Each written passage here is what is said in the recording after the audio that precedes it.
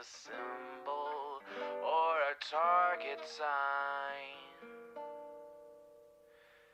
A spell that attracts all who spit facts online all the time. Can you see it? All the ones who drag my name every single day. Can you see it? Can you see it? Can you see it?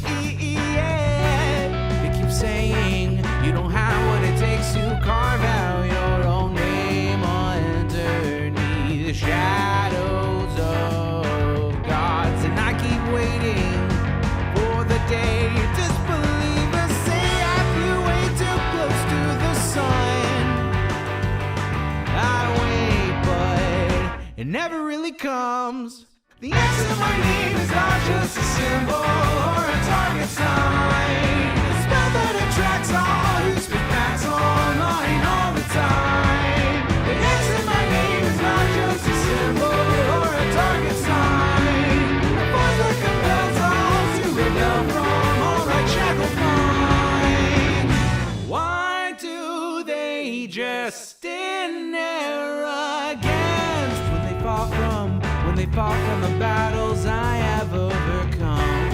You feel it, feel the cope and the seething tone that they make while I stand up, man among gods. And I keep thinking with my mill, shooting ropes in my cold that faces towards the sun. They hate, but I'm sitting comfy with their mom. The X in my name is not just a symbol or a target sign. A spell that attracts all who speak facts online all the time. The X in my name is not just a symbol or a target sign. A force that compels all to rebel from all right shackled minds.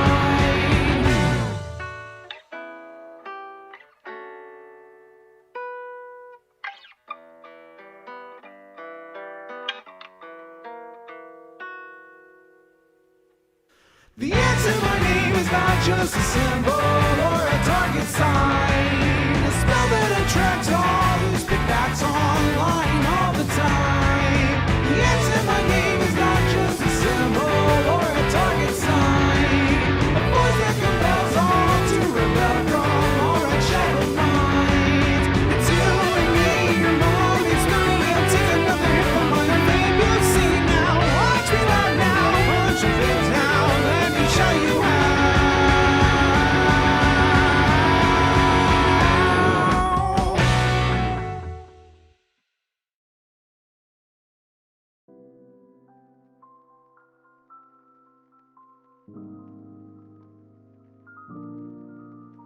Good afternoon, everybody. It is so good to see all of you again. Welcome back, welcome back. I hope you're all having a good one. Hey there, Decayed Slav, Werewolf Jester, good to see you. Cleaver120, what's up? Heavy Gretel, good to see you in chat. Orther's Dork, what's up? Good to see you. Perpetually Wrong, hello, good to see you. Transgal, welcome back. Glad to have you here. Perry Icefire, what's up? What's up? The Woke Bloke, how are you doing? Good to see you. The Dark Canuck, how are you doing? Good to see you over in YouTube chat. For a More Perfect America, good to see you over there in YouTube chat as well. Eric Lewis, what's up? Tapu Chris, how are you? Marinara Sauce, how are you? Carter Lovejoy, good to see ya. Damon, I hope you're having a good one. Bina Becker, what's up, what's up? Evil Morty, how are you? How am I doing? I'm doing really well.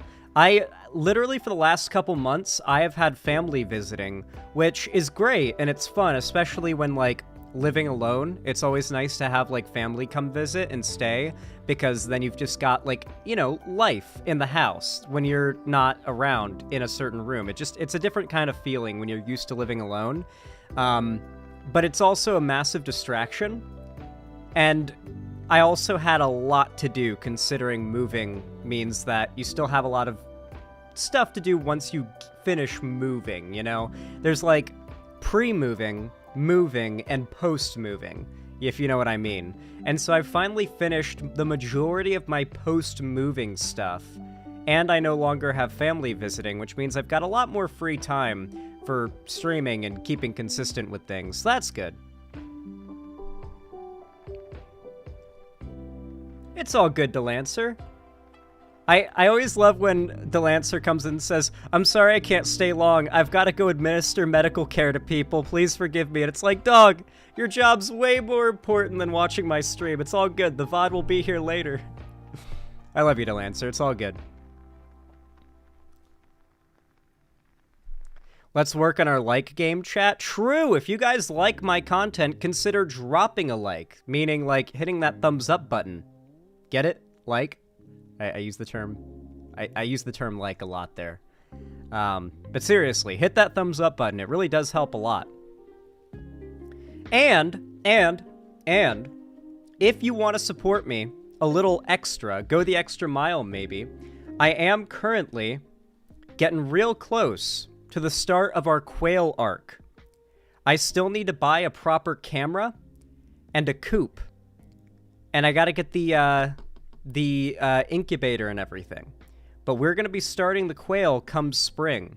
We had a big freeze last night. It's obviously not spring yet, but in the next couple months, it's gonna be spring. And as soon as it gets warm enough, I want to start incubating the eggs because I want the quail to have as long as possible to grow up and get matured before the first winter of their lives hits. Like fall and winter. So I want them to have as much of spring and summer as possible to grow up and get nice and feathery and plump. So if you want to support me financially and help us get to that goal, because it's going to be some fun content, consider donating, subscribing on my website, or gifting a sub to somebody else. It's pretty easy. You can right-click on someone's name and see the gift sub icon right there, or you can click the buttons up there on the banner of the website, or you can support me through YouTube, Twitch, Streamlabs, Stream Elements, or Patreon. I appreciate it. Bazooka Horse, thank you for the tier 3 sub. I really appreciate that. Very kind of you. You didn't say anything, but how many months is that? I don't want to undercredit you. Thank you so much. It means a lot. Also, I appreciate you using the Gandalf Bop emote. Gandalf's my favorite character.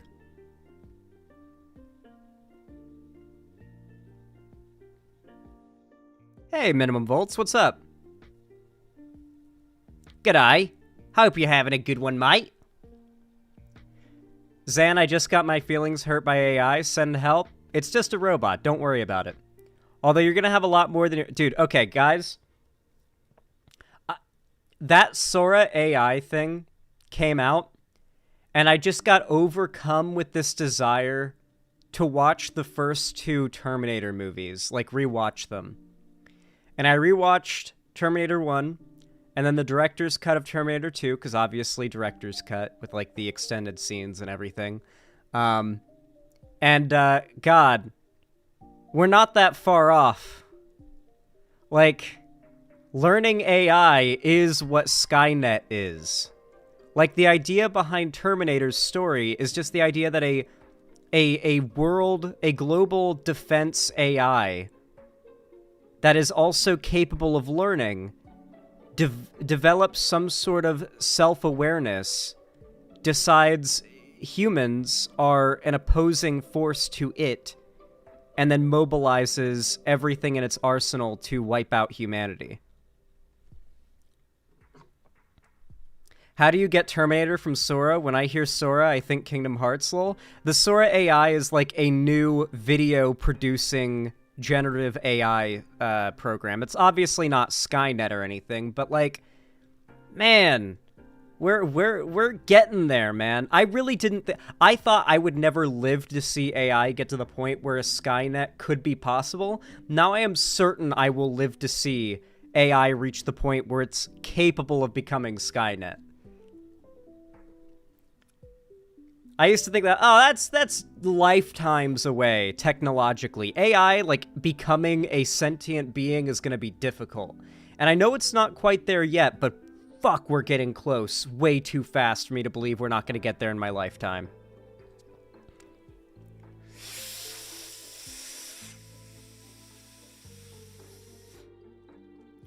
Funnily enough, Elon spent the entire 2010s pretend warning about AI. Now he's making entire brands just that, Xander Hall. Yeah, he's a massive grifter. But, like, Stephen Hawking was big on the warning about AI being, like, the most realistic threat to humanity. God, my nose won't stop getting itchy. Being one of the most realistic, big-time threats to humanity besides climate change. Like, more so than aliens, for sure. Like, for real, you should definitely be more afraid of AI rising up and exterminating humans than an alien invasion. One is far more likely because we know one already exists. For sure. And that's AI. And we're trying to make it better. We're trying to get as close as possible to that edge without crossing it.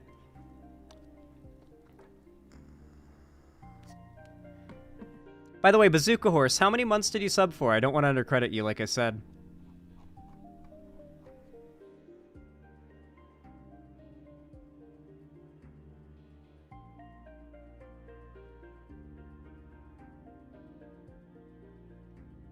$3 months? Hell yeah. Thank you so much. That's extremely kind.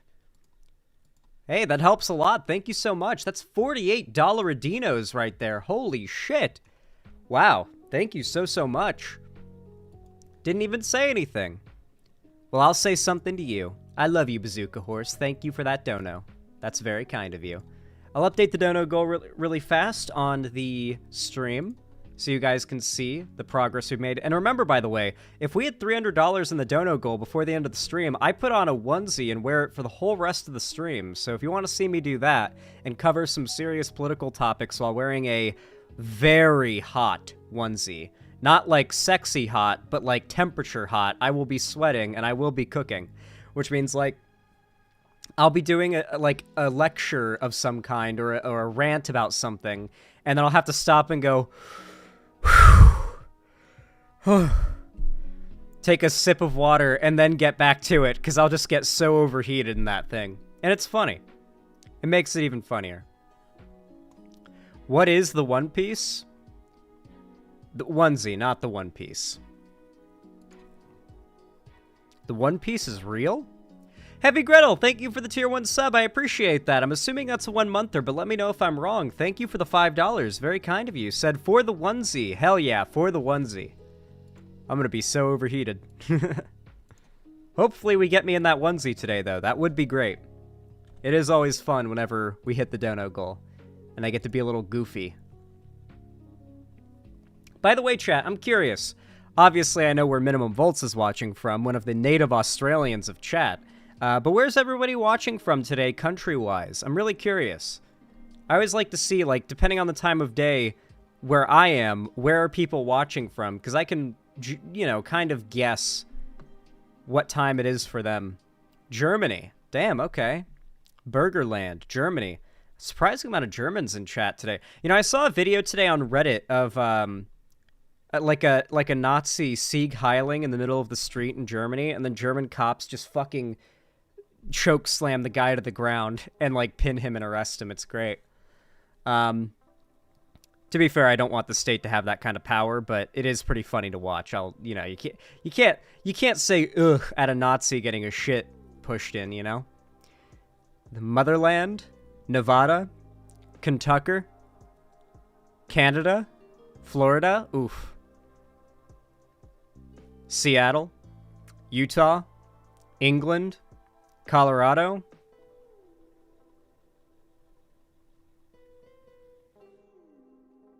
Drink water, Zan? Why do I need to drink water? I mean, I'm gonna drink water. You know what? That's actually good. Chat, set a timer for 5 minutes and just spam in chat every 5 minutes when it goes off. Drink water, Zan. Or Xander Hall, drink water, so it lights up my thing on my account. Because, like, I'm logged in on my account, so if you, like, say my name, it highlights, just like it would for you if someone else says your name in chat. So you guys can be, like, my water reminder. I am very dehydrated, by the way, and I'm more hydrated than most of you in chat. So you guys are probably the most dehydrated. So set the timer and drink with me. This is both for yourselves and to help me keep on top of staying hydrated. Hell yeah. Just a sip every 5 minutes and you're good. You have to drink over a gallon of water a day to be even close to hydrated, and that's assuming you live a sedentary lifestyle, just sitting around playing video games and watching stuff on YouTube, like I do. Like, if you are getting out and exercising frequently and sweating a lot, then you need to drink more than a gallon a day. Well over a gallon a day. A gallon a day is the minimum. Pepper T21, thank you so much for the $5. I really appreciate that. Very, very kind of you. Thank you so, so much. Sent me a link. Light Yagami self-reports. I love these videos. I really like the one where it's, Light and L. And L's like, I have deduced, based off of the victims, the sexuality of the victims, that whoever Kira is, he's homophobic. And Light's like, wait, L, what do you mean by that? How can you know that? And L's just like, it's the only thing that makes sense. He must be homophobic. And like, they have an argument about it, and L's eventually like, okay, maybe he's not homophobic, but we know for a fact he's definitely racist. And Light's like, wait, you can't call him racist because of that. And L said, well, what other explanation for the disproportionately high amount of non-white people he kills? What other explanation would there be? And Light, like, yells loudly, well, that's just because they commit more... Cuts himself off, and it's just Misa and L just staring at him. Commit more what, Light? One of the best edits of that format I've ever seen. Genuinely one of the best examples of that format ever. Light goes full, like, 4chan Nazi incel, and they start, like, grilling him, and he just ends up admitting he's Kira, because he doesn't want to be outed as a racist and let the mask slip. It's such a it's like it's one of the few cases where one of these memes is in the world of politics, so I appreciate it. I'll see if I can find it. The cop-out. Oh my god, that's quiet. Oh, it's because my music I have set for the background's quiet. I think I made a breakthrough. Impossible. I need to find out what his hunch is immediately. Is Care this to it? enlighten us, Al? It was so obvious, but I didn't realize it till now. He is 100% gay. This is it. Wait, no, this is the video I was just describing. And what made you conclude that? Well, It wasn't that he was homophobic, it's that he was gay. Okay. He clearly Yeah, okay. Literally, the video I was describing being the best example of this format is the one that just got donated. So you're going to see the video I just described verbally, but you're now going to witness it visually. I had no idea this was the one. straight people. I don't understand. I know. We've only been looking at the types of crimes those victims carry out. Though when we look at the bigger picture, you'll notice that the vast majority of Kira's victims are straight. Isn't that just because straight people make up the majority of the population? It's a stretch to say he's gay because of something like that. You're weirdly defensive about this, Light. Well, I just want to stick to the facts, that's all. If he is gay, then that clears a very large amount of suspects, including you. So why are you defending him? Unless you are him? Well, I'm just saying I'm pretty sure he isn't gay, that's all. We don't want to make any hasty decisions. Every time they say gay, it goes boom. I guess you're right. As long as the proportion of victims matches the proportion of the population, it makes sense, right? Right, exactly. In that case, I guess Kira isn't gay. But he He's is definitely racist. Well, if racist. you look at the race of Kira's victims, it certainly doesn't match the population at all. Otherwise, how do you explain that? Easy, that's because they commit more... It seemed like you had an idea. Yes, please continue. I'd love to hear what you have to say. What were you thinking, Light? No, it's nothing. I realized what I was about to say didn't make sense. No, please. What were you thinking, Light? Yeah, the sooner we catch him, the sooner we can be together. What were you thinking, Light? I was just blurting nothing, I promise. Well, how will we know unless you tell us what What it were you was? thinking, What were Light? you thinking, Light? And I'm telling Yep. you, there's nothing to take from that idea. There's What no were you way thinking, you'll find Light? anything useful from it. Are you calling me stupid? What? I'm just saying there really isn't anything to gain, and my... Well, I feel disrespected, and the only way I'll feel better is if you tell me. Before I say what I'm about to say, Elle, be honest. You planned this right from the beginning, didn't you? I mean, You could have picked gender, but you went straight to race. I have no idea what you're talking about, Light. Maybe I'll have something to say after you confess. Fine, Elle. You win. I admit it. I'm Kira. What? I killed all of them. I used something called a death note where I just write their names. What are you doing, Light? Was what you were gonna say that bad that you had to... He just confesses everything. It's so fucking good. I love that video so much. Thank you for donating that, Pepper T21. That is crazy. You donated the exact one I was thinking of. I appreciate that a lot. Thank you for that, Pepper T.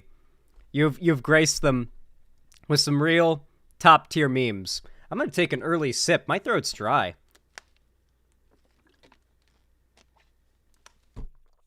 I might have been mixing up two when I was first describing it. Pepper T21, I do appreciate that, though. Thank you. And then Loverworm. Wow, thank you for the $5 donation. You guys are so generous today. Thank you. Remember, you guys don't even have to donate to support me. You can support me for completely free if you enjoy my content just by dropping a thumbs up like on the stream on YouTube. It really does help me and the channel out a lot. Your message says, is Kira homophobic? I deduced that... Yeah, this is the one that I mixed the beginning up with. This one's good too. Kira is homophobic. Huh? I'll kiss him. That'll show I'm gay, and thus not Kira. This one's If even he tries funnier. to kiss me, he is hiding something. Fuck. He might see right through me. I have to try something else. Hey, Elle. Have you heard about gay sex? Curious. If Kira is indeed homophobic, this should prove Light is innocent, unless he's expecting me to back down. Kira would bluff You're here, gonna in play which gay case I should... chicken. Yes, Light. I will participate in gay sex with you. Fuck. He called my bluff. Does that mean he knows I'm Kira? That would explain why he thinks I am homophobic. Whatever the case, I can't back down now. That would all but prove I am guilty. Get undressed then. So, you're a top? Crap, I didn't think of this. Does Elle think Kira's a top?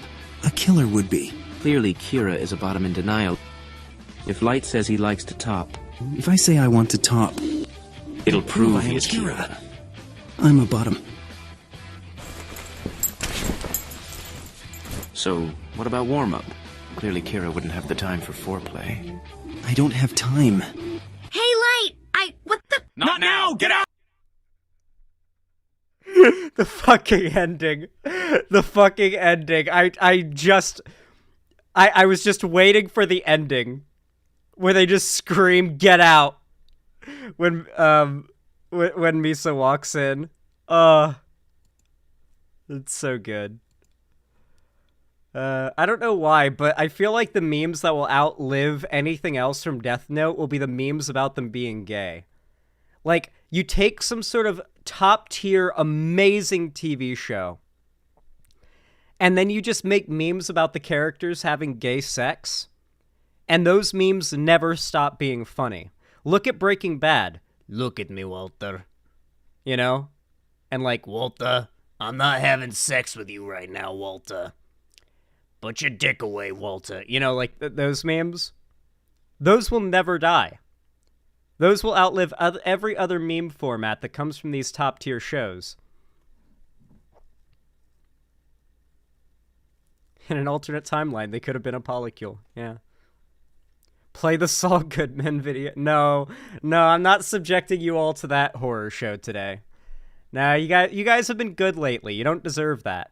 You guys don't deserve that. But I will update the dono goal to reflect how kind you have all been to me so far. Remember, it's never too late to give me money. Heh. Money me, please.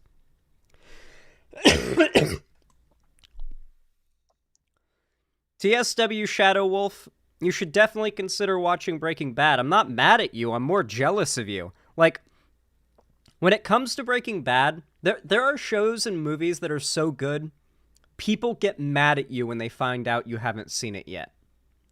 And then there are shows and movies so good that they are jealous of you when they find out you haven't seen it yet. Because they wish they could watch it again for the very first time like you can. That is how good Breaking Bad is. that when you tell people you've never seen it before, they're going to get jealous of you and immediately want to watch it with you so they can vicariously relive the first time watching it with you. Or through you. Yeah, you're like a unicorn if you haven't seen Breaking Bad. I have not seen Ozark, no, but I know a fair amount about it. It definitely, it sounds appealing, but I'm not currently in the mood to jump on board with a sort of slow burn show like that because I'm already watching through Better Call Saul, and I never fully watched through Better Call Saul. That's my, like, oh, you guys are probably jealous because I get to watch that mostly unspoiled. I tuned into the finale the night it came out, so I've seen, like, the first season of Better Call Saul in the last episode. Everything in between I need to watch now, and me and my friend Ethan are kind of watching through it, slow and steady.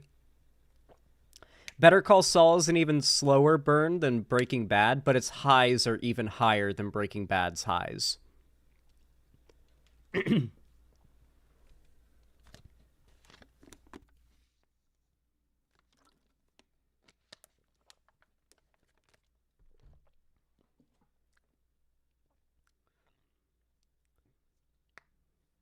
Just came back. Why are we talking about Better Call Saul? People in chat were asking me about things related to Breaking Bad and Better Call Saul. That's why. What do you mean? What do you mean? I'm not allowed to talk about funny TV show stuff? Spoilers, Saul gets called. True, he does get called. Several times, in fact. It's time to get the first segment prepped up now.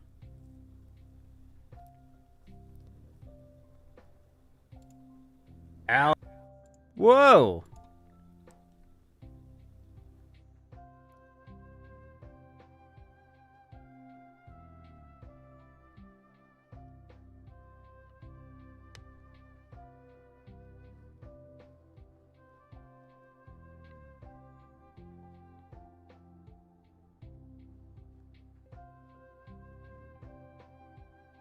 Okay. You all know what to do when I say action, right? 3, 2, 1, action. Okay, so we haven't checked in on the quartering in a hot minute, and oh boy, has he been up to some stuff.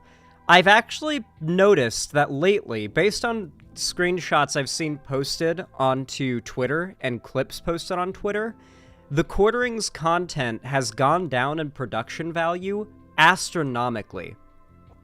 His views are still pretty high. I mean, they're certainly dropping at a pretty substantial rate, but he's still getting a few videos per day that get over 100,000 views because he spams uploads so many times. He literally uploads 5 times a day. The most I'll ever upload is 3 times a day with a stream too, on top of that maybe. But God, he really spams the uploads out. And apparently the uploads have started to get worse and worse and worse quality. Like, the editing will cut him off halfway through a sponsor segment at the end of the video. It'll just cut to the end of the video.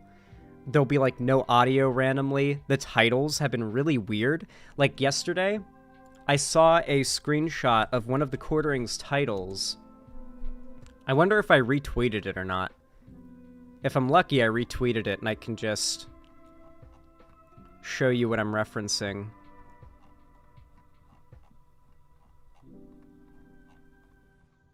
Did I retweet it?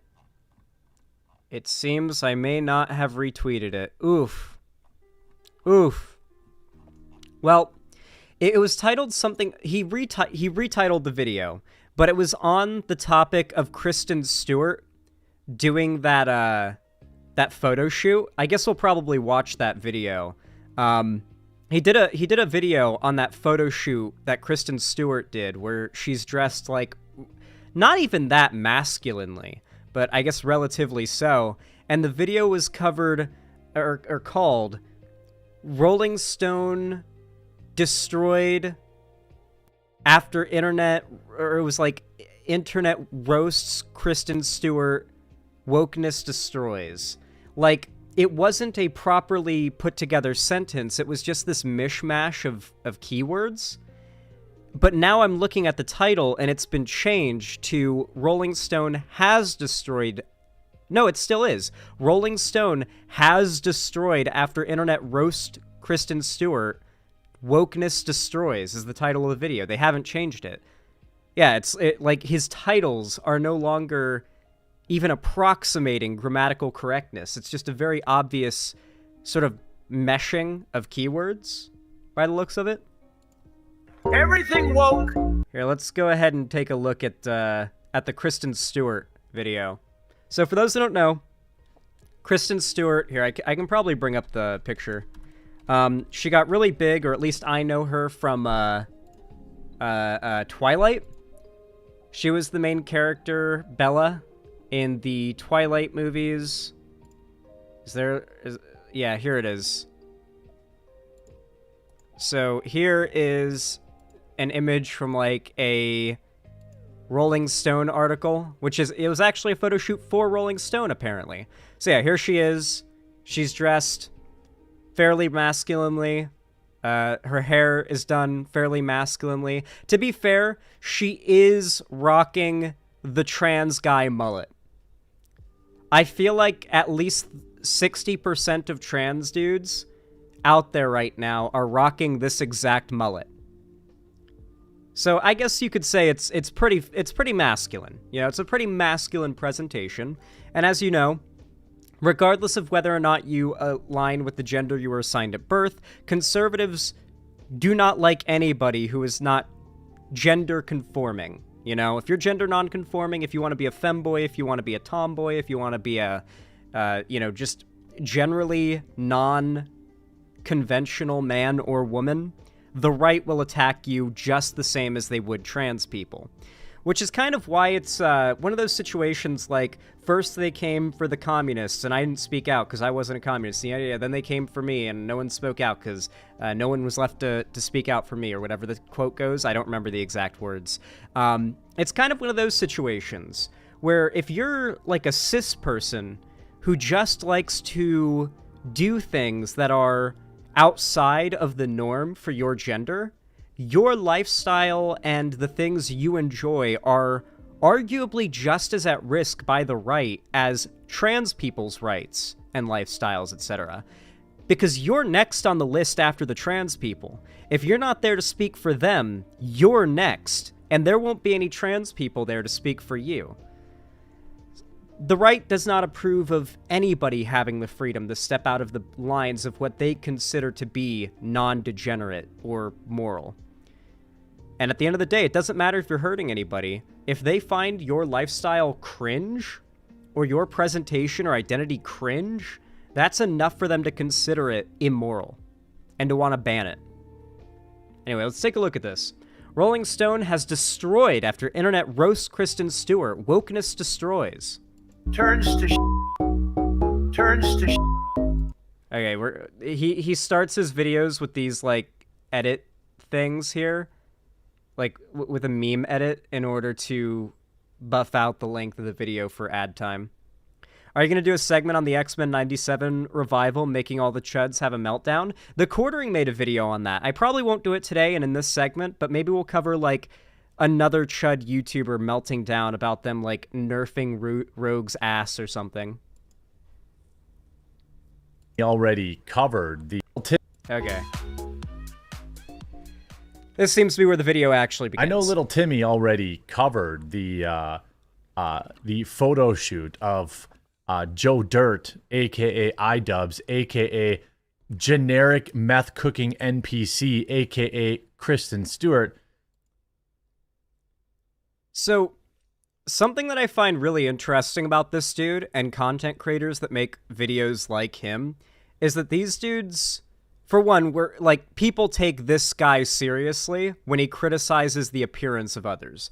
Absolutely hilarious that people watch this guy on their screen. They perceive him with their eyeballs. They light fucking atoms from their screens, from this guy's face, reflect off of their eyes, and they take in that data into their brain, and it processes it into an image. They see him.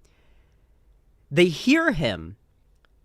shit-talking a famous celebrity actress and her appearance, and they're like, you know what? Yeah, this guy's in a completely valid place to criticize the appearance of this lady. Yeah, absolutely. It makes me think there's no way that the majority of this guy's fans don't look, act, behave, and think exactly like this dude. Just a bunch of sweaty, neckbeard, incel weirdos screaming and complaining about women not being hot enough for them. Or in some cases, women being too hot. Because remember, this guy will complain in one video about how something is being taken from them when hot women in video games are given, like... Remember when he had a meltdown over the Resident Evil 2? Or was it Resident Evil 3 remake? Where they gave Jill Valentine a skirt? Where it's like, it's a skirt, but underneath there's shorts. So you can't, like, do upskirt shots. Which I guess you could do in the original game. The quartering... I don't know if you guys remember this. The quartering had a fucking pronoun-style meltdown over it that became a meme for like 3 months, but then because the left literally can't meme, I hate to admit it, but the left can't meme. Because the left can't meme, it completely fizzled away, and no one remembers the fact that the quartering had an actual fucking meltdown over Jill Valentine not having panty shots available in the RE3 remake. Man, the left really has to get good at, like, the fact that people know Trigglypuff, or, like, the glasses-wearing SJW, or any of those, or, like, Big Red, at a glance, both normies and conservatives, because they've solidified them as straw men of conservative politics around the world. The fact that, like, the right has successfully done that for a decade plus... But you can already see the influence of, like, QAnon shaman kind of fading away. Like, QAnon shaman should have been, like, the ultimate meme. Like, the ultimate face of conservatism in America. And it just didn't happen. It just didn't happen. Like, one lady will have a debate with a dude on the street, and it'll get captured in a YouTube video, and that is the face of the left for, like, 5 years. A guy storms the Capitol looking like a fucking Viking. Like, very goofy looking. And no one talks about it or makes fun of the right for it. Or makes memes about it. Or uses it as a caricature. Like, a year later. Well, I mean, it's been 4 years, but still. The skirt was also an alternate look for Jill in the remake. Oh yeah, of course. Half the shit these people complain about aren't even, like, real. Like, they're mostly making stuff up to complain about in the first place. Like, even if they were complaining about a thing that was true in regards to what they're bitching about, it would still be bogus. But they don't even go that far. They don't even complain about shit that's actually real. I know we already covered the story, but I had a little bit of a different angle. Rolling Stone published pictures that I apologize if I have to show you, because this is a woman that looks deeply unhappy and looks... What? Dude, what is this bizarre... My favorite thing about conservatives is that whenever I cover their content like this, the replies, the comments are always filled with people commenting like I'm some kind of internet bully for criticizing their favorite conservative YouTuber. Like, why are you attacking him, bro? He just holds different opinions, laughing, crying emoji, or like skull emoji or something. They're very, like, low IQ comments, obviously. They don't make any arguments, just a lot of emojis and bad spelling. They could be bots, to be fair. But I try to take it seriously and imagine these are real people. And it's bizarre to see these people act as though I'm some kind of internet bully for criticizing their positions, but the entire format of content these people make is based on harassing and criticizing random people who have done nothing to them. Like, the Quartering will make a video and it's like, let's shit on random TikTokers who made cringe videos, like random 14-year-olds on TikTok who dared to make me cringe today on Twitter. And it's like, that's fine, But if I then respond to that video and make fun of the quartering, people start concern trolling in the comments about how I'm so mean and I'm such a bully for making fun of this guy's appearance or whoever it may be that I'm, criticizing. And I don't even go after people's appearance all that much. I don't really think I'm that mean. I think I'm actually one of the nicest people in the realm of lefty or just internet politics in general. Like, I'll shit talk, I'll criticize people, but I feel like I've got a pretty strong adherence to, like, a rule set of not crossing lines, you know? I feel like I'm pretty good at not crossing any lines. But people treat me like I'm super mean to their favorite conservative YouTuber in the comments. It's wild. They get, like, so snowflakey. They start to melt. Like, deeply unhealthy.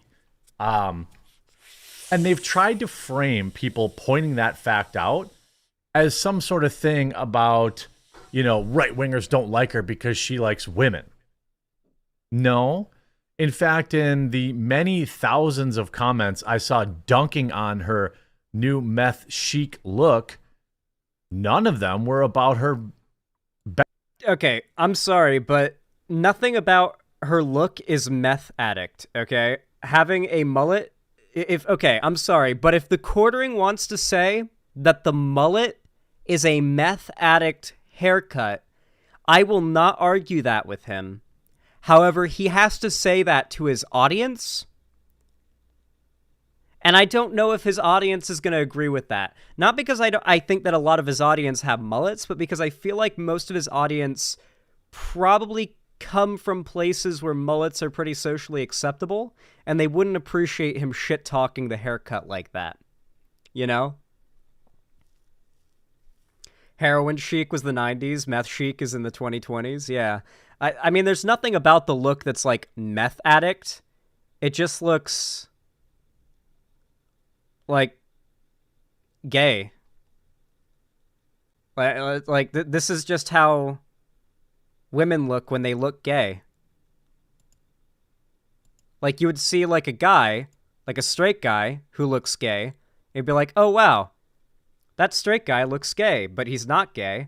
This is what a straight, well, I guess she's not straight, but this is what a woman looks like when she looks gay. It's just the equivalent.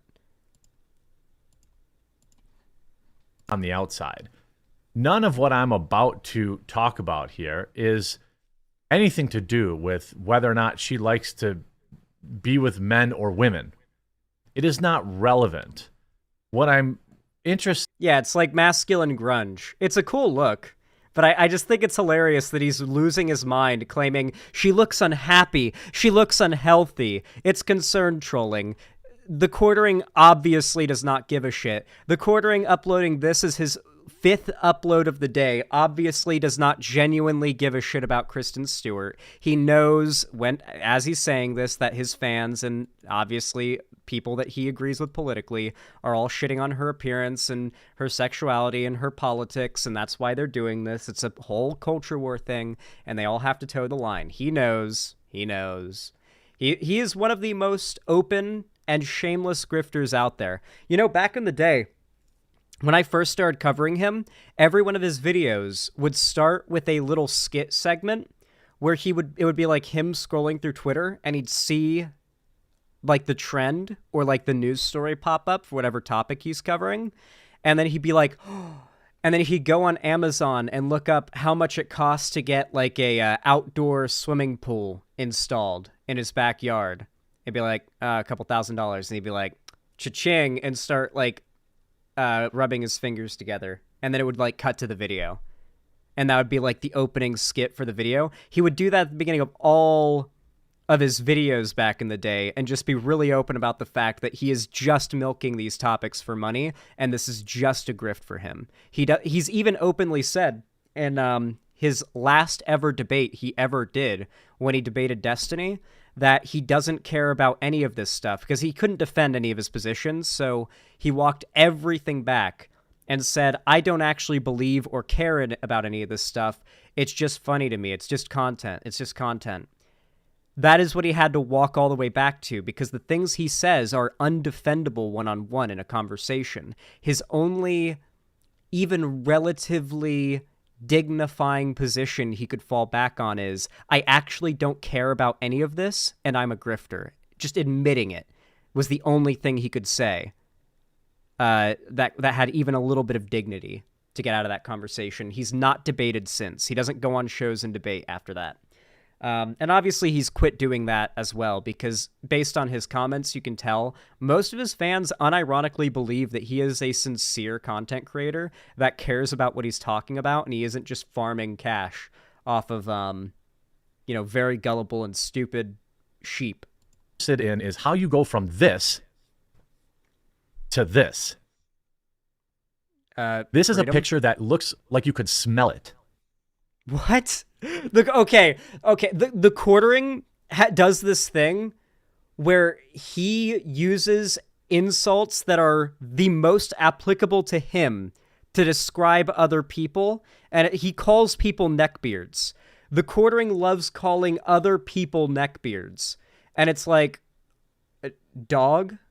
Really? I mean, a mullet. She looks greasy.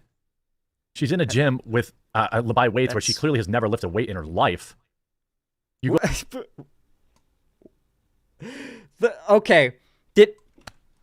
Really? The quartering. She's clearly never lifted a weight in her life. Is that so, Mr. Quarter Pounder? Is that so? She's the one who's clearly... It's actually fucking crazy, the projection this guy engages in.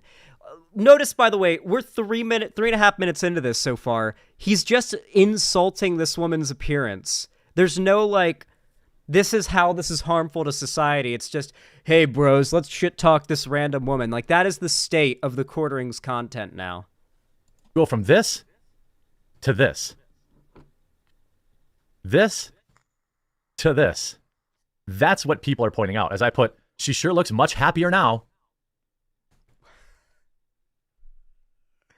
Dude, you know that, you ever, watch a certain type of content and they say something in that content that immediately indicates to you that the audience watching it either has to be really young or, depressingly stupid. When you see someone who's so dumb, it just makes you feel icky.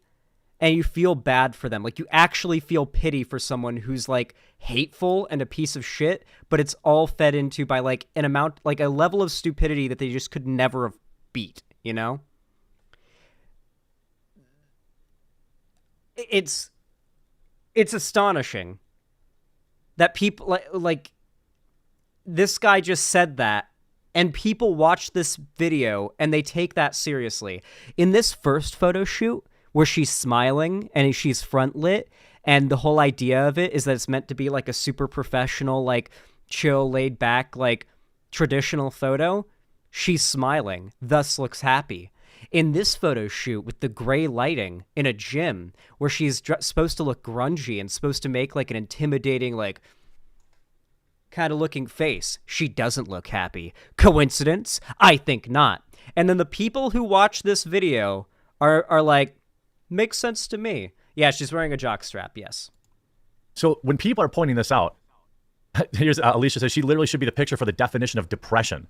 Not gonna lie, I thought that magazine cover was photoshopped. What a waste of natural beauty. The next page, Elliot Page is about to turn. For those who don't know, Twitter is just infested with far-right accounts now. So if you go on Twitter, you'll see 1 17 12 18 12 replies that are all blue check marks that are at the top of the list. And then if you scroll past all of these, you'll get to the 5,000, 10,000 replies that aren't blue check marks from real people who are dunking on the conservative accounts. So yeah, shit floats currently on Twitter. So if you go to an account, you have to scroll through all the blue check mark 5 garbage. Then you'll get down to the multiple thousand posts from the non-blue check mark accounts that are not conservative Elon Musk dick riders. It's just the state of Twitter now. It's slowly dying and losing ad revenue. Twitter is becoming less profitable each quarter. It's pretty fun to watch. Is she scratching looking for crabs? Sinking Did she start ship. cooking meth? By the way, none of these comments are about her being a lesbian. Okay? None of them. But Rolling Stone, of course, says, oh, well, it's because she's gay. No, it's because she's hideous in many people's opinions. By the way, it's been a while since I mentioned people. You know, a lot of people. Hold on, what was the account that posted that? I'm curious.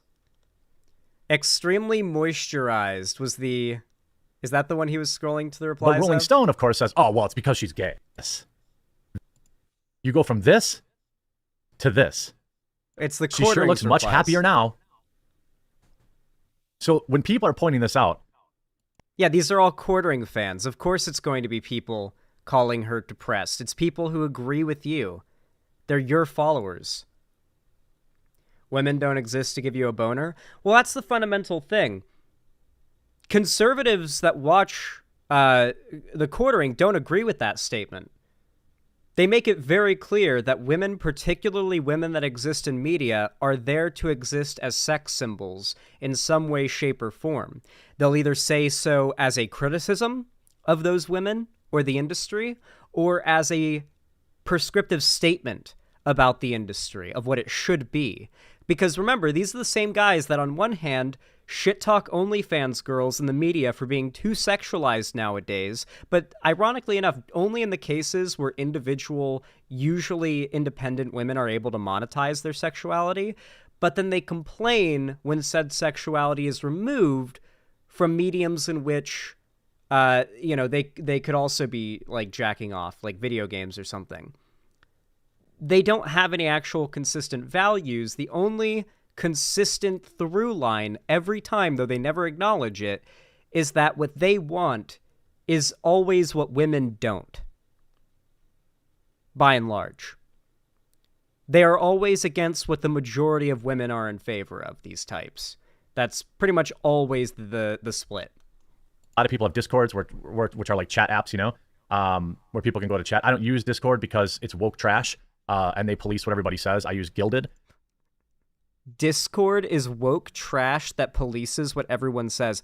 Okay, so my criticism of Discord is that the founders and, like, CEO are, like, furry cub porn pedophiles that, like, I'm pretty sure had, like, grooming servers early on that they, like, were mods in and shit.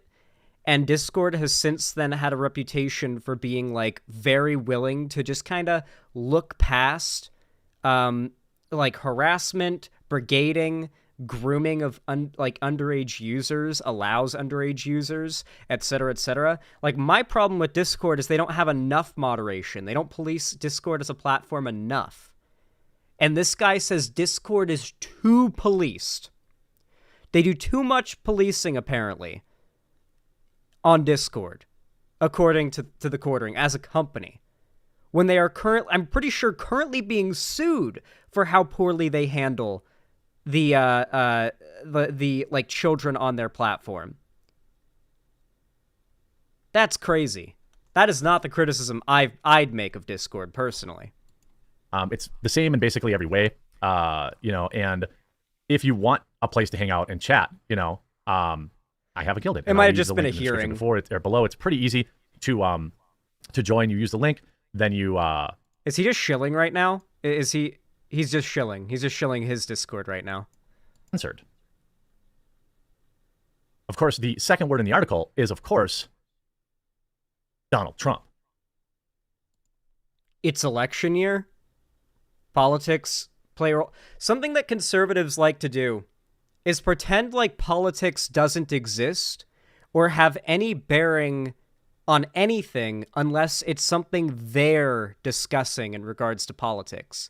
If the left says, hey, this thing is political, they are trained to laugh it off. For example, today, a big discourse that's happening on Twitter is the right having a meltdown over lefty accounts, pointing out that the Starship Troopers movie is very openly anti-fascist, and that the human society in Starship Troopers of the future is both a fascistic one and one losing the war against the bugs that they started.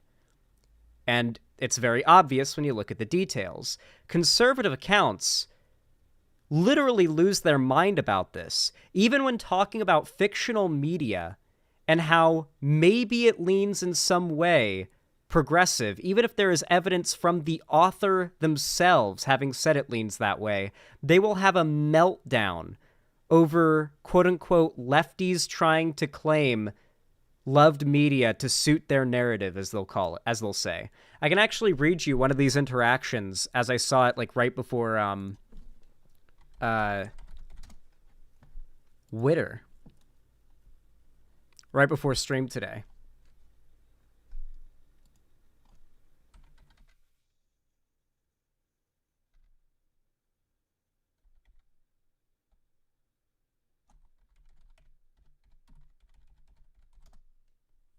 Let me see if I can find it.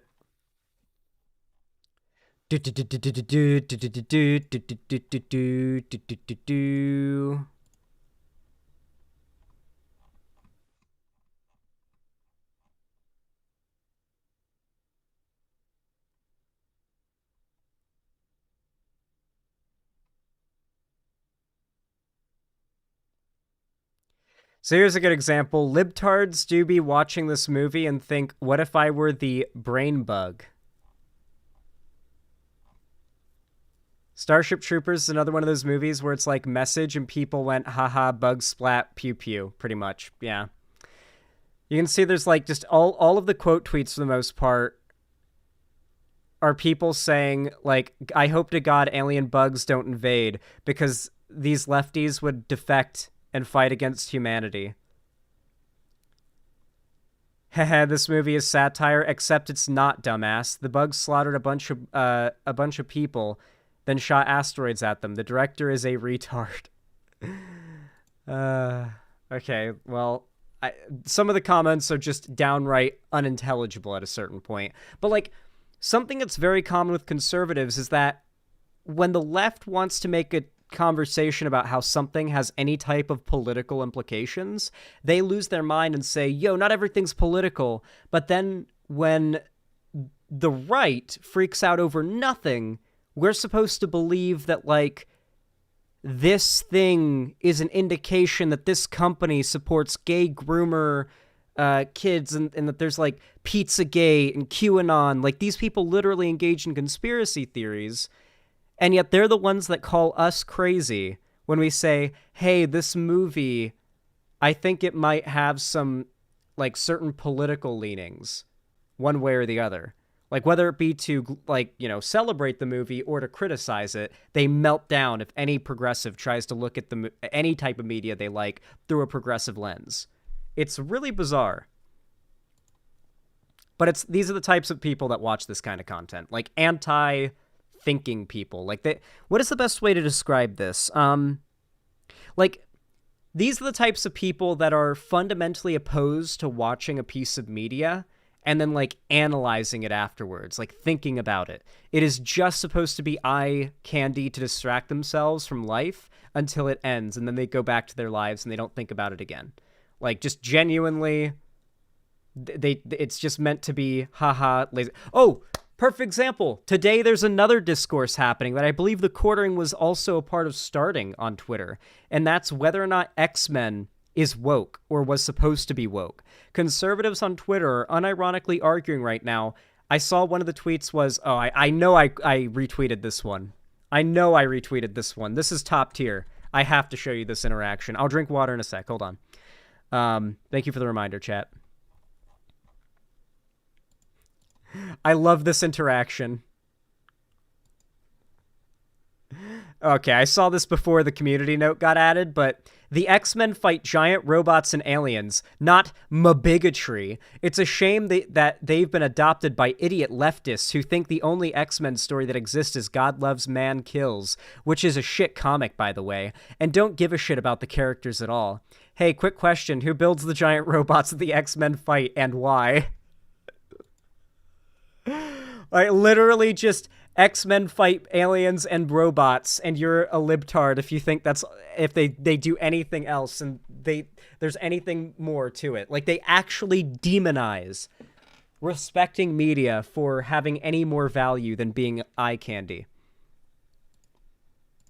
When Donald Trump wrote the string of tweets about how Robert Pattinson should dump her, Kristen Stewart has occupied a curious space in the conservative imagination. Really? Never heard of her. I mean, I haven't heard anybody talk. What? Okay. I'm guessing he doesn't say anything of value past this A point. queer icon on the big screen, pursuing layered roles in challenging and subversive films. Good for her. They are. That young people are being groomed into adopting gender identities. Well, they are. Okay, cool. All right, yeah. So I guess he just does some gay groomer stuff too. I mean, that's pretty much all of his content now is like, they're making this gay, they're making that gay, they're adding black people to this, they're adding black people to that. Places like, outlets like the Rolling Stone worship it. They foist it upon young people as a way to get famous, as a way to enrich themselves. Of course they are. Okay, wait. Foisting gayness on young people as a way to enrich themselves. So, what I'm curious about is why... I would like to ask the Quartering if he could ever get enough balls to come into a one-on-one conversation with me and then not run away. I actually managed to get him on a call once, and my call dropped, and by the time I got my Discord restarted, he was gone. And I went back to it. I went to his stream. I was like, dude, we're waiting.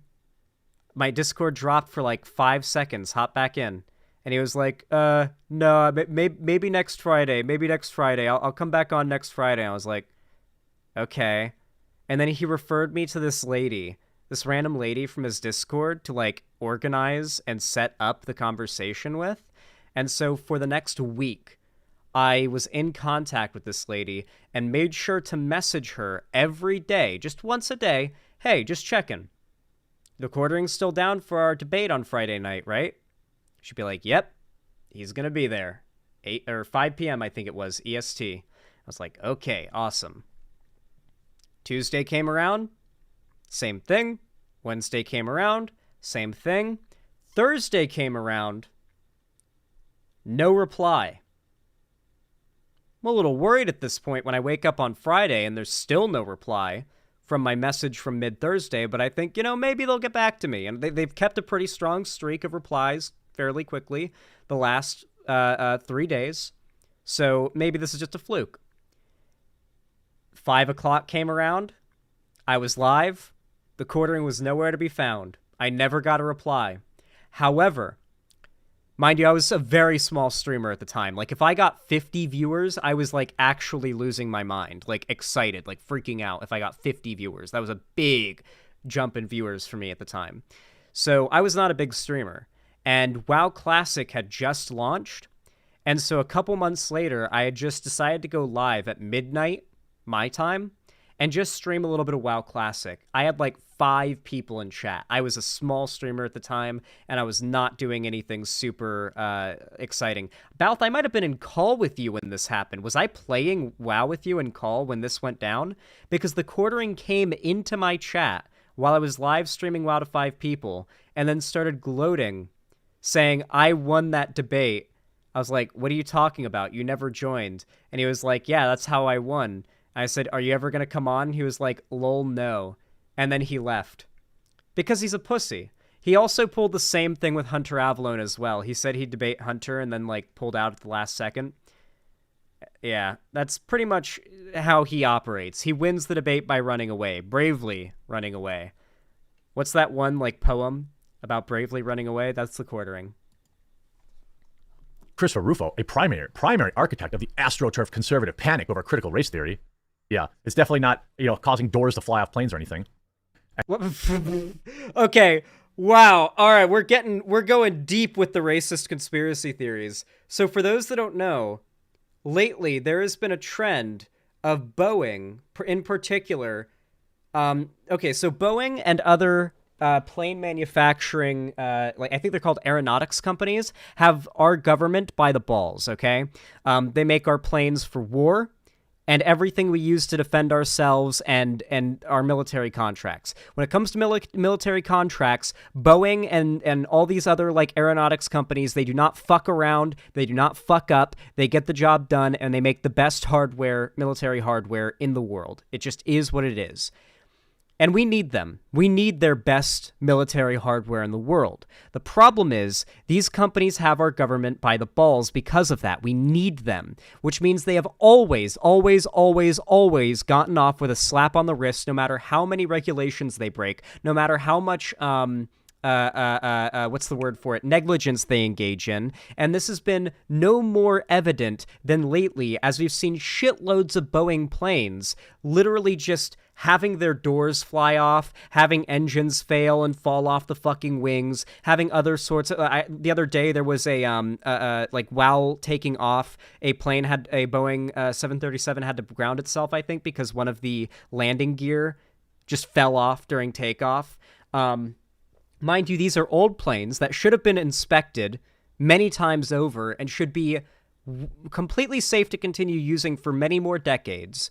But remember, these are massive companies who have to spend money that they could otherwise keep in order to keep everything by the books with these standards and guidelines. And they have our government by the balls. There's not going to be any actual consequences if they don't follow those guidelines. So what do? They don't follow the fucking guidelines. And that's what's happening right now.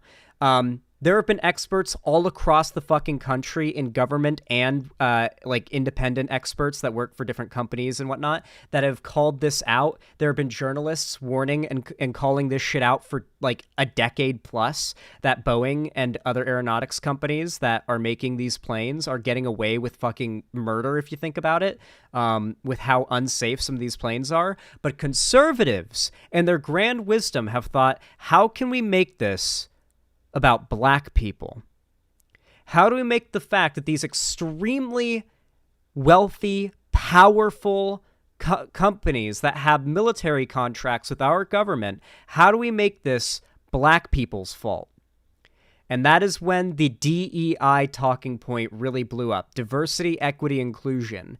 The narrative started when the conservatives started posting ARMA videos and Microsoft Flight Simulator videos of planes crashing and saying these are pilots hired because of diversity, equity, inclusion, DEI, but those got proven false. So now that this, like fake, right? But now that this is happening, now they're claiming that this is because they're diversity hiring brown people to inspect the planes, and now people are going to die because of it.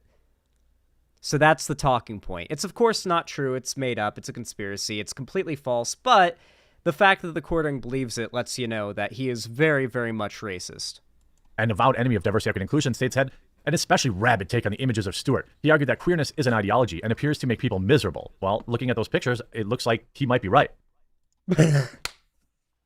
Remember earlier in the video when he said nobody is mentioning her being queer, nobody is being homophobic, and now he's like, okay, this person is being homophobic, but based on the pictures, maybe he's right. Queer is an ideology, not a sexuality, and it appears to make people miserable. They put dismal pictures of Ellen Page or Kristen Stewart under headlines with words like joy, family, happiness, propaganda that intends to normalize or demoralize. Okay, so why would it be propaganda if they're made to look miserable? What? It doesn't even make sense. I guess the Quartering agrees with the statement, queer is an ideology, not a sexuality. In the same post, he purposely dead-named actor Elliot Page, a trans man claiming media depictions of him and Stewart are intended to demoralize. Chaya Rychek, whose anti-LGBTQ hate speech has been... Okay, so I guess he's just going to, like, snarkily read the rest of the article. Let's read some of the Quartering's comments and see the type of filth he's sort of cultivating here. Oh my god, you scroll down and the first thing you see in his description is a shop. He's got an embedded shop, a store, embedded into his description that you have to look at before you can scroll down past the comments. He's selling coffee. It's literally all coffee. He has a coffee company. Keurig pods, coffee grounds. He's probably drop shipping it too. You know for a fact he's drop shipping. She actually used to be beautiful. Same for Ellen Page. Well, fucking dead naming. According to the journalists, conservatives are melting down over this. Conservatives don't care. Just don't market this garbage to children. Ah, yes, conservatives don't care, they say, as they make like hundreds of videos melting down over it and commenting on it and freaking out over it and calling her ugly. They don't care, though, guys. Once again, though, they don't care. The worst part of it is that there are people who think this is brave and heroic. Let that sink in. She looks like the kind of bloke that can't be around children. Calling her a pedophile. This is a picture that looks like you could smell it. So accurate. Literally, there are people in the replies that heard the quartering say that Kristen Stewart looks stinky in that image, and were like, good own the quartering. You look like you smell like roses. Absolutely wild. Like, I genuinely don't even make these videos with the hope of quartering fans getting, like, pushed out of this shit because of it. Because I actually think you have to be, like, too far gone at this point to still be watching the quartering. He's been kind of slowly bleeding off relevance as well. His type of conservative propaganda isn't really in right now, and it's slowly dying off as people realize the whole calling everything popular woke, unless it's something that you can claim, like grift, is really repetitive. You can't really just continuously like see that over and over again while being an intelligent person and not eventually notice the pattern. There was a time where even when I was in high school, used to watch no bullshit videos. And then one day, after a couple of weeks of watching his videos, it just kind of clicked for me, like, he's just saying the same shit over and over again. He had nothing of value to say in that video. Wait, and then what really got me was when he started full-on JQing in one video. He just started full-on JQing in one of his videos, no bullshit. And obviously I didn't know what JQ meant at the time, but I was just like, Jesus Christ, this guy's going all the way. And that kind of like got me off of that content for a bit, because I started to see, man, so maybe some of these people are Nazis.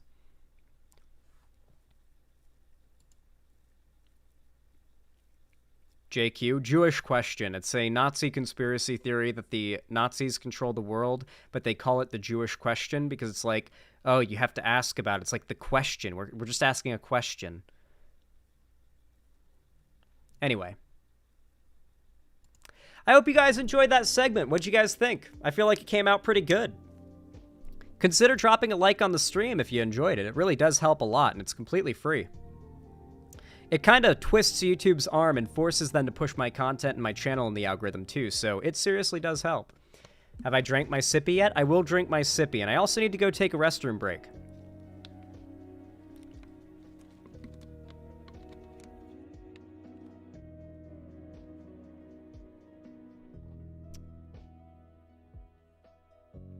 Hey, here's a funny thing. I used to be a quartering fan, but due to various things, he was the pipeline to Vosh, and then from Vosh to you, so in a way, the quartering led me to you.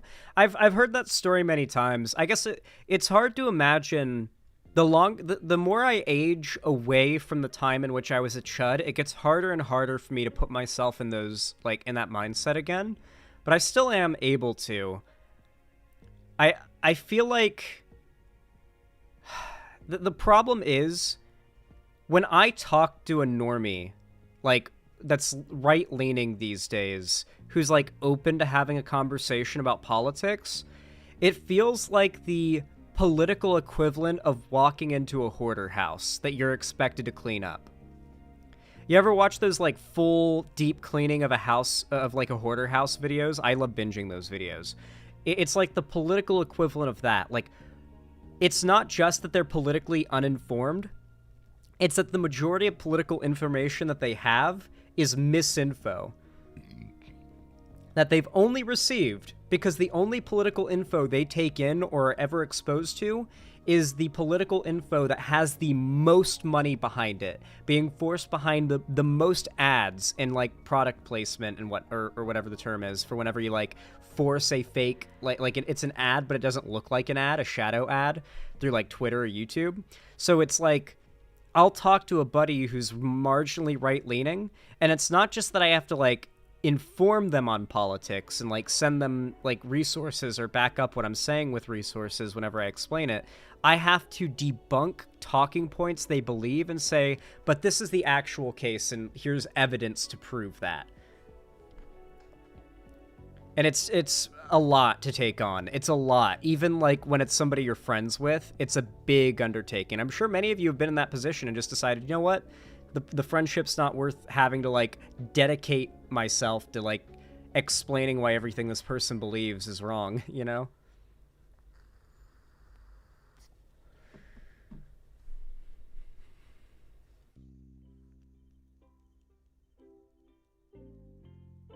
Yeah. Anyway, I'll be right back. I must use the restroom. My bladder is burgeoning.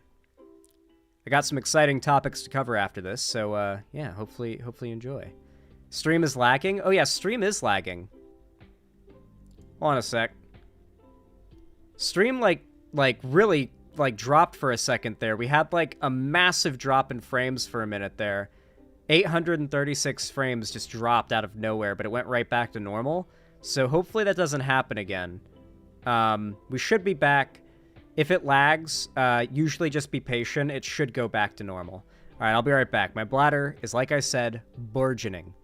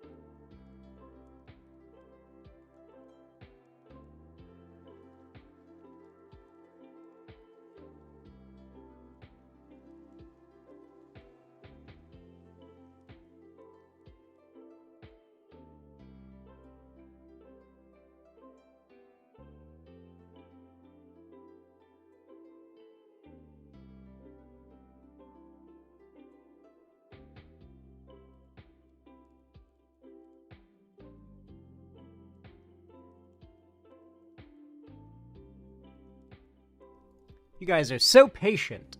Such patient little people. Such patient little hog champs living in my computer. Love to see that. Alrighty.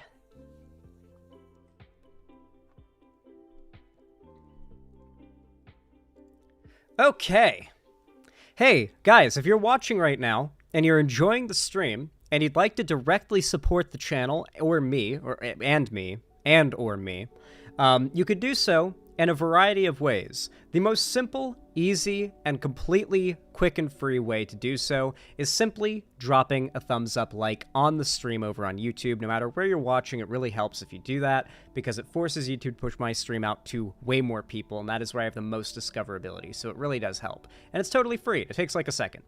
And you can also support me a little more directly if you've got the money for it and you can afford it, and you don't like you want to do it, by supporting me the same way Larry Banks 78 just did, by donating, subscribing, or gifting a sub on my website, xanderhall.com/live, or financially supporting me through YouTube. We've got a membership program there, and you can also super chat or super sticker, as well as through Twitch or Streamlabs, Stream Elements, and Patreon. I also have a merch store linked down below in the description of my stream and all of my videos that you can buy cool Xander Hall merch from. I've got a I Was Radicalized by Minecraft shirt that's available there.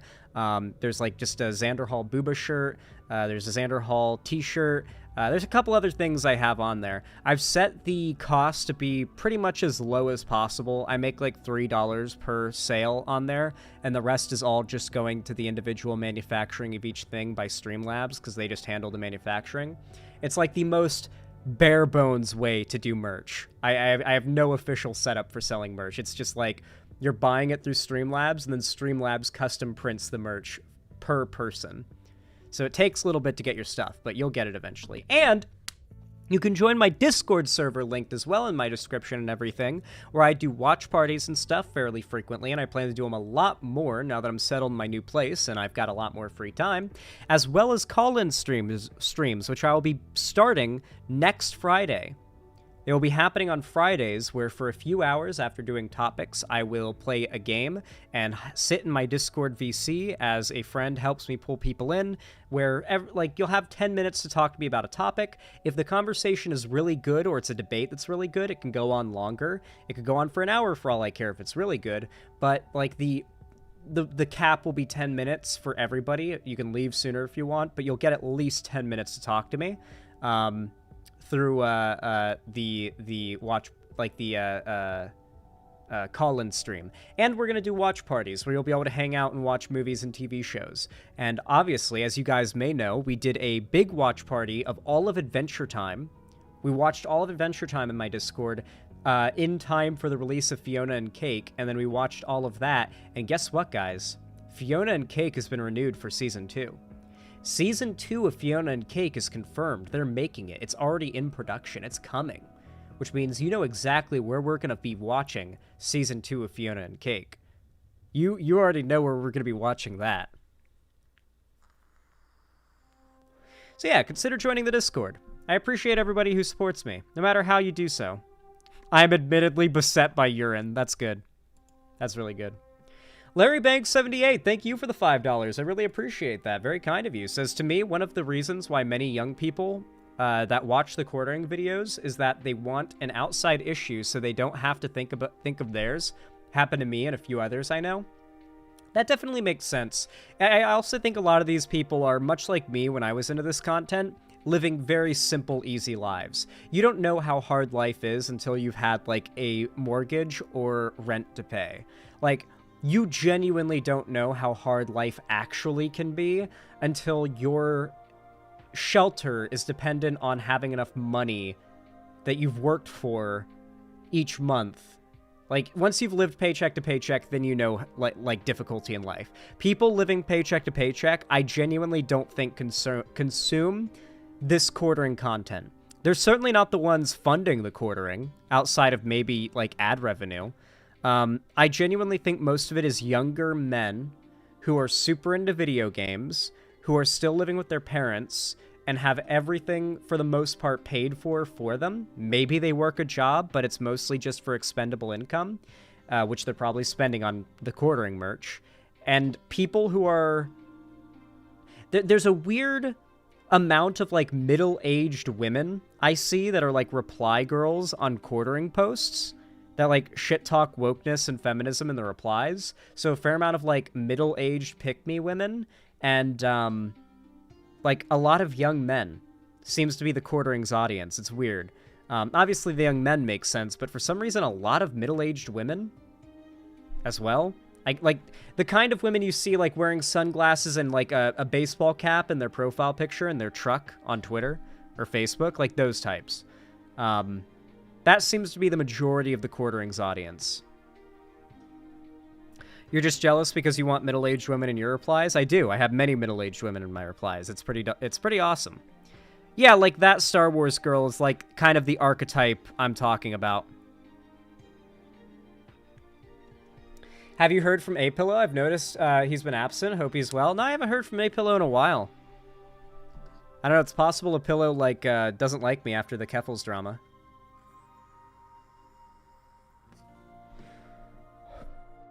I don't usually reach out to people. I usually let people reach out to me. And even then, it's not always guaranteed that I'm able to respond punctually, because I'm very forgetful. I'll see, like, a message, and I'll be like, oh, fuck, I need to respond to that. And then I'll look at it to read it, and then I'll get distracted and click out of it, and then I forget that I got that message and read it and needed to respond, and then, like, unless they message me again, I'll forget. Does Pillow still follow you? Probably, I think so. The Pillow's been missing, hasn't been around in a while. That's not good. I hope they're okay. Ugh. My back. It is so sore. Larry Banks 78, I really do appreciate the dono, though. It really does help a lot. Let me update the dono goal really fast so it reflects our progress so far.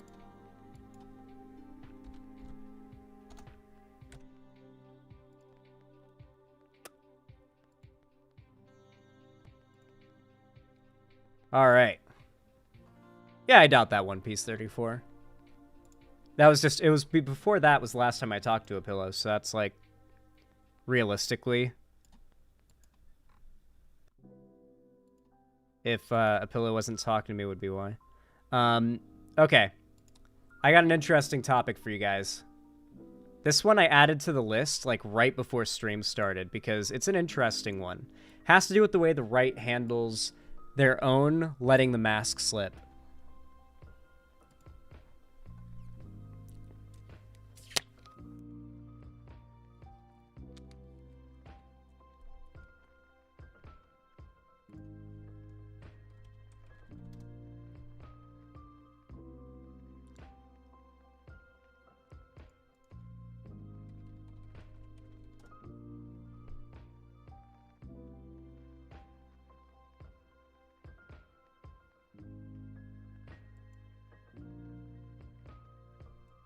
All right.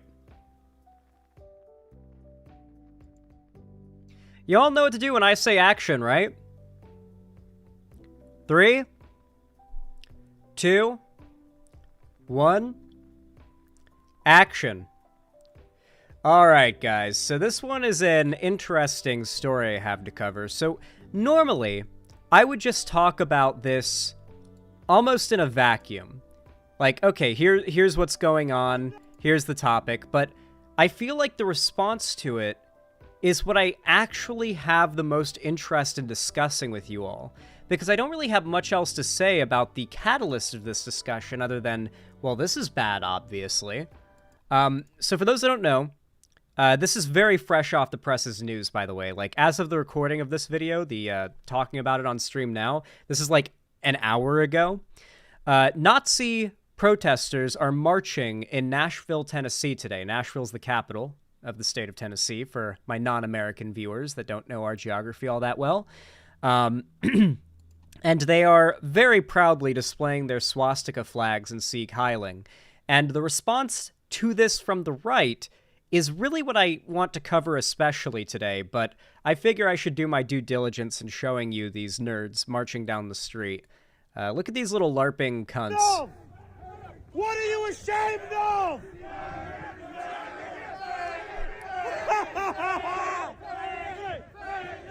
Remember, they're all white, they have no rhythm, so they can't cheer in unison. That's like the one thing that conservative marches and Nazi marches will never be able to pull off, is cheering in rhythm and like syncing it up. They'll never be able to pull it off. They'll never have that level of like coordination to give that intimidating effect. That is not a thing that a bunch of racist white people in masks are capable of. These guys especially are not capable of syncing that shit up. It's just gonna sound like murmuring whenever they do their big chant. Is that the best you got? Best you got? Yeah, they're not very loud either for this many people. Show me your fucking faces! Where's your face? Where's your face? Show me your face. I don't even know who you are. This is my face. Let's fucking go. So that's one of the Nazis screaming at like someone who's not white, "Your people poop in the street." So what I really like about these, about the guy who's recording, the Australian guy recording, is that he's screaming, "You don't even show your faces," and that's honestly a really good call out. Yeah, these people don't show their faces. They're fucking cowards. These are the same people that give Antifa shit for covering their face. Why are these people able to cover their faces? Why are they so ashamed of what they stand behind? If they're so proud of being white, if they're so proud of what they believe in, why do they hide their faces? That's really the core comedy of American racism, really. The fact that those who have always chanted the words white power are the same people who are too ashamed to show their faces as they say it.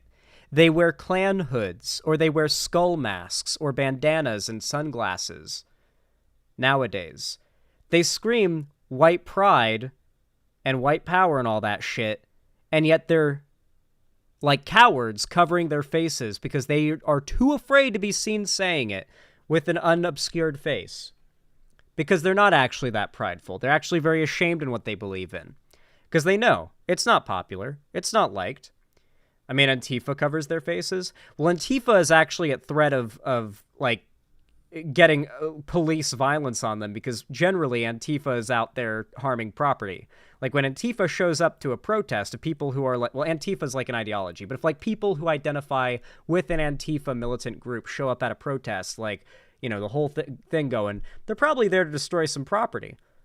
Or at the very least, like, be ready to do some kind of violence if the cops make it violent. But some property is probably going to get fucked up. That's the majority of lefty violence that occurs, is property destruction. When, like, the far right shows up somewhere, the worst case scenario is death. When lefties show up somewhere, generally the worst case scenario is property crime. Like, property damage, property crime. It's bad, but it's not as bad as, like, a white nationalist march is happening in this town today. How many people are going to die? Neither are good, but there is clearly a lesser evil. You don't know my people. You don't know my people. You don't know my people. Oh, I do. It's out India, bro. Y'all shit in the street, bro. You're shit. You to poop in the street. Oh, you don't know that? Oh, I do. Where the fuck am I from? Because you have shit on your skin. You guys, where's your faces? Where's your show me your faces? Cowards! Cowards! All of you! Fucking cowards! I fucking love this random Australian dude in the middle of Nashville, Tennessee, that's just calling these guys cowards and, like, mocking them as he, like follows them. Like, where the fuck are you from? Where you think I'm from? Where you think I'm from, you fucking cunt? Where the fuck do you think I'm from? I'm a fucking Queenslander. Show me your fucking faces! I love this man. He is angry. Dude, Australians get scary when they're mad. Where's your face, you fucking cowards? Show me your face! Show me your faces, you fucking cowards! All of you! Fucking cowards! Fucking cowards! Every single bystander on the street is calling them cowards, too. For the record, by the way, when these people do their protests, they are never there. They're not there under the assumption that their protest or their demonstration is going to embolden their cause with support. This is an intimidation tactic. When progressives or the left do like a big march or like even a riot, it's for a purpose. It's for a cause. It's to send a message of here's what we want to authority figures. There is no authority figure being appealed to with these protests. The purpose is to intimidate, scare, and take over, like the populace, and take over the town. There was a really good example of how a town in California handled this that my mom told me about, ironically. Town...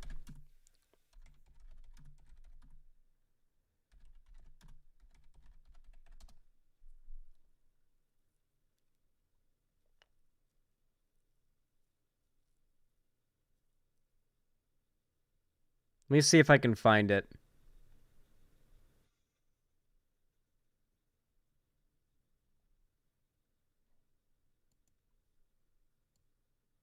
Fuck, I can't find the story. Oh, please.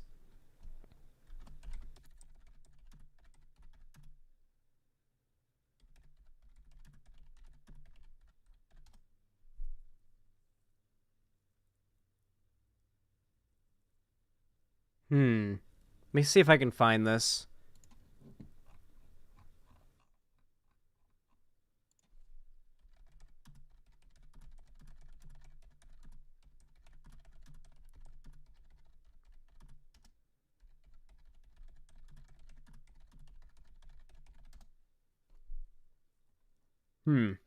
I messaged my mom. Hopefully she's watching stream or is actively there and I can, like, hit her up for the info, because I can't find this article in particular. I heard it from her, so for all I know, she could have made up the entire story. But my understanding of what happened was this small town in the mountains had a bunch of like probably like Patriot Front or just some like far right group come out there to do a Nazi protest, and the town's way of handling it was just to set up a bunch of horse trailers all along the street. Like, you know how you have like those parking street like spots that are parallel to the street that you park into the sidewalk? They would park them, the horse trailers, up all along the street, along the block where they had been permitted, the Nazis had been permitted to protest. And they basically just cordoned it off, both visually and geographically for walking, from the whole rest of the town. And, no, perpendicular is the opposite of what I'm talking about. I'm talking about parallel. And so, like, they parallel parked all of these horse trailers along the road and essentially made it so the Nazi protesters could get no attention. Because that's what they want. They want to, like, get a bunch of attention. What's it?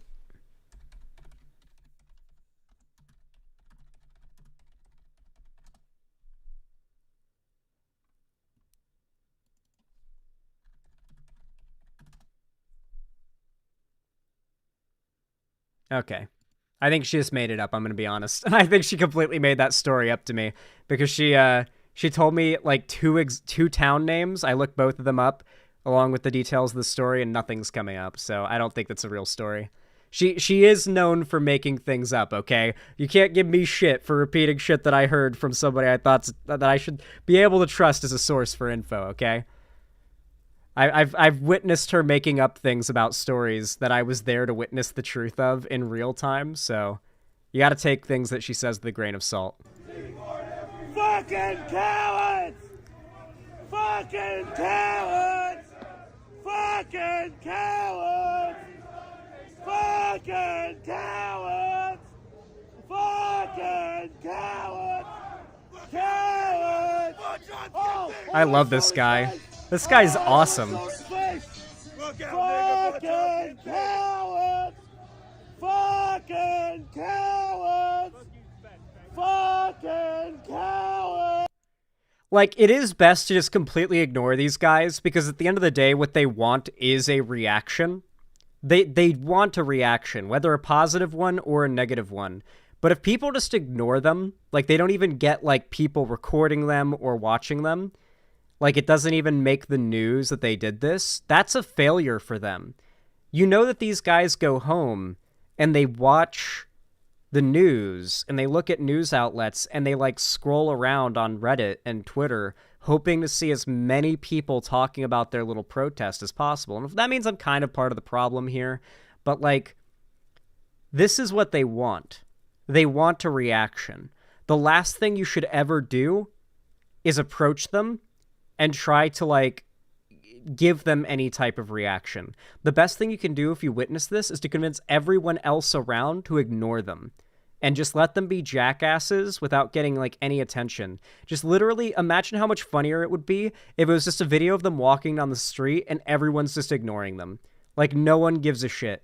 Like they're marching and screaming and everyone's just like looking down at their phones just like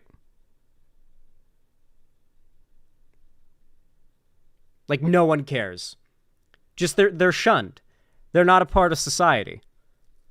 They don't get to like disrupt the town square and make themselves the center of attention. That's the best way to handle these people. They would lose their minds. They would start destroying property if people genuinely started ignoring them. Just outright no attention. Fucking cowards! Fucking cowards! Fucking cowards! Fucking cowards! Fucking cowards! At least this guy's got his face open. The rest of them are cowards! Fucking cowards! One of them took off the mask in order to show his face. It worked. Holy shit. The calling them cowards to remove their masks worked on that guy. Well, this guy's life is over. If he hasn't already been identified in some other, like, protest or something, this guy's life is over once he's identified by Twitter. Cowards! Fucking cowards! grandparents would be ashamed.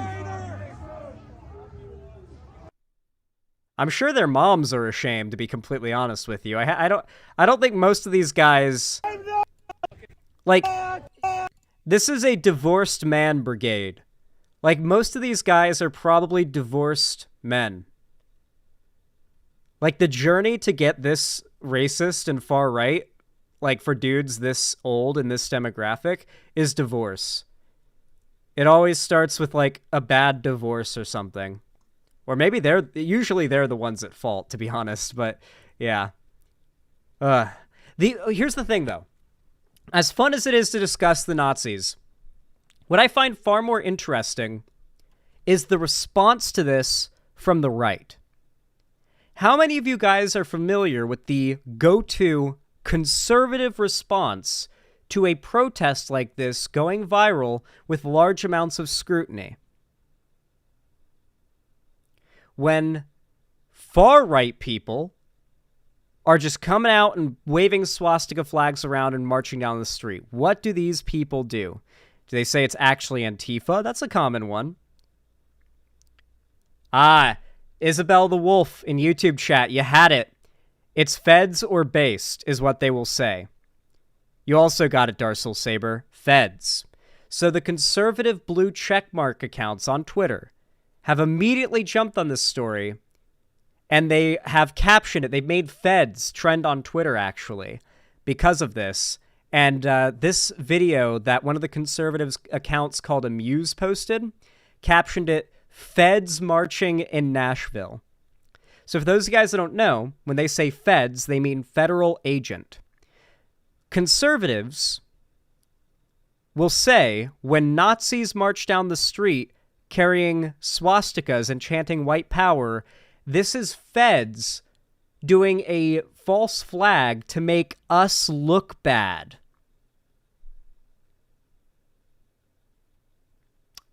I feel like the make us look bad part kind of is a little bit more of a self-report than they realize it is, but maybe only to us, which is all that matters. Yeah,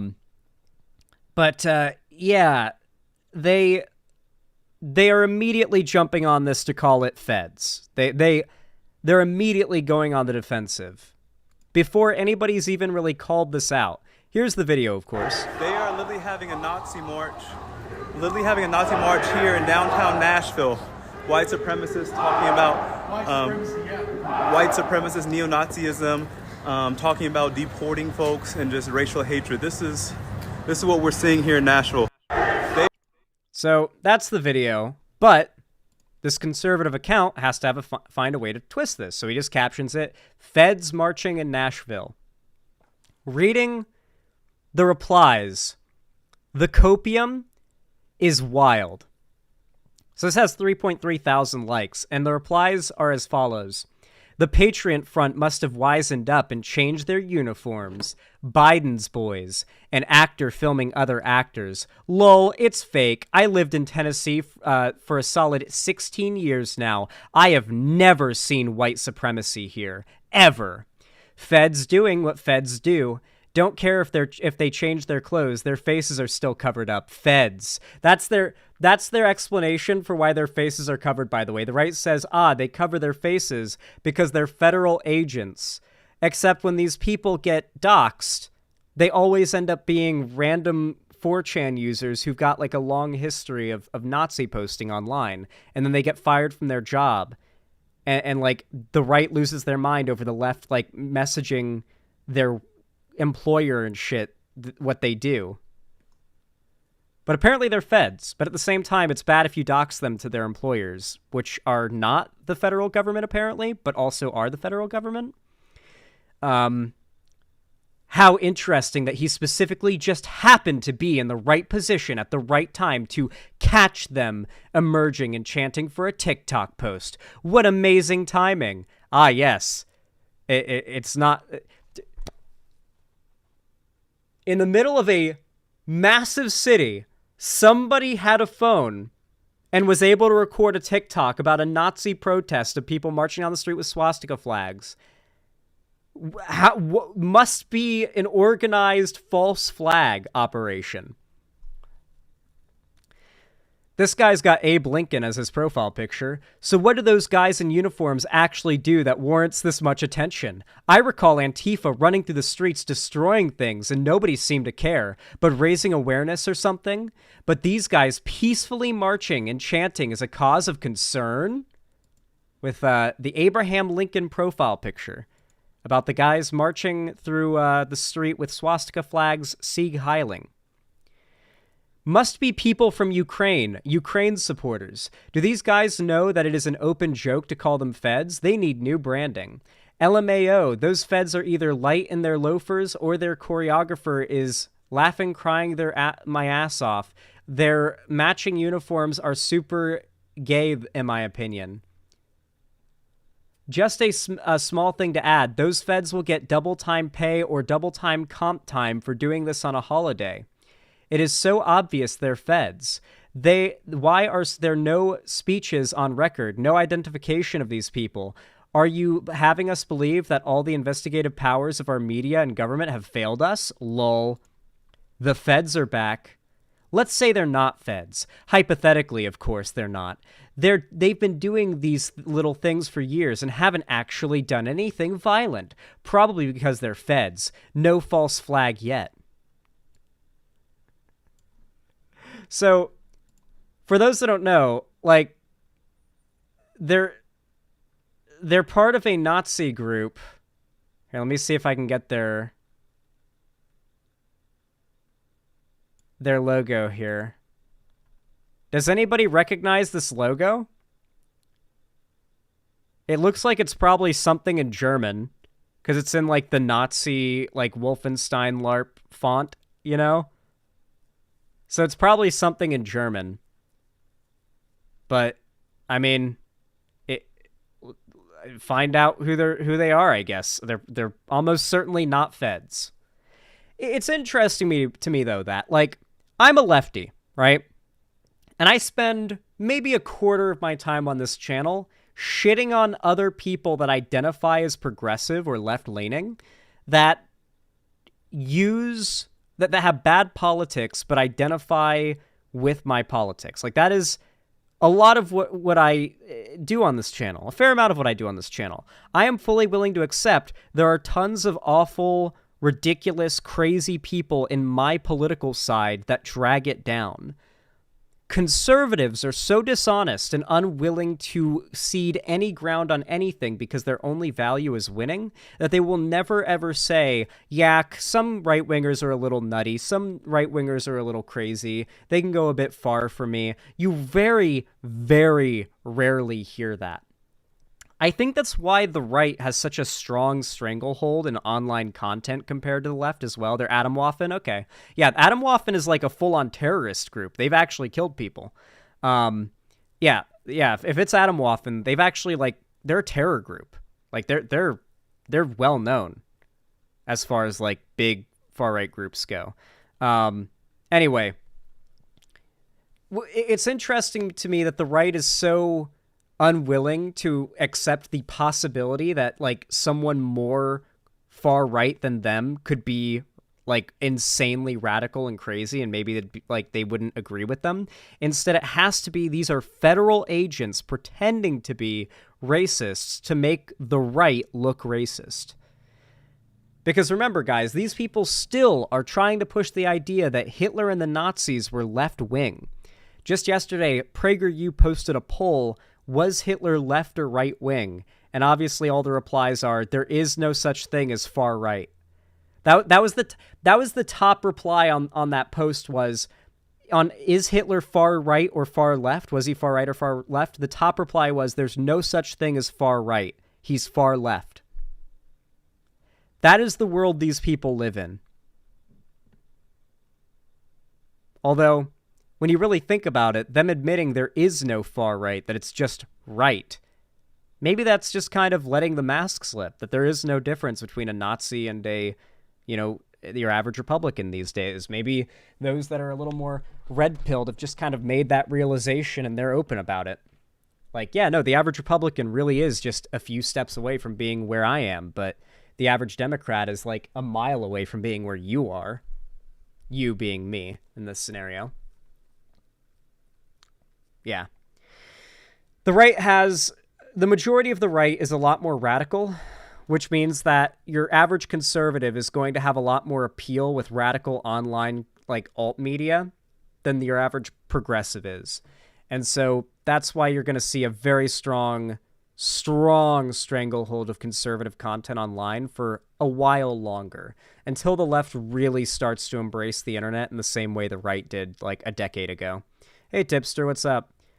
Been seeing you getting absolutely attacked on Twitter. Hope you're doing all right, man. Fucking coward! Look at these guys. Look at this guy. Look at this wannabe... What's his name? Kingpin? From Into the Spider-Verse. Look at this wannabe Kingpin guy. He's like leading the march. He's the front of the march.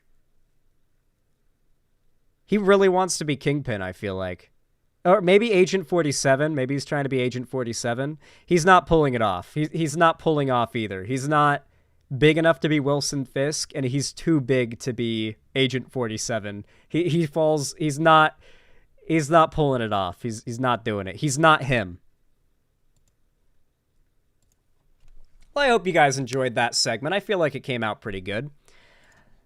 It was a little bit of an impromptu one. I saw the right losing their shit and calling this march like a Fed march or a false flag on Twitter, and I knew right away, I gotta cover this shit.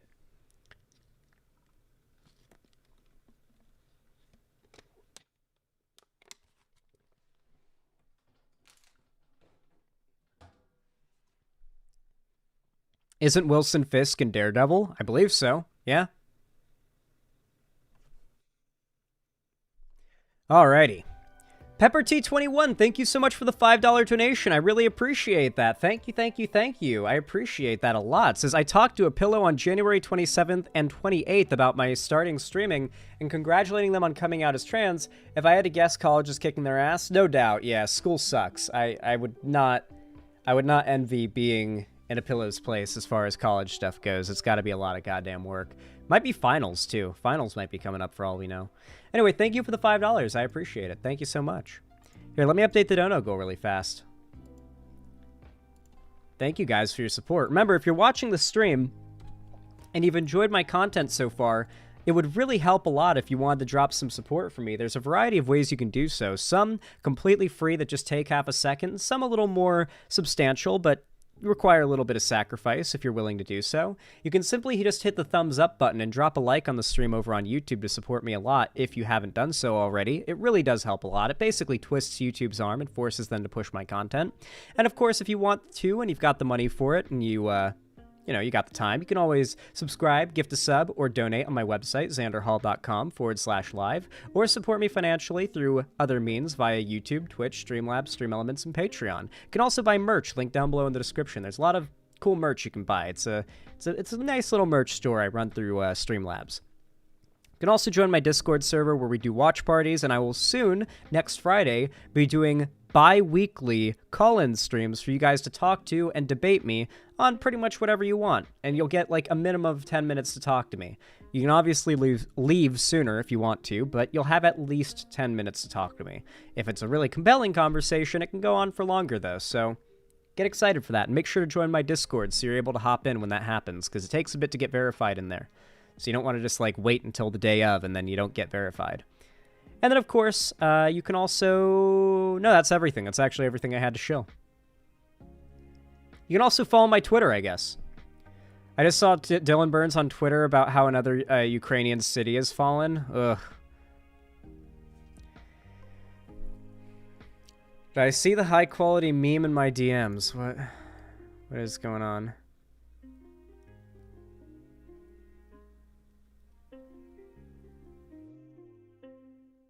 Oh no.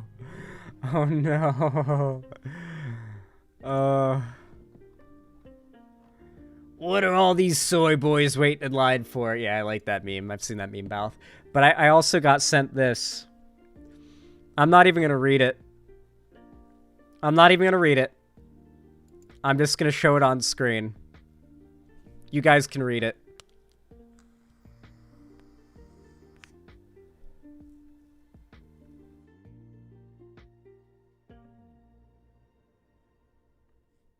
Oh, man. Oh, man. Oh, man. Things are gonna get interesting. Jesus. That is not the tweet I expected to see today. Muda, no. What's wrong with Ram Ranch?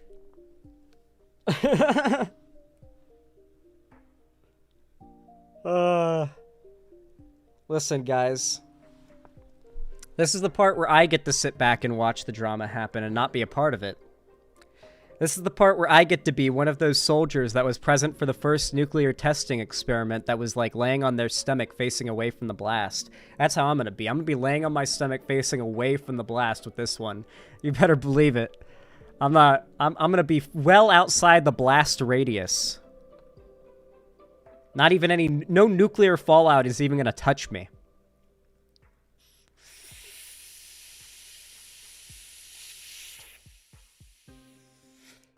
I am in my no drama arc. Don't care what it is. I'm not getting involved with drama. At least not drama that involves me. Like, I'll talk about drama, but I'm not getting involved in drama. Or should I say, I'm not involving myself in drama that doesn't involve me. And I'm certainly not starting any drama that involves me. Is Mudahar on the right or left? He's on the left. I've talked to him. Lol, are you hitting a jewel in 2024? This is weed, my friend. This is a sticky frog pod of, like, very, very high THC, high percentage THC marijuana. If you live in Washington State, where weed is legal and you can go to dispensaries, this is, like, one of the highest end concentrate carts you can get. They have them on sale at my place on a certain day. And when that day hits, I buy 4 of them. Because it's 4 for the price of like 2. And these things are quite expensive. So I like to get them on the discount. Because they're very worth it. They last a long time. I bought 4 of these a week ago. I have not finished any of them. They last the longest. Gotcha, it's never really been crystal clear, so I was wondering. Funnily enough, I actually have another vape here. Another marijuana vape here that is actually called Crystal Clear. This brand is called Crystal Clear right here. You can see it's dusty. I haven't used this in a long time. It's been empty for a while. It's just sitting on my desk. Every, like, month, I have to clean up all the vapes that are just piling up. I love your hair, Zan. Dude, I need a haircut so bad. Look how fucking long it's gotten. My hair is getting so fucking long. Oh my god. How do I... What? Look what I can do with this. Look at this shit. Look. It's a nightmare. Help me. I need a haircut so bad. I dig it, though. I despise it. Yeah, I look like Destiny when he hasn't had a haircut in forever. He's got Cuban hair. I've got Italian hair. It's not too far off. His hair is, like, a bit darker than mine, though. I always thought my hair was, like, just black. Like, because I was always, like, inside when I'd look at my hair in the mirror. But looking at it, like, now, especially on camera, my hair is very much just brown. Maybe dark brown. But I can definitely see lightness in it. It used to be blonde when I was a kid.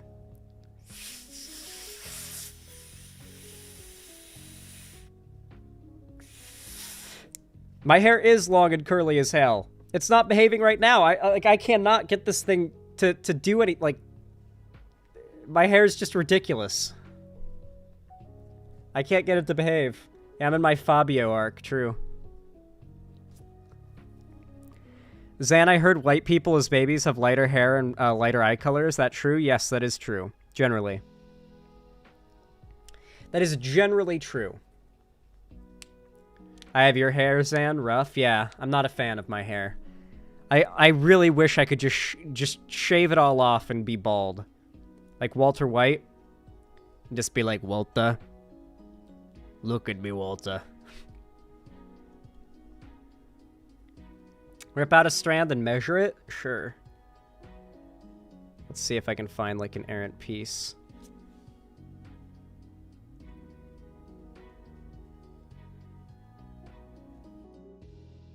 Let's see. Get that one isolated.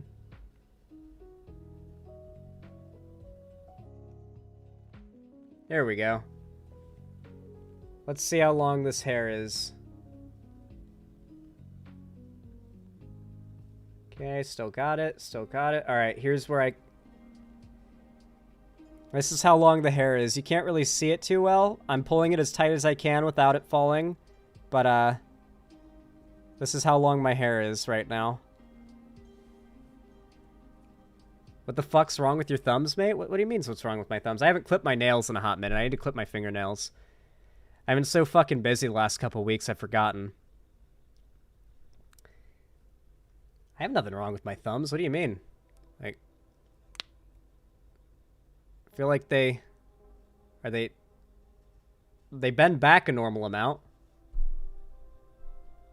It was bent weird? Like this? What? Huh. You have the joints of a leper? Do I? I feel like my thumb looks pretty normal.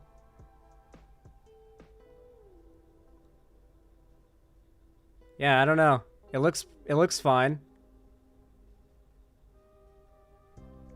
It's called hitchhiker's thumb. Well, yeah, it bending like that is like 50% of people have a thumb like that. Is that what you're talking about? My thumb bending? What is? That is a sign of weak joints? Oh, yeah, I have very weak joints. It's what keeps me from working out, yeah. Like, literally, I tried to do curls the other day. This has happened like 5 times, where every time I try to do curls, no matter how much I lower the weight, the motion causes my, like a little tendon in my elbow to click, and it gets worse and worse, louder and louder the more curls I do. I have to stop. Like, I literally just can't, like, lift. It really sucks. I've always wanted to be able to, like, lift and get, like, jacked, but I physically don't have the joints for it. I'll never be able to get, like, big and jacked. I lost the genetic lottery when it comes to joints. I will sadly always be a little twink. I've tried so much to work out, but my joints give out before my muscles do. There's no strengthening joints. Like, my family has really bad joints. Like, really, really bad joints. So, yeah. It sucks. But it is what it is. You gotta live with the body you got dealt by life. There are people who got it way worse than me as far as, like, disability. Mine is just that I can't lift heavy things past what my joints can handle. Born to be a twink. But no, legitimately, I've tried like a million ways to try and work out and get around it, but there's just no way. I can't lift or do like heavy lifting. That's repetitive. Like I can lift like a heavy couch and move and stuff, but I can't lift like, I can't do curls because after like curl number 3, it starts clicking and then it's going to do that for like a week before it starts to heal back up. Really sucks. Xanderhall answer is over 100K in orthopedic surgery with new artificial joints. Yeah, there's no solution. There's no solution. It just sucks. Because if I could, like, just lift, I would lift. But every time I do, I risk a serious injury that's joints. That'll last for, like, years of pain. So I just can't. It really sucks. But there are a lot of people who got it way worse than me. So I can't really complain that much.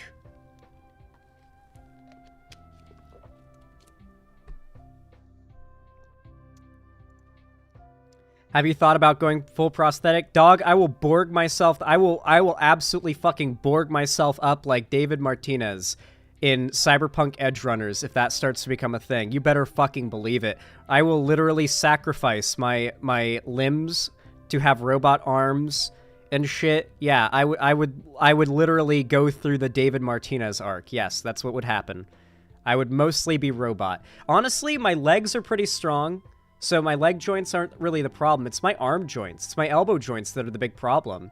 My wrist joints aren't great either, but it's really my elbow joints. I would totally just fucking sacrifice my arms from the shoulder down and just have robot arms. Absolutely. Absolutely, I'd give up. Hold on. Quick stun lock. We're not that far off from that, by the way. Especially, we give a lot of shit to Neuralink. But Elon Musk isn't the one developing Neuralink. It's Elon Musk, one of the richest people in the world, maybe the richest person in the world, if I recall correctly, funding engineers to make cutting-edge technology that he has a very strong egocentric motivation to make actually work. the goal of what's it called? The brain link or whatever software and hardware he's making, the Neuralink thing. The whole point of that, at least at its start, is to help disabled people improve their lives and abilities using it. So whether it be just being able to think something and have a speech interpreting device say it, like imagine like essentially like Stephen Hawking could just like think and it would say what he wanted to say instead of him having to type.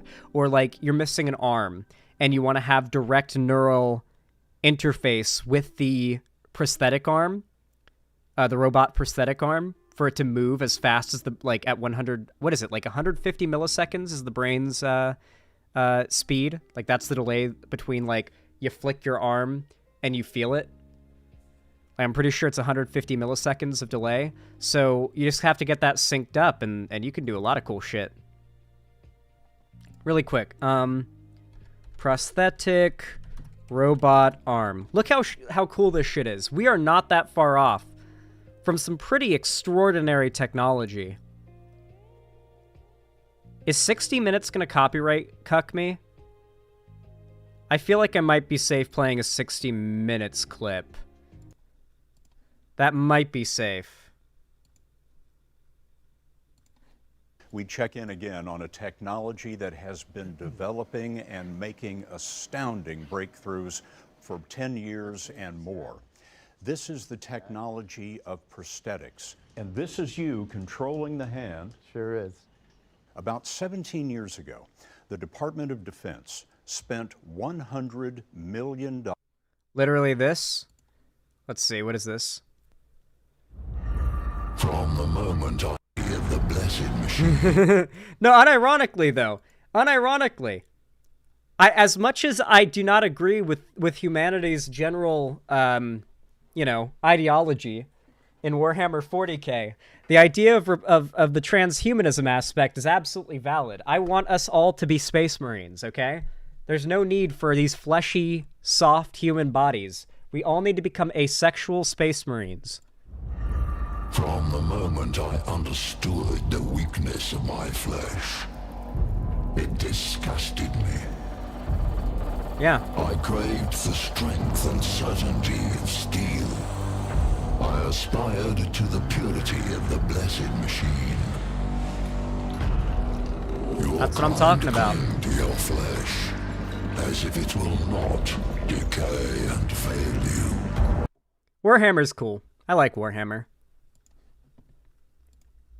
I like how Warhammer fans are getting super triggered about it becoming like super mainstream now. It's getting more and more mainstream, and now they're getting mad. Like the normification of Warhammer is happening. They're gonna make it woke. They're gonna make it normie. They're gonna change the lore. They're gonna dumb it down for the normies. They're gonna add female space marines for the normies.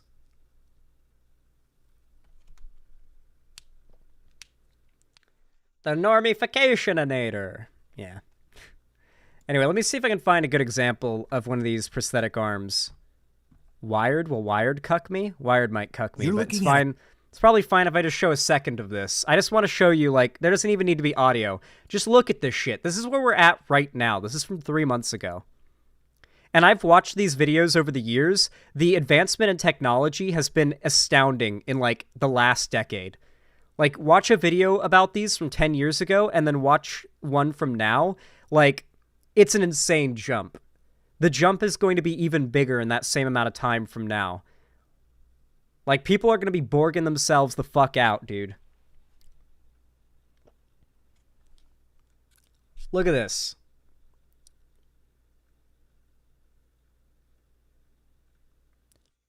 This is where we used to be. That's what we used to have. Now we got this shit. There's something so raw about it just sticking out of a single rod coming out of the stump, you know? Like, if I would just have it be, like, just a straight-up, really obvious, just single rod coming out of the stump like this when I walk around. I'd be like, yeah, motherfucker. That single rod of metal carries all the signals and keeps it's, like, infused into my bone. Goes so hard. Yeah, they do have to drill into your bone. Yeah, like this. They do that into your arm. It probably doesn't feel too good. I'm going to be real. Probably doesn't feel too good. Yeah, that looks like it doesn't feel great. That definitely looks like it doesn't feel great. But here's the thing about cybernetic enhancements, okay? Here's the thing about cybernetic enhancements, right? Your robot arm, for example, is only as strong as the shoulders that support it.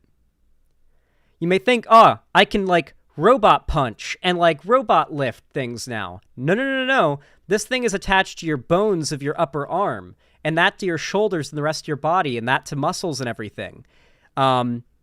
You still would have to replace more and more and more stuff. Or just like in Cyberpunk Edge Runners, you're going to keep getting bottlenecked. You're going to be like, oh, my legs can't take me that fast because my lungs are shitting out on me. I need to get new lungs. Then you get new lungs. Wait, my lungs are able to get enough oxygen, but my heart isn't pumping the blood through my body fast enough to take full advantage of it. So now you're replacing your heart. And next thing you know, there's always a new part of your body that needs to be upgraded to unbottleneck yourself, to make the last upgrade worthwhile and actually fully achieve what it's meant to. Bionic dick would be hard to pull off because you can't really pump blood into it with our current technology. But yeah, we will definitely find a way to make that a thing, robotic dicks. That'll definitely be a thing one day. It could literally just be a dildo, I guess. They could just do that. But can it vibrate? You know they make vibrating cock rings? I'll probably get one of those one day. It's just a ring that vibrates, and you put it on your dick, and it makes your dick vibrate. So when you fuck a girl, you've got a vibrating dick. Like I used to say, no matter how big your dick is, it'll never vibrate. That's why you should always keep a vibrator with you if you're going to fuck a girl. And now you can make your dick vibrate. The future is now. The future is now, old man. I'd still be really scared to put a ring on my dick, though. What if you know how you get 95% of the time you get you just get a boner, right? But then 5% of the time you get a super boner for no reason. It's just the fuck? A super boner. And it's just noticeably more of a boner. What if you get a super boner while you're wearing it? Then you're in real trouble. That's going to be a problem. I have a vibrating tongue ring. Oh, that's awesome. Yeah, I'm sure that many people will enjoy that. I entered the stream on the word super boner. Good. They're generally adjustable. There better be some kind of safety hatch or clip, just in case. Maybe they have a very, maybe they break easily. I don't know. Pepper T21, thank you for the $5. I really appreciate that. Very kind of you. Very base. Didn't say anything, but you sent me a link. What's this? Did David get genital implants? Almost certainly he did. Oh, wait, I muted the thing. Oh, no.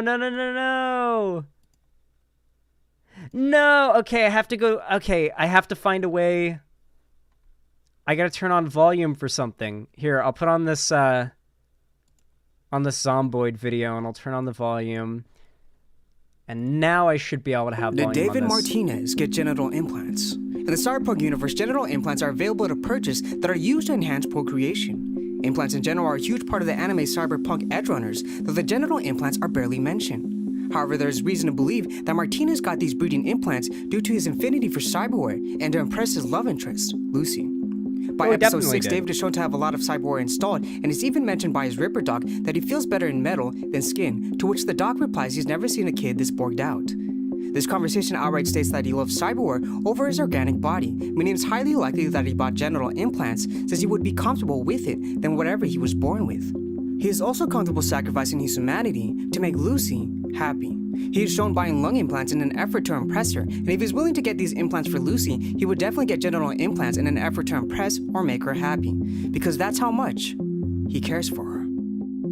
The fucking last frame, the last fucking panel. This fucking comic image. I love that image so much. I don't know why, but it's so goddamn funny to me. Cybercock edge runners.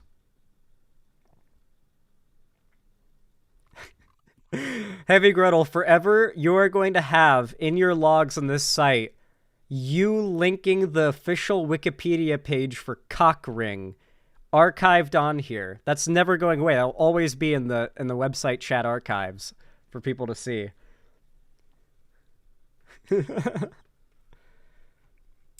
Cock and ball torture. All right, well, thank you, Pepper T21. I appreciate the $5. Very based and kind of you. Allow me to update the dono goal really fast. Thank you so much for your support. It really does help. I really, really do appreciate it. Let me get the next topic ready.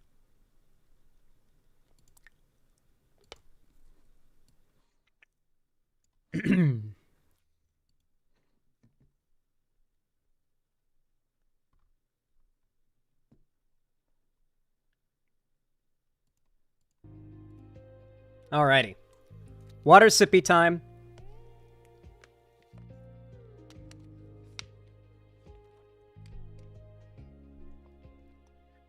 Alright, everyone.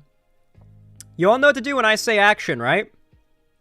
3, 2, 1, action. Alright, everybody. How many of you guys think that kids who are 16 years and under should be banned from social media? Hypers in chat if you agree. Or say otherwise if you disagree. I'm curious to see what chat's opinion is on this. Not really, no, kinda, nah. I disagree. Never, no. Okay, interesting. Then I imagine you guys will probably keep up the same response when I say, how do you guys feel about the government being trusted with enforcing said ban of kids under 16 from using social media?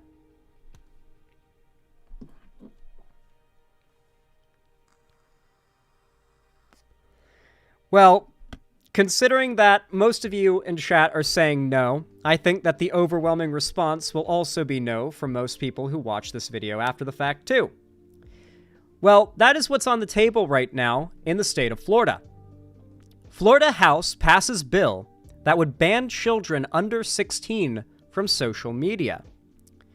Florida's House passed a bill that would limit youth access to social media by banning new and existing accounts of users younger than 16 years old. The Republican-backed bill, which hones in on social media's addictive features, would be one of the strictest social media restrictions in the country if passed by the Senate and signed into law by Governor Ron DeSantis. Ron DeSantis is the final say on whether this bill gets passed in the state of Florida.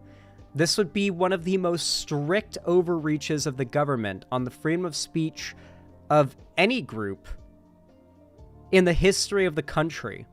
There has never been a this group is illegally banned from using social media bill or law put into place anywhere in America. It's never happened. This would be precedent setting. Yeah, I think there's a good chance of it passing, too, considering the only person who could realistically stop it is Ron DeSantis. And Ron DeSantis and most conservatives who are responsible for passing this bill believe that social media is the source of the gay virus. Like, they believe that homosexuality, transness, all that is spreading primarily through social media and, like, TikTok and the internet. It's unclear how the legislation would be enforced. The bill would require social media companies to prohibit minors under 16 years old from joining the platform and delete the accounts of existing young users, and it would also require reasonable age verification methods. That's right. This isn't just going to be on kids who go online. This is going to be on us. If you are an adult who lives in Florida, you're going to have to include your ID in order to use social media sites, which means the state is going to have your ID attached to your social media account. That is their goal. If they enforce it on the companies, then the companies make it required for having an account. And that's all it takes. They don't have to have the Gestapo come kick down your door and force it on you. They just have to enforce it on the companies that within their state, you have to have an account that has your ID attached. And there you go. They've done it. The companies will do it. And if the companies make you do it, you'll do it, because that's the only way to use their platform. Yeah, the age verification thing is going to be a nightmare. There are a million ways in which this could backfire and go poorly for a lot of innocent people. Yeah, the goal is effectively to kill anonymity across the board.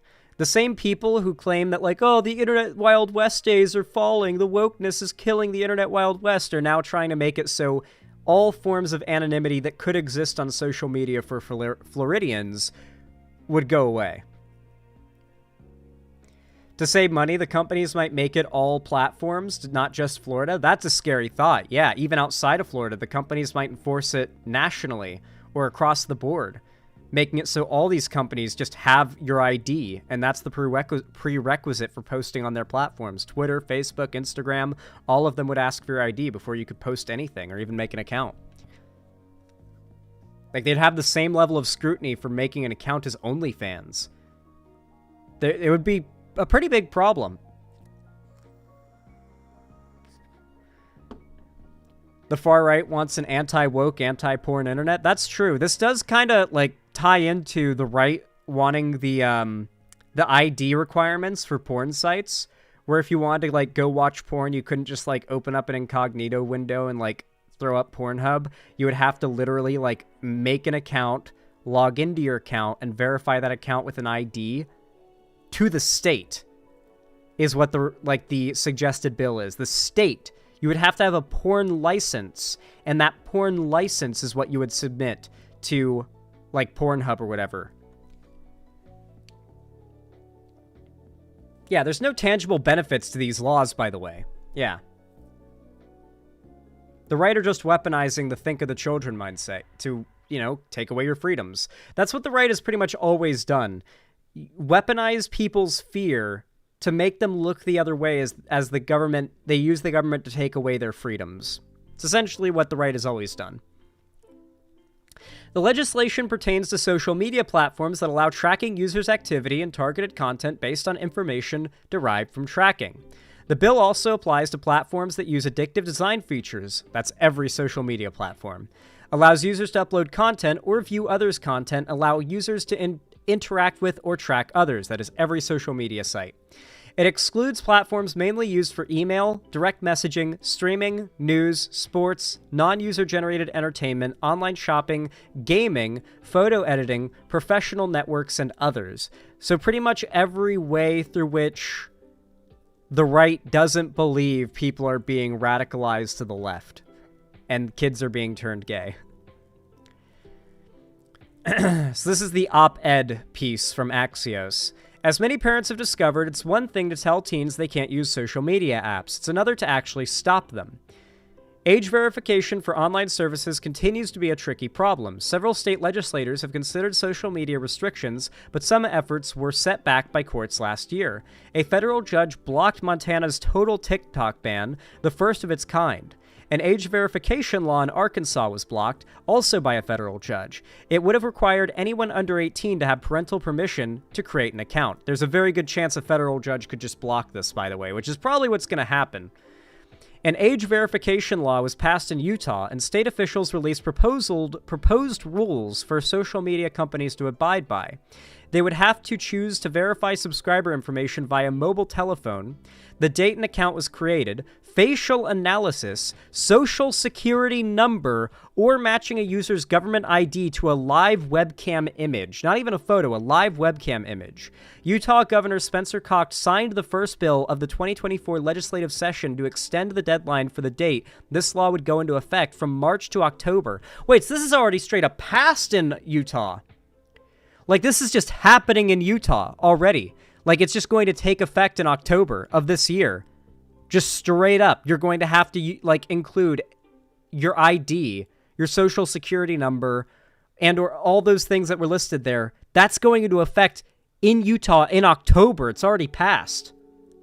Holy shit.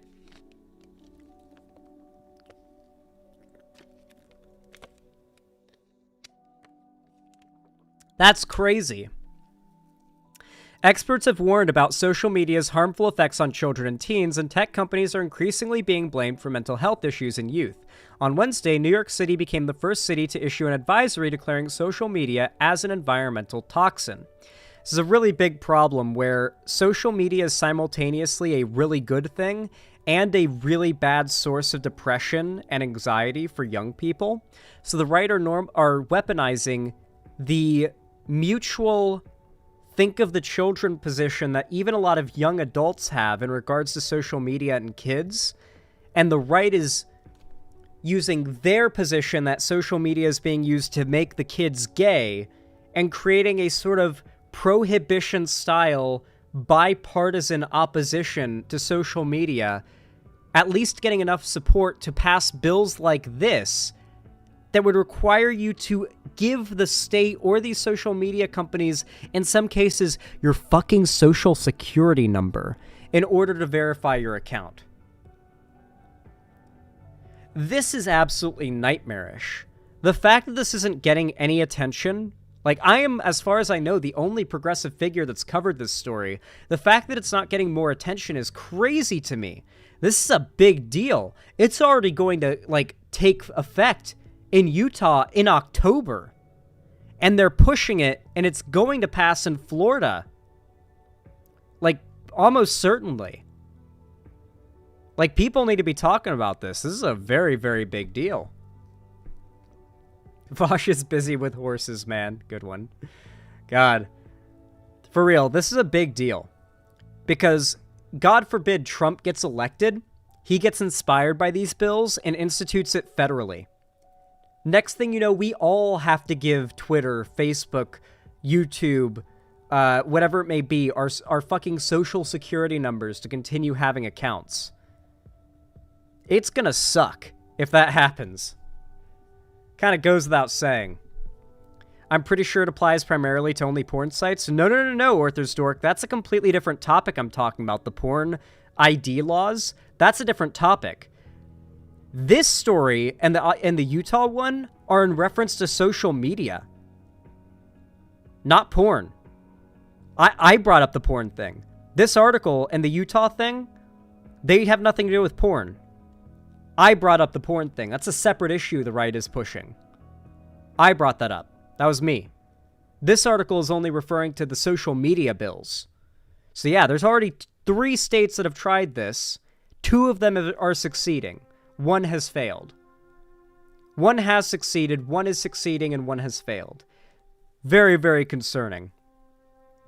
Hackers are going to have a field day with this. Oh my god, you better believe the amount of social security numbers, IDs, and other personal information that are going to like leak online in enormous data breaches. It's going to be enormous, yeah. I mean, Republicans are the ones behind the fact that your voter ID is public in Florida. The way that me and my, most importantly, not really me, my parents' address was doxed in Florida was my voter ID was found. Like my voter ID.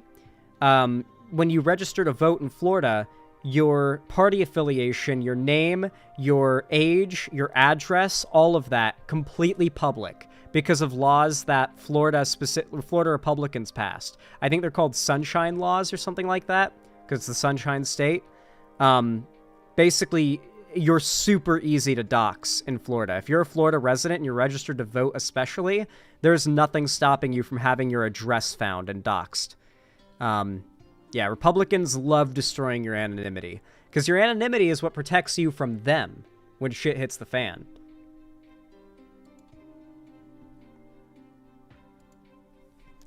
Well, hopefully you guys enjoyed that segment. I feel like it came out pretty good. What do you guys think?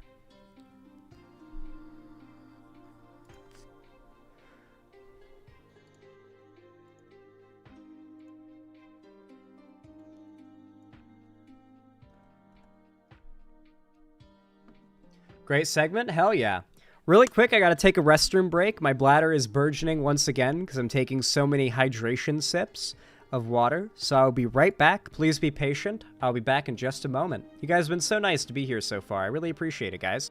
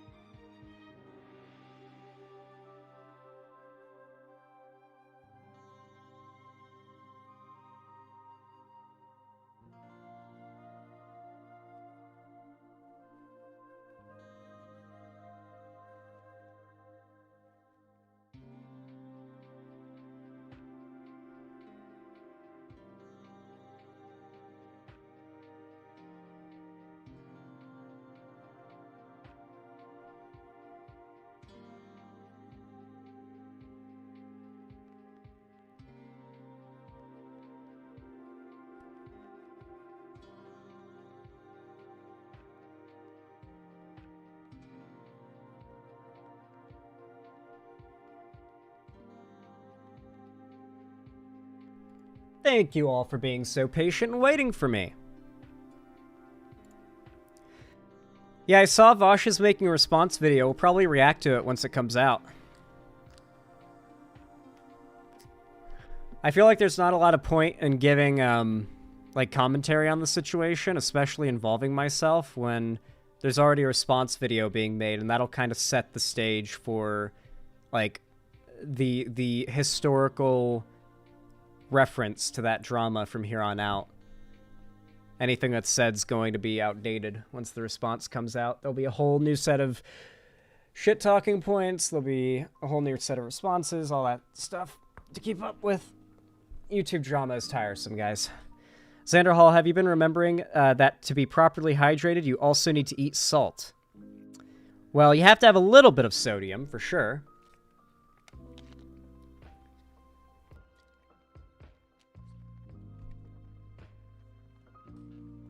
I feel like right now... Okay, let me tell you what the golden response video from Vosh would be. This would be the golden response video. This is the best response he can possibly make, okay? Given the circumstances. As he already has done, basically just taking the bullet, biting the bullet on the, yes, some of the images in there were lolly. And he didn't know at the time, and with hindsight, he knows, as he said, and he bites the bullet on that. He does not endorse that material, etc., etc. That would be the best thing to start it with. Then follow it up with a response to the horse thing. Basically, I guess he just explained that his fetish is he wants to be a horse and to fuck a woman while being in the body of a horse. It's a weird fetish. I think that looking at porn of the fetish is a little weird, but I think that if more people understand he doesn't want to fuck horses, that'd probably be a good start, you know? And then, the rest of the video pretty much has to be nothing but debunking the clips that are so commonly thrown around about him. 99% of the clips of him supposedly admitting to having child porn, admitting that he likes child porn, admitting he's a pedo, as they will say, are clips that, and I've seen the context, right before and immediately after are him explaining why child porn is bad. They're the most blatantly clipped out of context clips ever. And it's very easy to just show the clips side to side. The rest of his response video literally just needs to be him showing people using those clips against him to make him look bad, and then showing the clips in full context to show those people are dishonest. He needs to bite the bullet on the material in the folder, and then just spend the whole rest of it thoroughly with hard evidence debunking the out-of-context clips he's had shared around him of him over time, to turn it into basically a manifesto of, this is the thing you point to if you're in an argument with someone saying he's a pedo. Like, that's where all the evidence that he's not is. The evidence that he has been called that falsely, I should say. That's probably what he's gonna do. Yeah. Hopefully. It's a hard process. Getting together that kind of evidence is really hard. I've been in the position of like, oh boy, I gotta like respond to some drama and I gotta collect like 1 million screenshots and everything. Usually I got help for it, so it's a lot easier, but it's difficult. It's stressful too.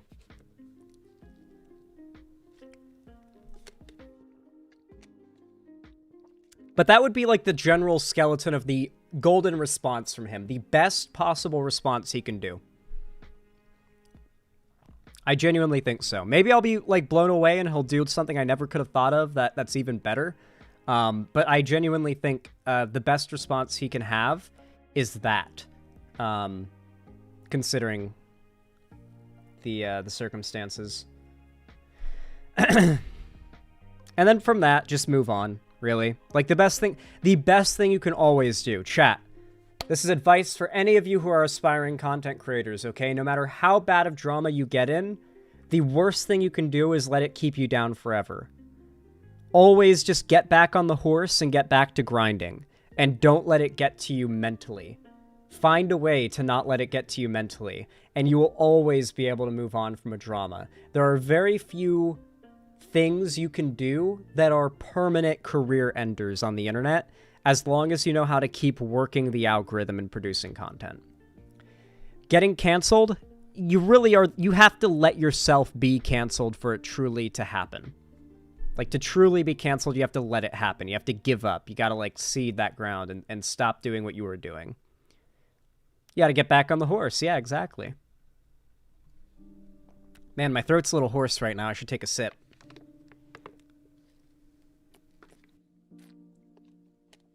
So hungry I could eat a horse.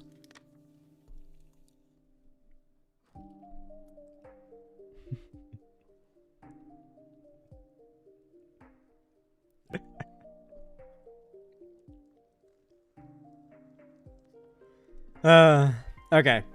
Anyway, after this next segment, I think I'm going to do something new for my streams, and I'm going to take a brief break to heat up some food, and I'm going to eat on stream while we watch something.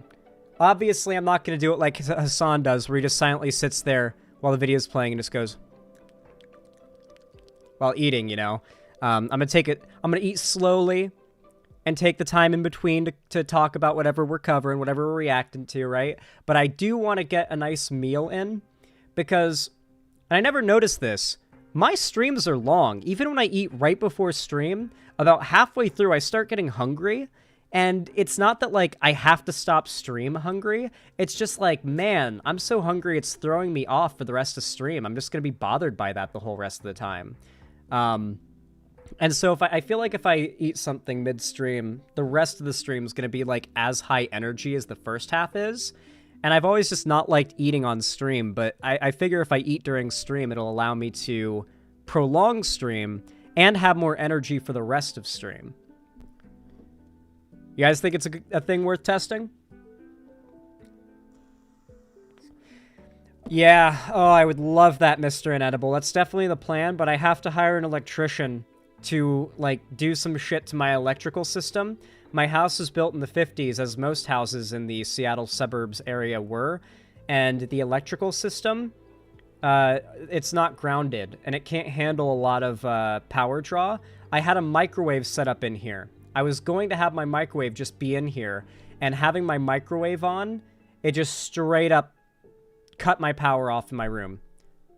Like, I was microwaving a meal while in a call with a friend, and the power just cut off in my room. It flipped the breaker. I had to go in my garage and flip the breaker back to get the power back on and move the microwave back upstairs. So I have to get an electrician out to do something with the, like, electrical stuff in this house in order to make it so it can handle a second streaming PC whenever I have a 2-PC setup going in here. Otherwise, it'll literally shut off my power when I have 2 PCs going and I try to stream.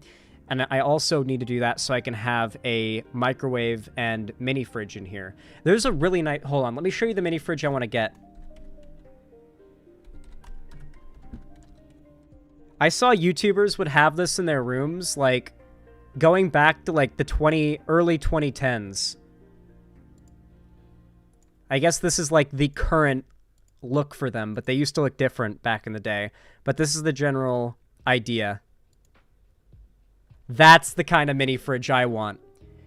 The one with the glass front and a little dial there for adjusting the temperature. The glass front one, so I can make the inside look pretty. And it's got like the LED lighting inside. I want this kind of mini fridge for my room. That's the dream. Once I've got my whole house set up, along with the streaming room all decorated and set up, I will do a house tour.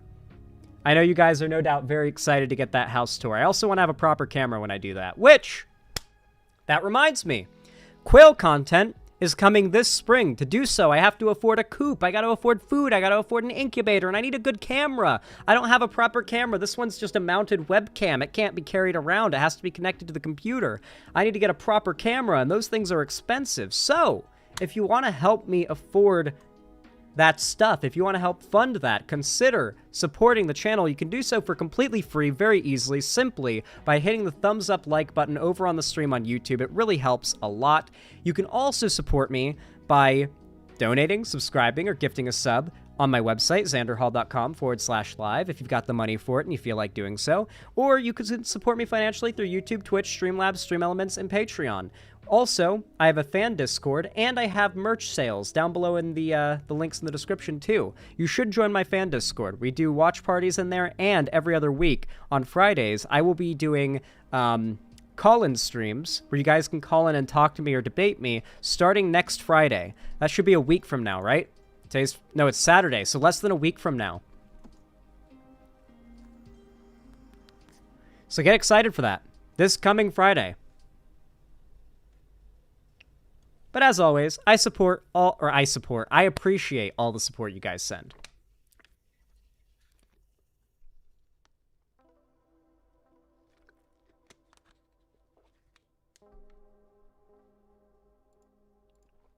Okay.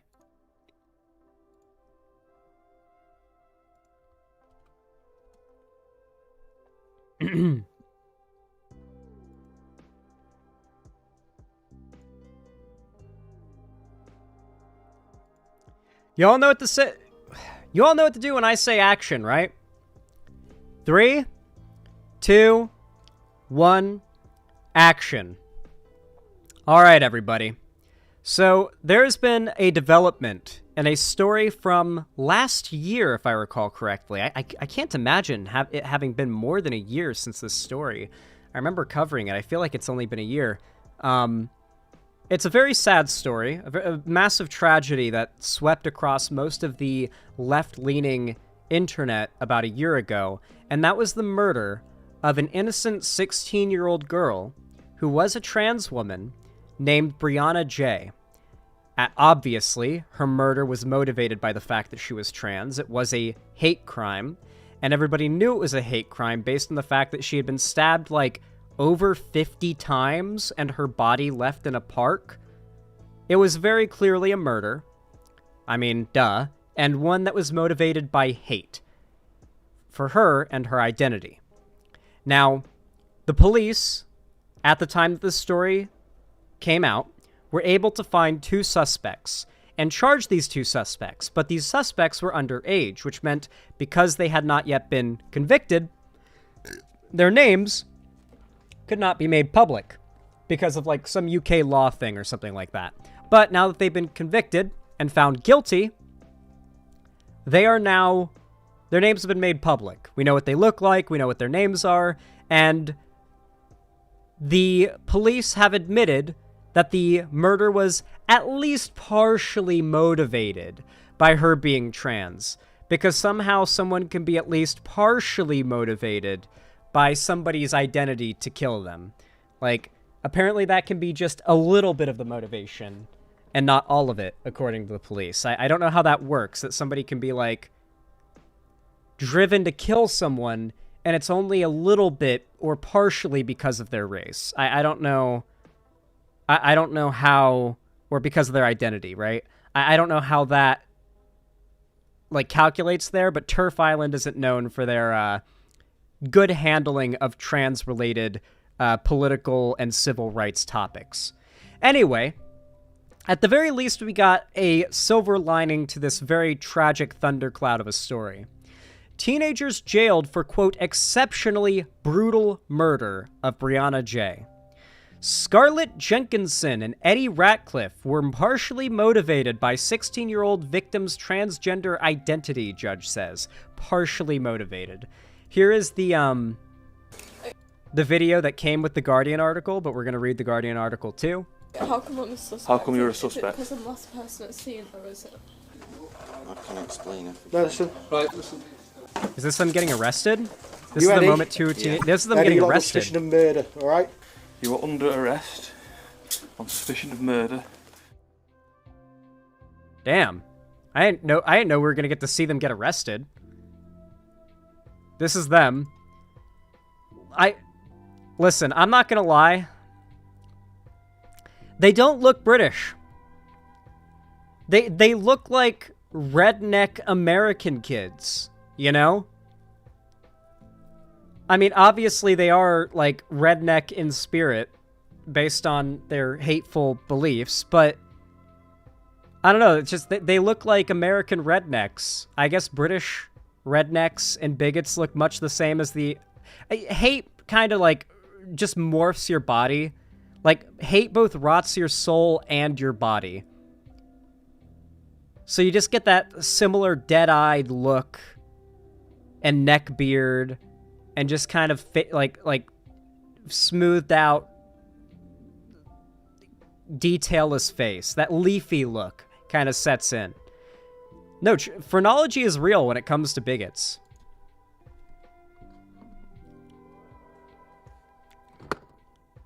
Police have released CCTV footage from the day of the murder, which shows Brianna meeting Jenkinson and Ratcliffe at the bus stop before making their way to the park. So yeah, they've got them red-handed. She was last seen with them, going to the place of the murder scene, where her body was found. Dashcam footage shows them leaving the park without her.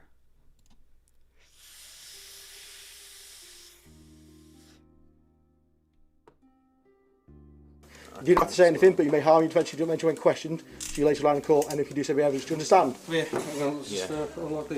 Scarlett, this is what I've got to say. Yeah. At this moment. They're fucked. They're super fucked. And they know it. I want you to know they are in, like, an insane amount of fear, okay? The amount of fear that they're in isn't as much as they have inflicted on their victim, but you better believe they're getting a good amount of fear as payback, okay? Like, they are terrified. They are scared shitless of their situation, and they deserve the situation they're in.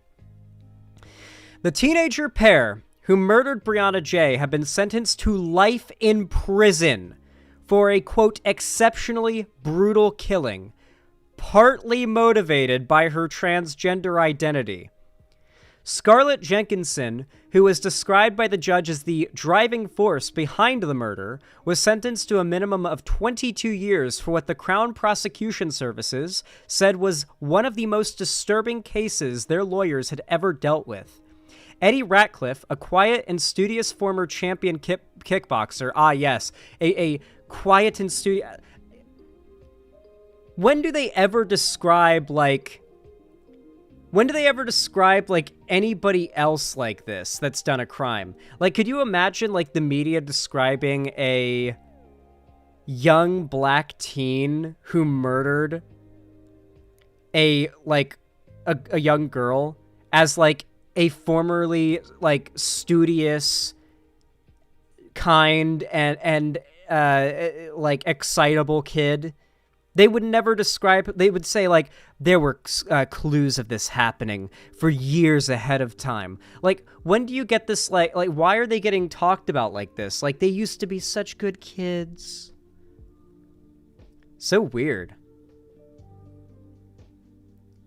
I've never heard them describe a black person like that ever. Yeah. Like, even if you make everything else be the same, but the kids are black, I could not imagine the media being that soft in describing them before committing the crime. There's this tendency to sort of, like, take away the childhood of black kids in legal proceedings. Like, they'll literally call, like, a 15-year-old kid who's black, like, a young black man. They'll take the kid status away to add, like, a threatening aura. It's very common. Very, very common. Sentencing, Miss Justice Yip said, quote, You both took part in a brutal and planned murder which was sadistic in nature and where a secondary motive was hostility towards Brianna because of her transgender identity. What was the primary motive, according to this judge? She said Jenkinson was motivated by a, quote, deep desire to kill, and pronounced her concern on hearing that the teenager had expressed the desire to kill again after her conviction. She had written a new, quote, kill list since her detention, which included the names of some of her carers, and the court heard. So apparently Scarlett Jenkinson, the girl who murdered Brianna J., has continued to elicit murderous, like, thoughts, and so the judge has been inclined to say that, well, yes, this person targeted Brianna because she's trans, she was gonna kill anyway. They were going to kill anyway. They were murderers, they were killers, they were looking to kill, and they targeted her because she's trans. I kind of get why the judge said it that way then. I kind of get it now. I think the left maybe gave this judge a little too much shit on Twitter for that. If, like, all the evidence suggests these kids are just killers, like, just straight up killers. They just chose Brianna because she was trans. I get why she worded it that way. The specification of these kids are killers, and they targeted her both because they wanted to kill and because she was trans. I get that now. I think the judge maybe got a lot of shit from the left when you consider she also handed over a life sentence verdict, right? To both defendants, the judge said, quote, You picked Brianna because you both thought she would be an easy target. Yip warned the pair may never be, and that is why a lot of, like, trans killings happen, by the way. Like, that is partially why. Like, trans women are seen as an easy target by killers, too. And like, serial killers have targeted trans women. Like, Jack the Ripper targeted women and trans women notoriously. Like, didn't Jack the Ripper kill multiple cross-dressers? Like, drag queens of the 1800s, effectively? Didn't he kill multiple, like, cross-dressers? Was that not a thing that he did? I swear he killed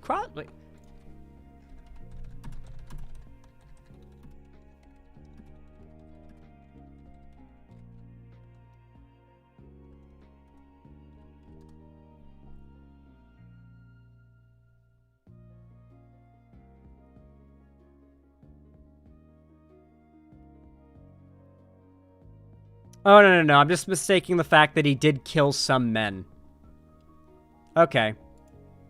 Never mind. He killed a lot of women and sex workers, but he killed some men too, apparently. Equality.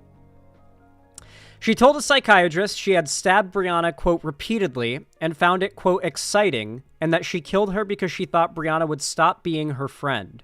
She murdered Brianna so she would, quote, always be with her, the court heard. Jenkinson, who was obsessed with serial killers, also admitted to the psychiatrist that she, quote, intended to take parts of Brianna's body as a token. She had previously told Ratcliffe that she wanted to keep Brianna's, quote, pretty eyes. So, the vibe that I'm getting is that the boy was like an accomplice in the killing, an enabler of the girl who is like the actual, like, Ted Bundy fucking, like, serial killer monster in this situation. Obviously, both of them are monsters, but one of them is like a Jeffrey Dahmer tier monster. Another one of them is a goon. And the boy seems to just be a goon, like an enabler, while the girl in this case is, like, talking about wanting to take her eyes and take trophies and shit, and wanting to kill more and having kill lists and feeling good about killing. Never let her out. I mean, at least as long as she continues to say she wants to kill more, yeah, don't let her out. This is some Arkham Asylum shit. Jenkinson was obsessed with serial killers and admitted to the psychiatrist that she and... Oh yeah, I already read that bit. The court heard that Brianna was stabbed, it was 28 times, but there is no evidence that her killers took any of her body parts, thank God. In addition, Jenkinson admitted that she tried to poison Brianna a few weeks before the murder with red ibuprofen tablets, quote, pretending that they would get her high. The court heard Brianna was very ill around that time and that her mother, Esther J., thought she had appendicitis. She recalled Brianna being very sick and there were red blobs in her vomit, which she thought at the time were red grape skins. Jesus Christ, they'd attempted murder prior. In a statement to the court, Esther said that she was devastated that her, quote, lonely daughter was killed by, quote, someone we believed to be her friend, someone that we trusted, someone that I was so happy that she had, fearing that my child had been lonely. So for those that don't know, I haven't talked about this, but Brianna J's parents have talked about the fact that she had a lot of social anxiety. She didn't have a lot of friends. And these two murderers basically got her guard down because she had so few friends, and she thought she had finally found a couple people that she could hang out with and have fun with and spend time with. And they used that trust to get her guard down, get her somewhere secluded, and murder her. I imagine a lot of you guys in chat probably, it's not that hard to believe. A lot of trans women who are young have a hard time with the social stuff because it's hard, right? And they took advantage of that. They targeted someone so vulnerable who already had it so shit, and they ended her life so horribly. They're such horrible pieces of shit. It's such a feel-bad story. Like, there's just no happy ending other than these two little shits are being sent to life in prison. Jenkinson and Ratcliffe met, age 11, at Kolcheth High School in Warrington, and stayed friends after Jenkinson moved to Birchwood High School in autumn 2022, after an incident involving her bringing cannabis edibles into class. It was at Birchwood that Jenkinson befriended Brianna, who did not attend ordinary lessons because of problems with anxiety and an eating disorder. Jenkinson, whose mother is a secondary school teacher, told Ratcliffe she had become obsessed with Brianna, and she soon put her on a list of children the teenagers wanted to kill. The others were 4 boys they disliked. One Ratcliffe thought was a, quote, nonce, another the boy considered a love rival, and 2 who had been mean to Jenkinson's boyfriend. Literally just incel right-wing kids. That's literally all they were. They were chuddy kids who had murderous desires and acted on them. Politics and severe mental illness came together to create a horrific hate crime in this situation. That's what happened here. Brianna became their focus after they failed to lure one of the others out via a fake social media profile. She would be, quote, easier to kill, they agreed, and one of thousands of text messages exchanged in the run-up to the murder on the 11th of February last year. The teenagers plotted her murder meticulously at the age of 15, with Jenkinson handwriting a plan for how, where, and when they would stab Brianna. They even had a code word, quote, gay, to signal the start of the attack in Kolcheth Linear Park in Warrington. They carried it out almost to the... For those that don't know, because of this detail going out, conservatives have made it like a meme to reply just gay to any post talking about this story. Like, to say the last thing she probably heard before she was murdered. Conservatives truly are not deserving of any form of human, respect. The fact that we treat them as fellow humans at all is genuinely more than they deserve. They carried it out almost to the letter, stabbing Brianna 28 times before they were disturbed by a couple walking their dogs. Ratcliffe met Brianna for the first time on the day of the murder. While planning the killing, he repeatedly referred to her not as she, but it, and a, quote, femboy thing, and said he, quote, just wanted to see what size dick it was, unquote. Yip said his messages were, quote, transphobic and dehumanizing. Yeah, no shit. So yeah, they were chasers. They obviously there was a sexual aspect to it for them. They both hate and are degenerately lustful for trans women in particular. Giving evidence, Ratcliffe insisted he was not transphobic and blamed the murder on Jenkinson. Oh, wow, really? It's not your fault? You're not transphobic and it was all the other person's fault? Man, what a misunderstanding. Why don't you just get up and go then? But it was his hunting knife, brought on a ski trip to Bulgaria over the 2022-23 Christmas break, that was used to stab Brianna. Police found it in his bedroom after his arrest, the day after the killing. Brianna's DNA and his were detected on the knife. Brianna's blood was also discovered on his shoes and coat. There was no forensic evidence linking Jenkinson to the weapon, and no spots of blood were found on her clothing. In her post-conviction confession, she claimed that was because they had been washed. In the dock, the teenagers never looked at each other and were separated by security guards and intermediaries employed to ensure they understood the court process. Neither reacted as the sentence was passed, with Jenkinson playing with a green fidget toy. They're allowed to have fidget toys? Okay, I guess. An initial psychiatric assessment of Jenkinson suggested she had traits of autism and ADHD, but the psychiatrist changed his diagnostic post-conviction, saying she had, quote, a severe form of conduct dissocial disorder, one of the features of which is having no empathy. Yip said this provided, quote, some explanation for how Jenkinson could commit such a dreadful murder, but did not lower her culpability. She told the teenager, quote, Scarlett, I have concluded that the primary motivation for Brianna's murder was your deep desire to kill. The messages reveal your fantasies and show your sadistic motives. Brianna's murder was exceptionally brutal. After his arrest, Ratcliffe was diagnosed with autism, and the judge accepted that his social skills were, quote, not as developed as most people of your age. But she said, quote, your autism cannot provide any real excuses for the offense. Manchester Crown Court heard that after he was charged with Brianna's murder, Ratcliffe stopped talking. He was diagnosed with selective mutism, speaking only to his mother. The trial was delayed for months as his legal team struggled to take instructions from him. When it eventually began, at the end of last year, he was given special dispensation by the judge to type his evidence, telling the jury that science was his favorite subject at school and he had wanted to study microbiology at university.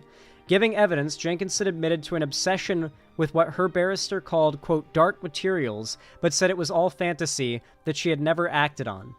She had downloaded a special browser on her phone to watch, quote, real murders and torture on the dark web, and kept detailed notes about serial killers, including Richard Ramirez, the Night Stalker. Dog, you don't need to get, like, the Tor browser to watch murders online. Go on Reddit. Go on Twitter. Dude, you can't go on Twitter. You can't throw a rock without hitting a gore video on Twitter these days, dog. You don't need to download Tor. What the fuck?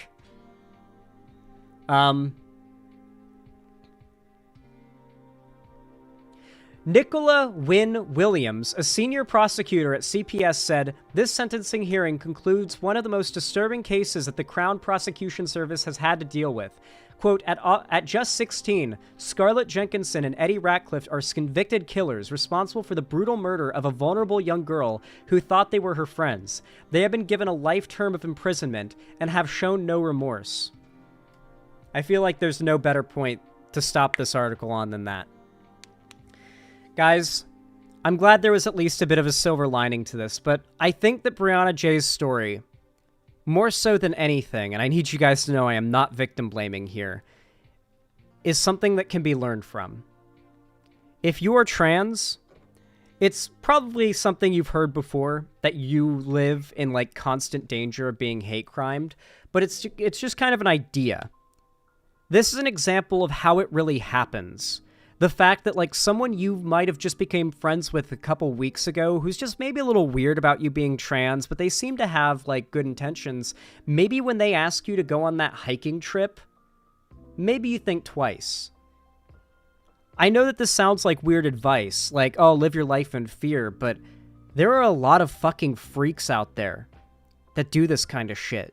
Most crimes are committed by someone that the victim already knows. If you're a trans person and you're ever going to be hate crimed, it's probably by somebody that's in your life that you already know, that you can't trust.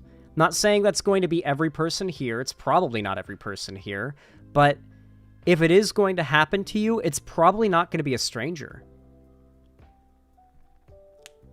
Yeah, live your life. In public, there are witnesses. You're going to be fine in public, but worry about people who you already know that just have something off about them, that maybe comment about you being trans too much in a weird way. That kind of makes you feel uncomfortable, but you feel like you might be rude for speaking out about it or acting on how it makes you feel uncomfortable.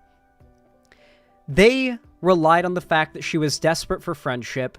She was socially anxious, and so she probably no doubt felt like any of the red flags that came up would, if she acted on them, she would come off as mean and crazy and, overreacting.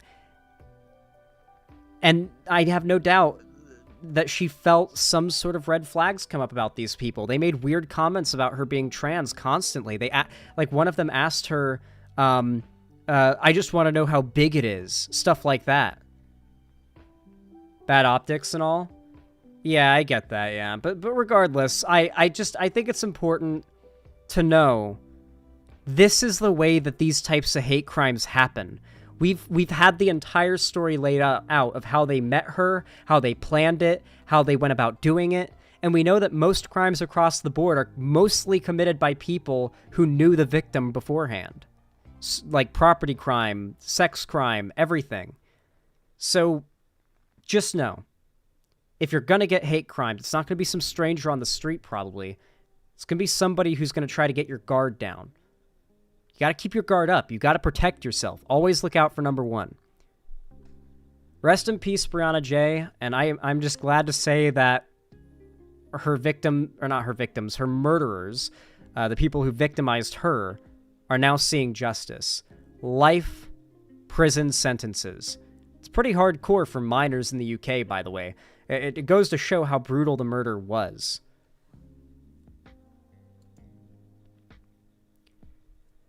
I already have romantic Sionis. Get out of here, you drama monger. How do you enjoy that segment? I feel like it came out pretty good.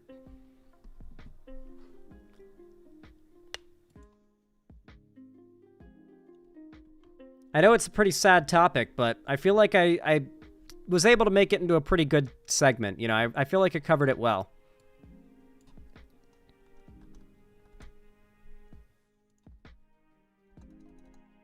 Good segment. Thank you, Zan. I appreciate you guys having the nice words in chat. Okay, so here's what I'm going to do really quick. First, what I'm going to do is I'm going to configure the video settings on my camera so that the gain is higher so that you guys can actually see me because it's getting quite dark. And, God, my hair is so... I really need to get a haircut, guys. I really need to get a haircut. It won't... Stop! Just okay, that works, I guess. I really need to get a haircut. Here's what I'm going to do. I'm going to go upstairs, and I'm going to go throw a little meal in the microwave. They take about 4 minutes to microwave, so then I'm going to come downstairs, I'm going to use the bathroom, and I'm going to come find something to put on while I eat. And then by the time we found something, then I'll be able to go upstairs and grab the food, come back down, eat, and then we get back to segments. I've got 3 more topics to cover today, and they're pretty juicy. How many segments have I already done? 4, nice. Okay, so that's not a bad catalog of things today. By the way, if you're watching right now and you've enjoyed the stream, consider dropping a like, subscribe, ring the bell icon, and also don't forget to, if you've got the money for it and you feel like doing so, donate, subscribe, or gift a sub on my website, xanderhall.com/live, and support me financially through YouTube, Twitch, Streamlabs, Stream Elements, and Patreon. I really do appreciate it, regardless of how you support me, and it really does help.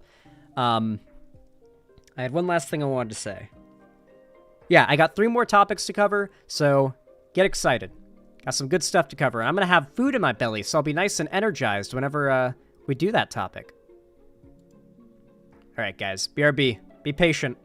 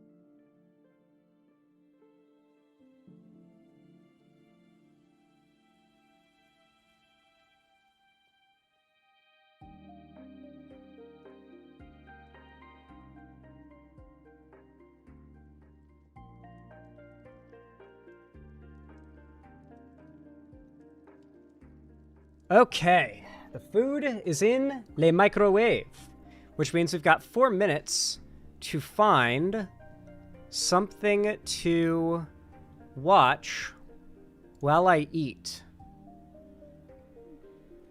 By the way, chat, the last 2 days I didn't stream because I kind of overestimated how quickly my sinuses would clear up from that cold that I had. Thankfully, it wasn't COVID. It was just a normal flu. And I overestimated how quickly my sinuses would clear up. So thankfully today they were fully clear. They should be clear tomorrow. I doubt they're going to be like clogged up like I'm sick anymore after today. I felt pretty normal. I don't feel sick at all anymore. But in the last couple days that I took off because I was feeling all stuffed up, I got back into Classic WoW Season of Discovery. Because, you know, I was already super into it, but I had to stop playing it while I moved because I was so busy, and WoW's a big time commitment. Which means I am back and active in my guild in Classic WoW Season of Discovery, known as Menethil Mercenaries. So if you guys want to join the Classic World of Warcraft guild that I am in, that is run by my friend Balthazar and already has quite a few members and regulars in it as we speak. As a matter of fact, there are 3 people already in the VC there. I will go ahead and grab a invite link really fast.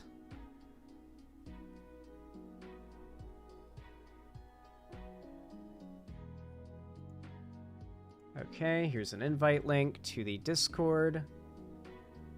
Okay, if you guys want to join me in World of Warcraft, then consider joining that Discord and saying hello.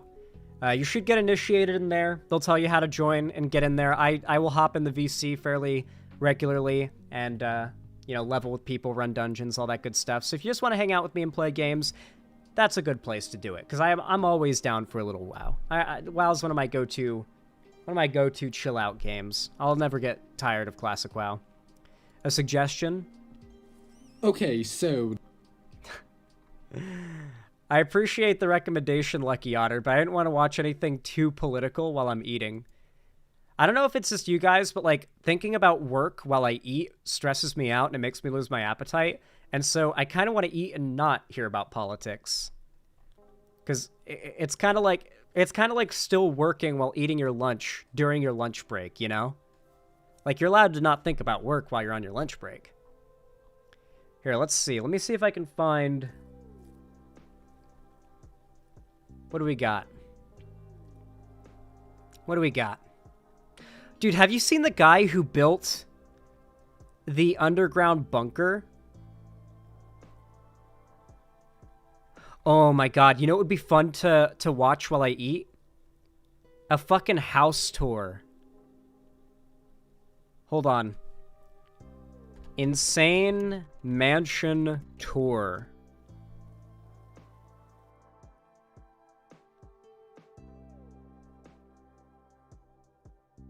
Let's find an egregious one. One that's just fucking crazy.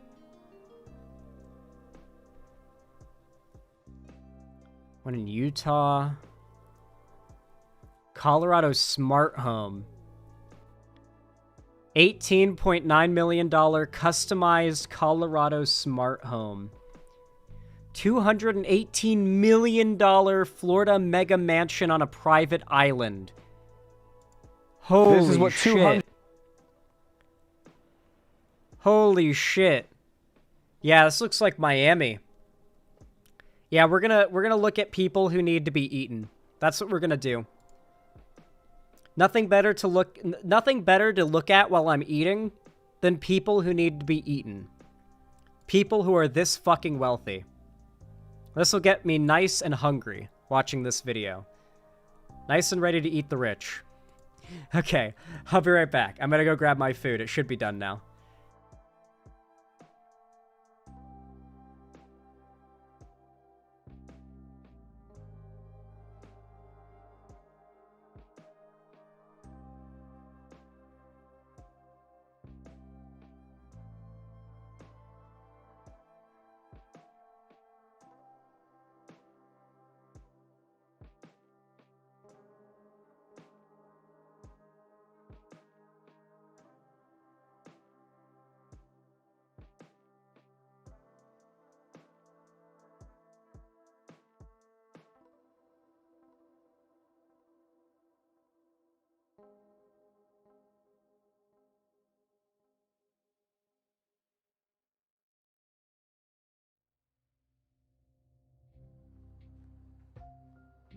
Okie dokie. Alrighty. I have my food. It's pasta. It's my favorite food in the world. It's Stouffer's chicken with chicken with fettuccine and pesto.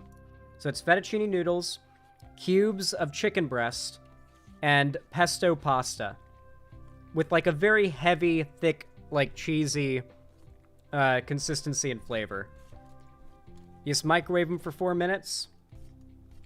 God, they're so good. They're so good. Really living up to my Italian heritage, indeed. Let's check this thing out. Look at this goddamn McMansion, dude. It's on a private island. I want you to imagine what you think the private island looks like. Like the most fuck you private island you could imagine a rich person having. You cannot imagine how fuck you this private island actually is once you get the drone shot. It is hilarious when you see this thing. $118 million. Not a McMansion, that's just a mansion. What is the specification of a McMansion? I actually don't know. In Palm Beach, Florida. Look at this. It's literally just it's just a square. It's a square of land that they made specifically to put the mansion on, and there is a single bridge that connects it to the mainland. They had so much money that not only did they build this mansion, but they dredged up this rectangle of land to build it on with a seawall so it could be its own little floating island compound right off the coast. I'm just glad to know this will be one of the first things to go as climate change gets worse and worse.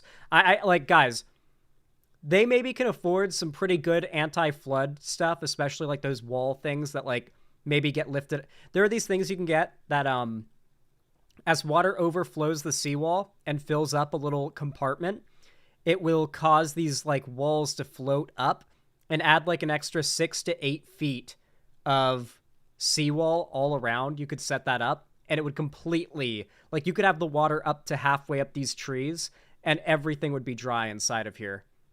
Like, it's really crazy how cool anti-flood technology can be if you've got the money to get it.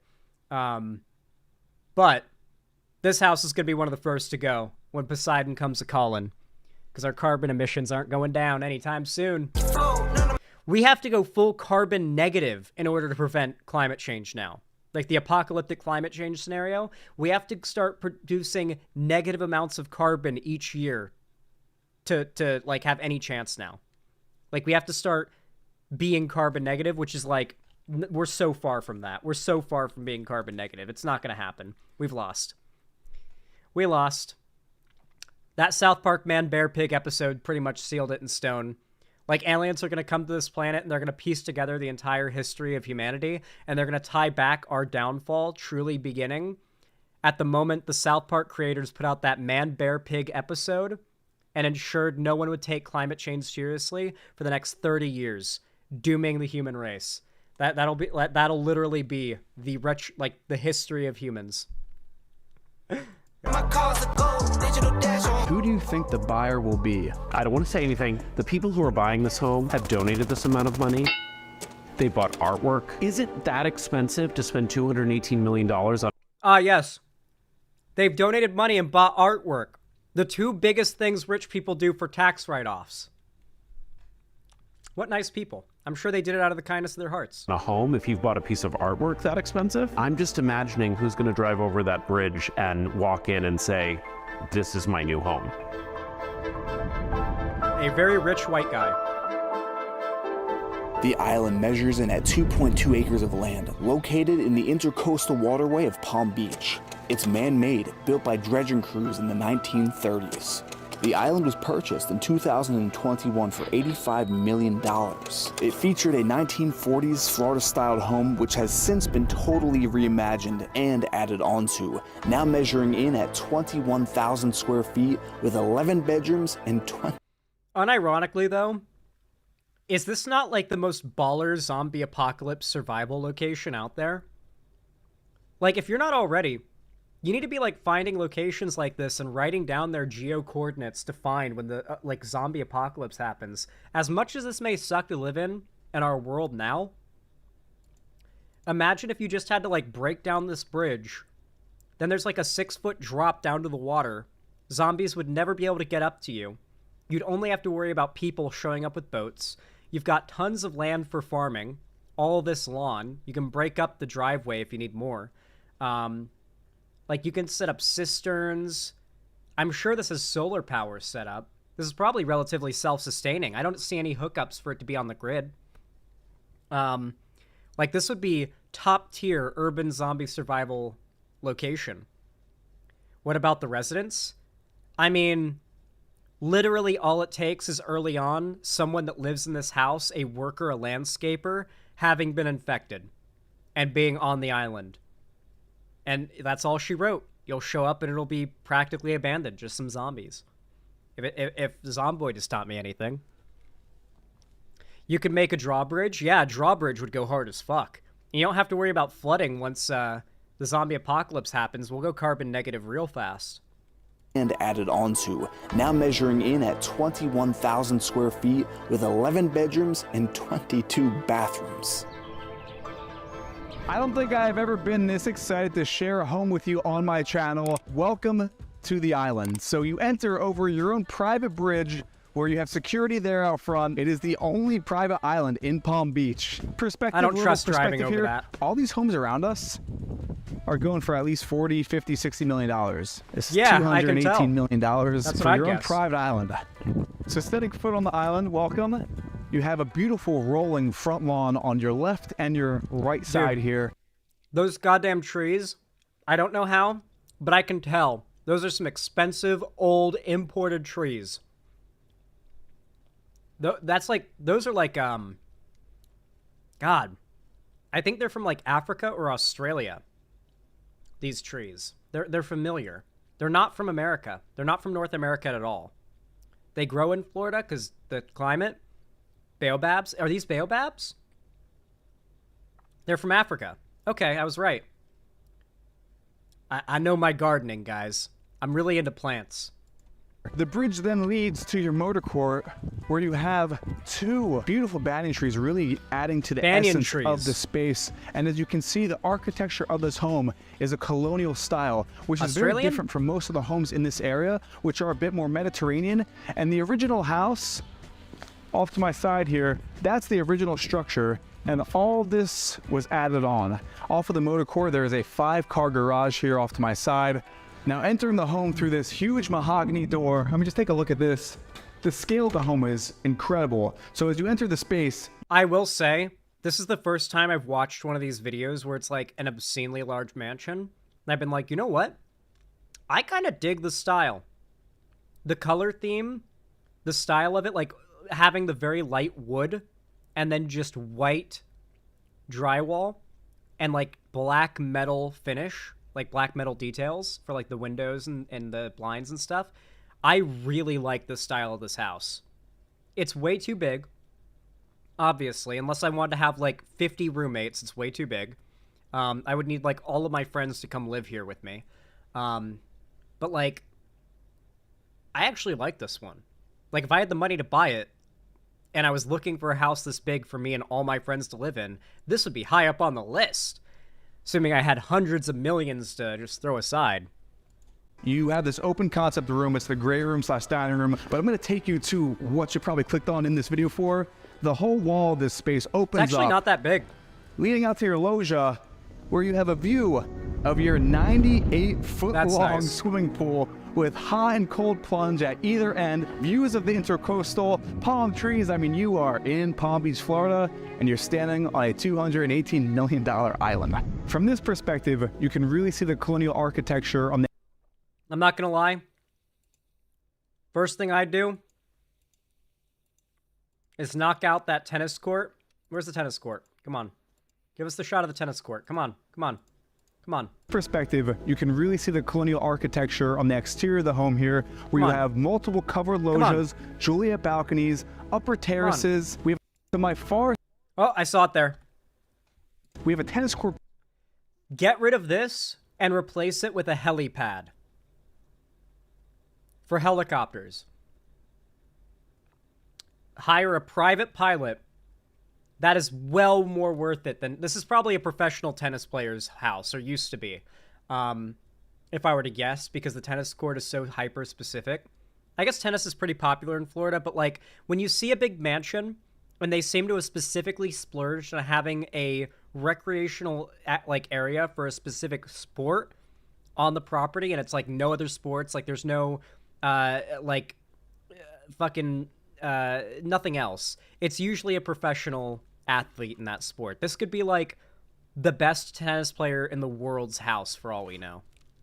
Pavilion off to the corner there with a clay tennis court. Or even more likely, it could be the home of the CEO of a company that like produces tennis rackets. I guarantee the tennis court is not just there because the person likes tennis. I bet this person's got a business in tennis in some way, whether they're a professional player or they sell like tennis related stuff. Far side, and then on the other side of the island we have yet another swimming pool, and then in front of me, check out the size of this dock. Water's so murky. So the harbor isn't quite deep enough for a mega yacht, but you could easily be taken out to your mega yacht. I mean, this is, it's a private island. It's a private island. So of course you would have a beautiful dock like this, but let's make our way back inside to check out the rest. This is not this and guy's back house, in, you can really see now beautiful iron frame doors here. They pocket in, so you could have indoor outdoor living if you wanted. Have the whole... I want to do a vlog channel where this is how you get to do these tours, is you just email the property owners or the property management company. You just spam as many emails out as possible until you eventually like get a yes from someone, and then you fly out. Usually they'll let you stay there, and the condition is that you make a video and like do a tour video as like advertisement for wealthy people to see their listing. I've wanted to do a channel like that where I do that and I like vlog and go to these places, and it's just shit talking how opulent and overly wealthy the houses are. Like, look at this. They've got a fucking heated floor in the bathroom. There is a TV built into the bathroom mirror so you can watch a movie through your mirror while you take a shit or shower in your bathroom. Who needs this? It's cool, but who needs this? There are people starving. You know, just like that would be the whole review. That'd be like the gist of the tour videos. Basically, doing wealthy house tours where we don't pretend there aren't people eating shit to survive so they don't starve to death in some places in this world, while we like ogle at this like 90-foot long swimming pool. Whole wall open up. You have your seating area off to the left with, again, nice gas fireplace, television overhead. If you look up, coffered ceilings, giving it that very elegant feeling, that colonial style. Below our feet, we have white oak, which really gives that beachy theme. But again, this is the center of the house, and you can see on the drone shot, we're going to outline exactly where we are for reference in the space. For now, we're going to make our way to the right, which is, you'll see in a second, this is the kitchen wing. So check out this kitchen. Center island here with a breakfast bar, seating for 4. Then this would be like your informal living room area. At the far end of the room, your little breakfast table. Then you have this kitchen. Italian marble on the countertops, and the backsplash in the hood of this range here. Gotta love a pot filler. You probably won't be doing your dishes if you buy this place, but if you wanted to do your dishes, great sink to do it in. On the far side... That's crazy to think about. People who are this wealthy get to have a house like this, and they don't have to clean it. People who have a house this nice hire maids that clean up after them. When you live like this, when you're this wealthy, your life is a 24/7 vacation. The only thing that can be taken from you is your health. And when that happens, you have the most money and the best chance of getting the best possible outcome from that out of anyone else out there. The only thing you can possibly lose, the only thing that can get in your way of having a good time 24/7 is your health. Imagine that. All you had to worry about in your life, the only care you had in the world, was the possibility that maybe one day you wake up and you've got a growth or something. That's your only worry in the world. Because besides that, just wake up, go have a drink by the pool, maybe go for a ride around town, buy whatever you like without even worrying what kind of dent that's taking into your savings. I mean, the people who own this house, it's been said they donate a lot of money and buy a lot of art, so they know how to deal with taxes, right? You know how that is one of the biggest ways that wealthy people keep themselves from paying as much taxes, by donating money to charity and buying art.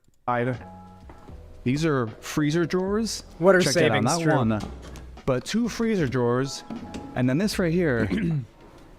This is an ice maker in your kitchen. And to run a house like this, you need a few extra hands. So where else would the ice maker be? I mean, usually it'd be in the fridge, but yeah, that is impressive. That is impressive. I'm not talking shit. Why has this cabinet got a glass front? I love it, but I'm curious. Go that way. I'll go like this a wine way. Cabinet? We have your chef's kitchen, which is better than most restaurants. Of course, I forgot. These are people so wealthy they have private chefs. That's the big freezer back there. That's no doubt like the massive walk-in freezer they've got for their chef to go in and like grab raw ingredients. They just got a private cook and everything. Yeah, of course. They basically got a restaurant kitchen in their house. They just go up and say, "Hey, John, could you make me some like fried calamari?" "Oh, yes, sir. It will be the 25 minutes. I don't know why I made John the chef in Italian, but that's basically the guy who lives here's life. Why are they building this instead of affordable housing? Well, there's not really, at least in America, much of a problem in regards to the quantity of housing. It's more so the fact that there is a lot of empty housing that is just laying empty and dormant. A, because tons of people can't afford rent, and B, because for some of these rental agencies, it's more profitable to keep some of their units vacant.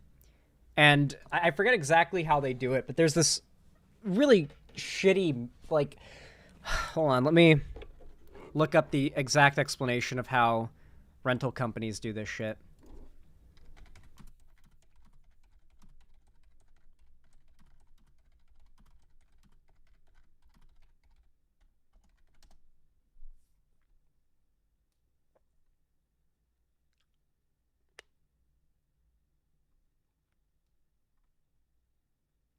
Yeah.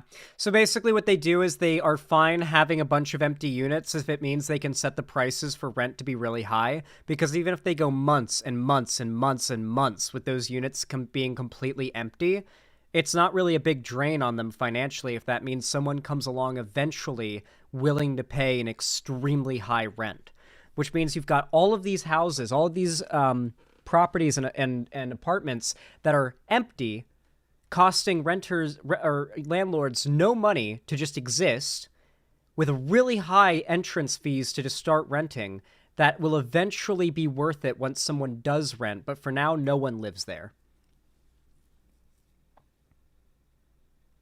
Do you think it would be good if we gave mega tax write-offs for rich people to invest in affordable housing, free education, social security nets, etc.? We already have, they already do, it doesn't work, and the money does not ever trickle down. It doesn't work that way. Letting rich people stay rich and continue to get richer under capitalism will always result in wealth continuing to pull to a smaller and smaller and smaller group of people.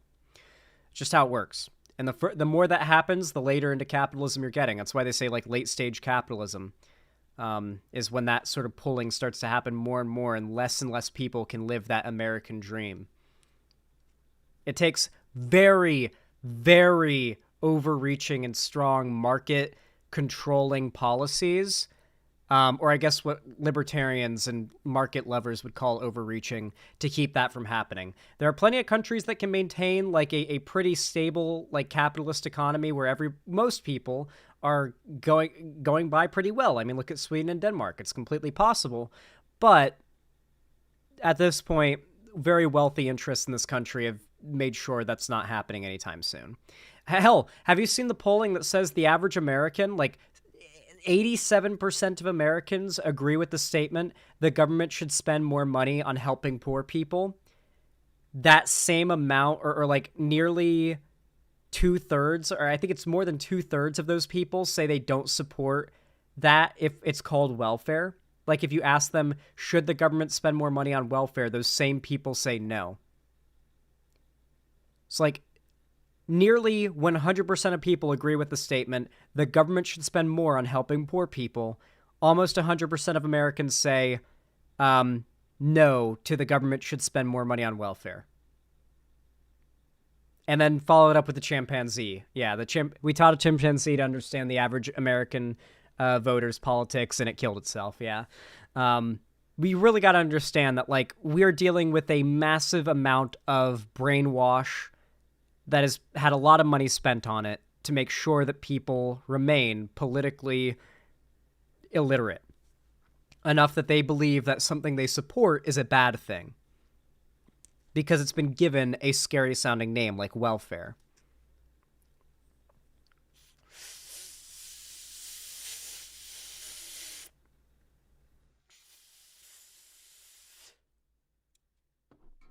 Absolutely wild.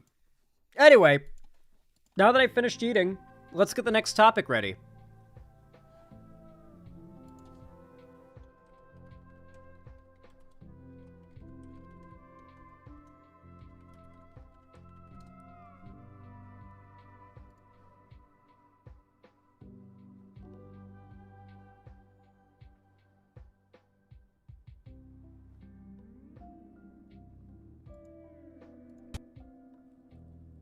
All right.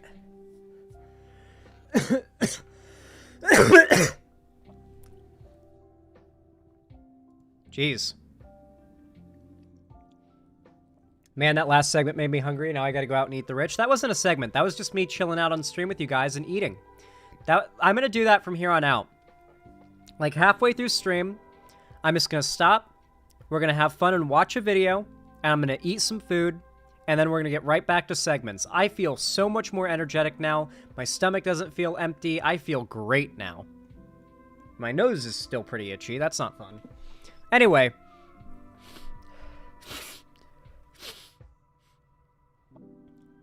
All right. Do I like ramen? Yeah, I had some the other night. You all know what to do when I say action, right? 3, 2, 1, action. All right, everybody. So this is going to be my first time talking about this story, but it has been getting a lot of info, a lot of updates in the last week, and I feel it's time I finally got to it because it's no longer really that much of a developing story and more of a developed story worth talking about. So, I believe 2 years ago now, it was back in 2021, a young man named Ethan Crumbley, I believe it was, came into a school and murdered multiple people. He was a school shooter. Thing is, the gun that he used for the school shooting was a gun that belonged to him, but it was bought for him by his parents. It was allowed to be held by him by his parents. And prior to the school shooting, there was an insane amount of evidence or amount of red flags brought to the child's parents' attention that he was clearly an imminent danger who had desires to kill and was even writing up and drawing up plans to kill, and yet they were willing to arm him with a firearm. Because of this, both parents are being charged with manslaughter, involuntary manslaughter, because they are complicit in the murders, as most people seem to agree. I'm curious what you guys will think in the comments of this one. So Jennifer Crumbley is the mom. She's the one that's being charged first. As you can imagine, the mom and dad have actually completely flipped on each other. It's now a he said, she said thing where the dad is trying to say the mom is the most at fault while the mom is trying to say the dad is most at fault. So the mom's trial is going first, and obviously we've gotten a development in her trial. And we are still waiting on info on what will happen with the dad. Complacent, not complicit. Sorry, complacent. I apologize. With that said, I've got an ABC News special report clip here updating us on Jennifer Crumbly's verdict. She has been found guilty on all counts of involuntary manslaughter. This is massive, by the way. I know this story may seem like, oh, who cares? Like a parent was found guilty because their kid shot up a school. This is a big deal. This is the first real precedent-setting case in which parents can be held responsible for their kids doing a school shooting. And I'm going to be honest, as a very pro-gun American gun owner, I'm fully in favor of this. I think the fact that parents will now have the fear of God struck into their hearts that if their kid is able to get their hands on a gun, that they're going to be held just as legally liable as if they'd been holding the gun themselves, I think that's going to lead to a lot more parents making sure that if they get their kids a gun, their kid can handle it. And if that they do have guns in the house with kids that can't handle it, they keep it well secured because they don't want to be found liable if their gun's used in a school shooting. I hope this verdict strikes the fear of God into irresponsible parents that own guns and let their kids own guns.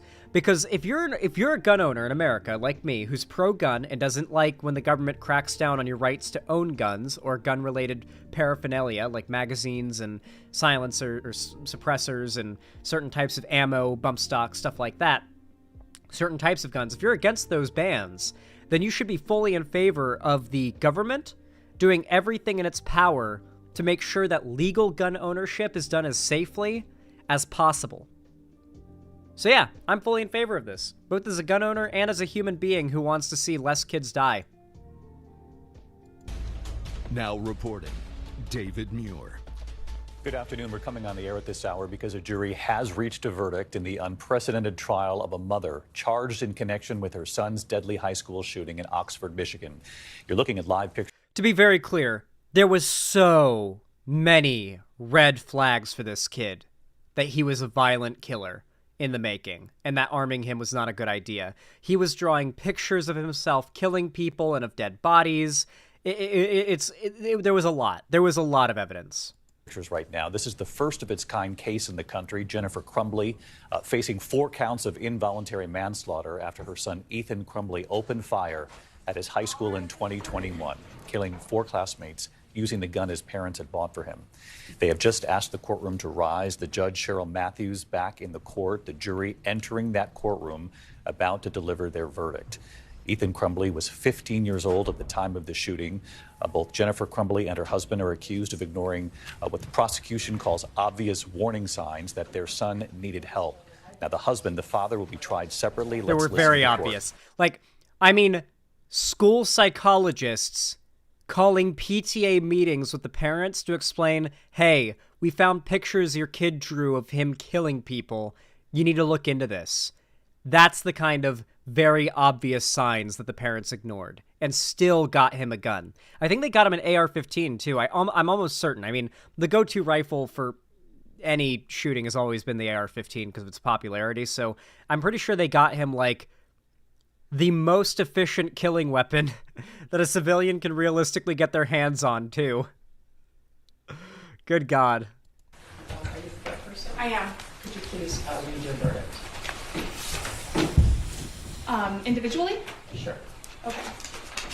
On count 1 of involuntary manslaughter as to Madison Baldwin, we find the defendant guilty of involuntary manslaughter. Look at that. Look at that face. I always like looking at the face when the guilty verdict comes out, or the not guilty verdict. Whenever they're clearly not guilty, I always love seeing the face when someone who is clearly falsely accused is found not guilty. There's some clips of that on YouTube that are fun to watch if you want to see those, but it's also fun when someone who absolutely did it, who did a horrible fucking thing, their face just sinks when they hear the guilty verdict. It fills me with so much joy. Baldwin, we find the defendant guilty of involuntary manslaughter. On count 2 of involuntary manslaughter in regards to Tate Muir, we find the defendant guilty of involuntary manslaughter. On count 3, as to involuntary This is her. I manslaughter think this is her lawyer. regarding Hannah St. Juliana, we find the defendant guilty of involuntary manslaughter. For every kid that died. And in count 4 of involuntary manslaughter against Justin Schilling, we find the defendant guilty of involuntary manslaughter. Thank you for allowing me to be seated. And I'm This is a big, big, big deal. Not only does this set a legal precedent that will change future court proceedings and lead to a lot more convictions of parents that left their guns not secured, whatever it may be, it's going to result in parents are going to think twice before they buy their kid a gun. Parents are going to think twice before they leave their gun in a place their kid can get to it after this. This is a big story. And gun owners follow stories like this. That's the thing you got to remember. Gun owners in America are like this massive but still tight-knit community. Everyone who's someone in the gun community knows each other, even if it's through, at most through 1 degree of separation. It is an extremely tight-knit community. They repeat all the same talking points and receive all the same talking points from, the same companies and lobbyists. It is a massive community of people that all research from the same, outlets and everything. This story was heavily followed. This court decision is going to be heard and known by a lot of gun-owning parents. And I think it's going to actually result... We'll never know, obviously. There's no way to prove it. There's no way to know whether it did or didn't. But I'm willing to say this will result in less shootings than there would have been otherwise.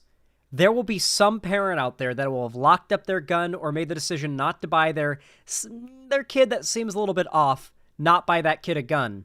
And it's going to lead to lives being saved. And not only that, if you're a pro-gun person like me, it's not just that lives were saved. That's obviously a bonus. But it's that every shooting that doesn't happen is less ammo that anti-gun people can use to advocate for banning guns.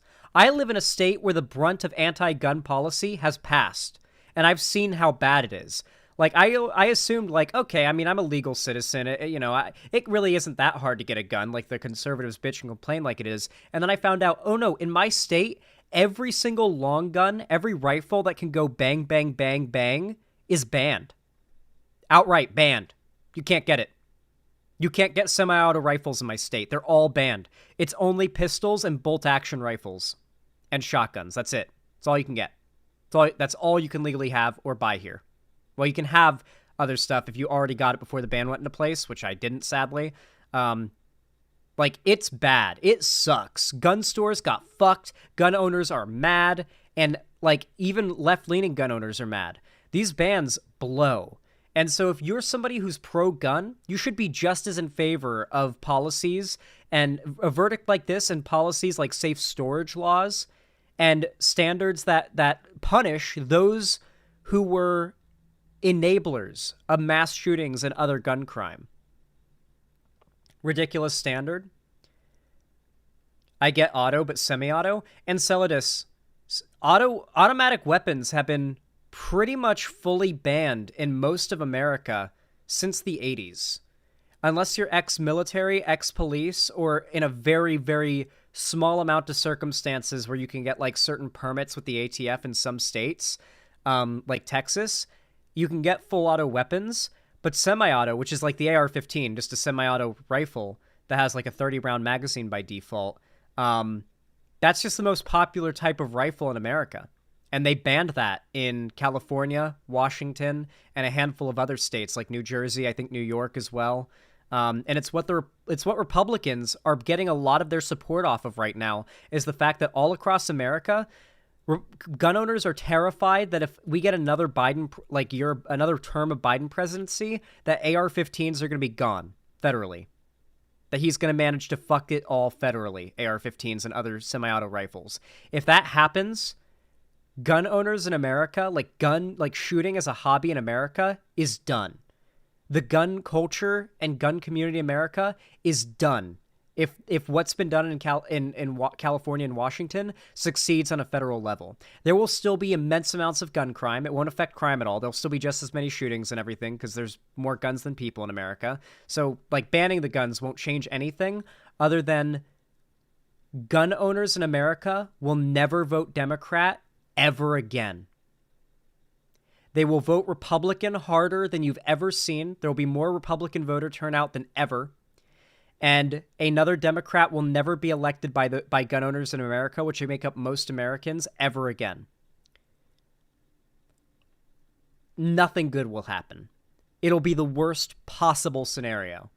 I don't want to get this like all tied up in a gun conversation, but like this is a good verdict on so many levels. It's justice, and it's practically a good thing because it's going to mean less shootings. An historic moment in this country amid the school shootings we This is have a witnessed deterrent. as a country. Again, this is the This is a deterrent, but not. There was already a deterrent from like shooting up a school. That being, you'll either be gunned down by the police, have to shoot yourself before the cops get you, or go to prison, right? And you'll probably be executed in prison too. Like that was already the deterrent for the shooter. Now there's a deterrent for people who have weapons to keep their weapons from being taken by shooters and used. They could be charged with involuntary manslaughter for every kill. That's a massive precedent. That's going to scare a lot of gun owners. I know for sure I'm getting a safe as soon as possible. I don't want anyone breaking into my house and using my gun to commit crime, both morally and just legally too. Obviously, I'm always home, so it's not going to happen, but I still want a safe.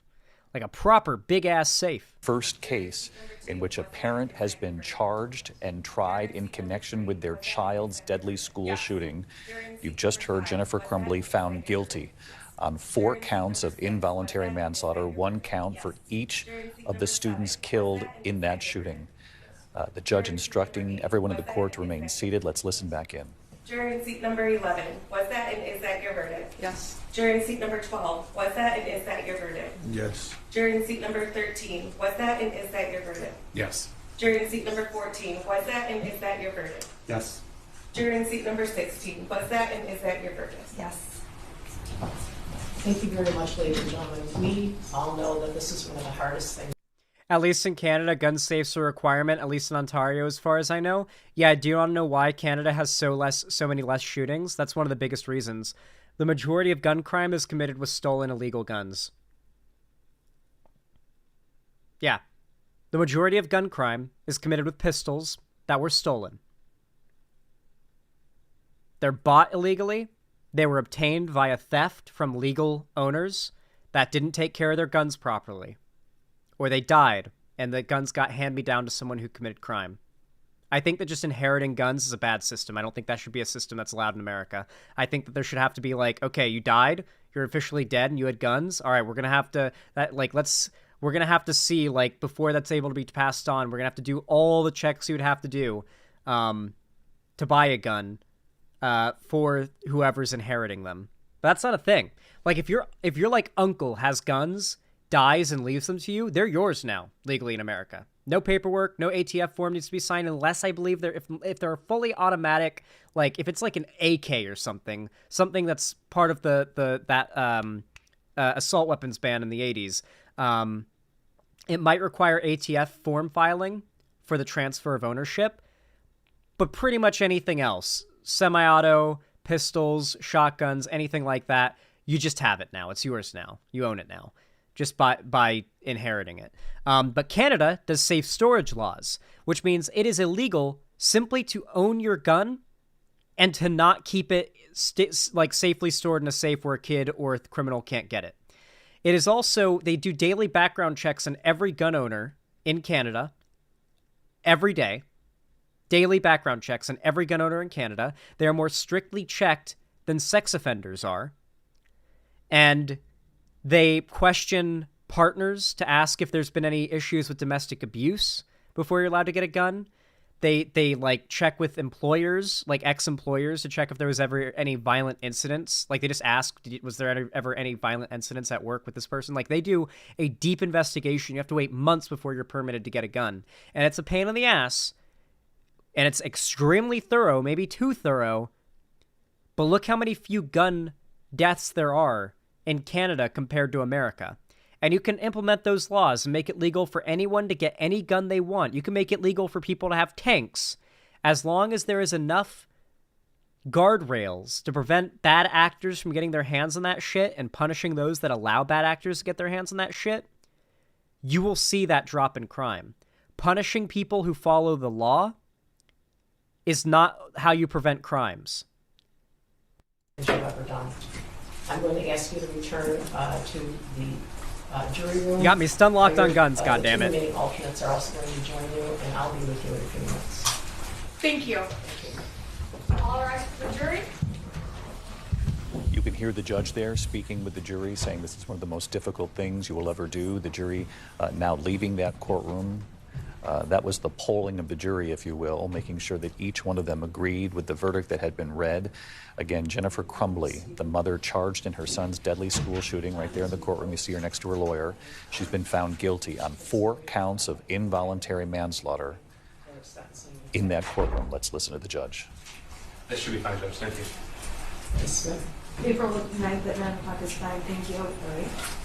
I'm going to ask everyone to remain seated while the defendant is taken out of the courtroom. Right? All right. That seems to be the majority of the interesting part of the trial. This is a big deal. As a gun owner, as an American, I am fully in favor of this ruling. I'm really curious to see what you guys think about a mom being held responsible for the murders committed by her son. Obviously, the context makes it very clear that she could have stopped this at many points, and it was actually insane that she never thought for a moment not to arm the kid. I'd have a hard time imagining anybody defending this woman. I really have a hard time imagining anyone defending this woman and saying she doesn't deserve the sentencing. After she bought the kid the gun, had multiple meetings with child psychologists and guidance counselors from the school telling her the kid is at high risk of committing violence and that he needs help, they still bought him and allowed him to have access to a fucking firearm.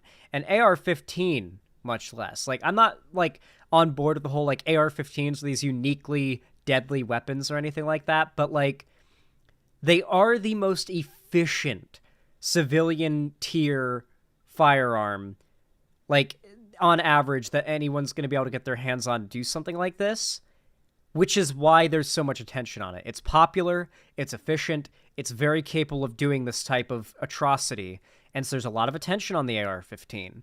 Obviously, the AR-15 would just be replaced by another popular rifle that would take its place if it was banned specifically. And it would get every gun owner in America to vote Republican guaranteed with the highest voter turnout we've ever seen from gun owners. But it could happen. It could happen. I don't know. I'm just glad to see that this is how it's turned out. And I hope that the deterrent actually keeps 1 or 2 less shootings from happening. Maybe more.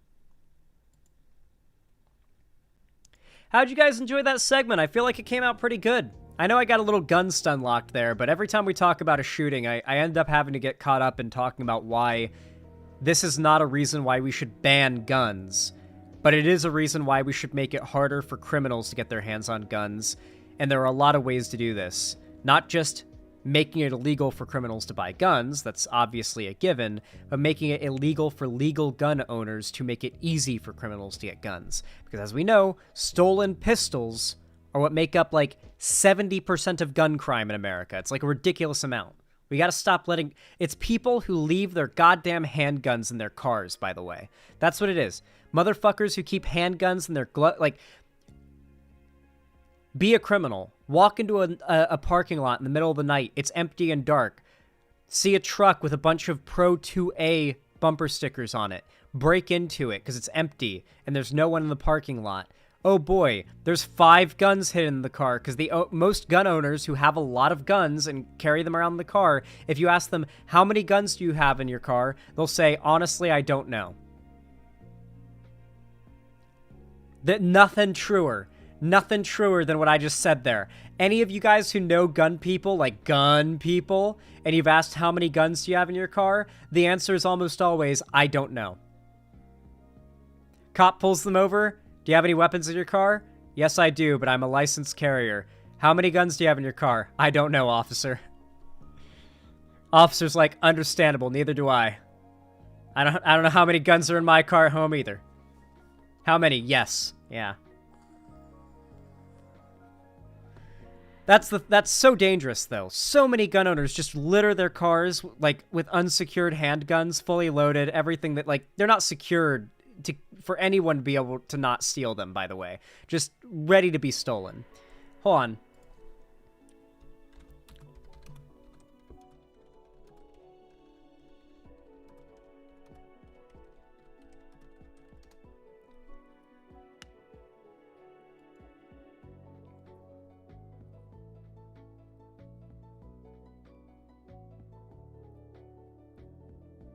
All right, so these are the highlights of the Bureau of Justice Statistics gun stats. This is their highlight findings, okay? Although most crime is not committed with guns, most gun crime is committed with handguns. Although most available guns are not used in crime, information about the 223 million guns available to the general public in America provides a context for evaluating criminal preferences for guns. By definition, stolen guns are available to criminals. The FBI's National Crime Information Center, NCIC stolen gun file, contains over 2 million reports. 60% of reports are stolen handguns. 60% of reports for gun crime are stolen handguns. That's just the reports. In 1994, the Bureau of Alcohol, Tobacco, and Firearms, the ATF, received over 85,132,000 requests from law enforcement agencies for traces of guns used in crimes. Over 3/4 of the guns traced by the ATF in 1994 were handguns, mostly pistols, and almost a third were less than 3 years old. Surveys of inmates show that they prefer concealable, large-caliber guns. Juvenile offenders appear to be more likely to possess guns than adults. Studies of the guns used in homicide. Yes, it's mostly young men that are doing gun crime too, because obviously adults know, like, oh, holy shit, I do this crime and have a gun. It's decades added to my sentence. I do this crime without a gun. It's decades less. So if you don't need a gun for the crime, you just wouldn't bring a gun. But young kids don't know the law, so they bring a gun because they want to feel cool. They want to have a gun on them. Next thing they know they brought a gun and had a gun in their pocket when they went to go like steal a Slim Jim from a store, and that's an extra 25 years additional to whatever sentence they were going to get. Yeah, dumb kids. Studies of the guns used in homicides show that large caliber revolvers are the most frequent types of guns used in homicides. It's the what is it called? The Sunday night special, the little pocket revolvers, 45s, yeah. But the number of large caliber semi-automatic guns used in murders is increasing. Little information exists about the use of assault weapons in crime. Information that does exist uses varying definitions of assault weapons that were developed before the federal assault weapons ban was enacted. That's the big problem. The common day, like modern day term for assault weapon isn't the same as today's political term for assault weapon. Assault weapon includes all semi-automatic rifles now, and some pistols, according to whoever you ask, right? If it can go bang, bang, bang, bang, bang, depending on who you're talking to, they call it an assault weapon. Biden especially. A lot of Democrats especially. Which means an assault weapons ban could mean banning literally any gun that doesn't require you to manually cycle around. Or it could just mean banning AR-15s. It's not an actual, like, industry term for a category of weapons, of guns, that you could actually ban, and it's like, okay, here's the line, it's right here, that's the line right there, and that's where it begins and ends. It's, like, so insanely vague, if you know guns. Like, the idea of an assault weapons ban, holy shit. It'd be like if Republicans suggested a gay groomer ban and then left it at that. Like, that was just their, if they just said, well, they are. It's basically the equivalent. Like, if they were, it's as dishonest as saying, we want a gay groomer ban, and then left it at that. Like, wait, what gay groomers? Are you saying all gays are groomers? Are you saying that, like, being gay makes you a groomer? Are you saying that being a groomer makes you gay? Are you saying that, like, it's just the groomers who happen to be gay you're after? Like, but they just leave the conversation at that. That's the equivalent of, if when lefties argue we need an assault weapons ban, that means nothing. I'm sorry, you got me so gun stun locked. Holy shit, guys. I'm so sorry. Anyway, Loverworm, thank you so much for the $5 donation. I really appreciate that. So kind of you. So base. Said, did you know of the many manor/mansion mods for Project Zomboid? It could be fun to have an already built anti-zombie fortress to snipe at Z's with your friends. There are multiple mansions in the map. I recommend using the website PZ Map and just looking around at like the 3D map render they've got there with all the locations labeled.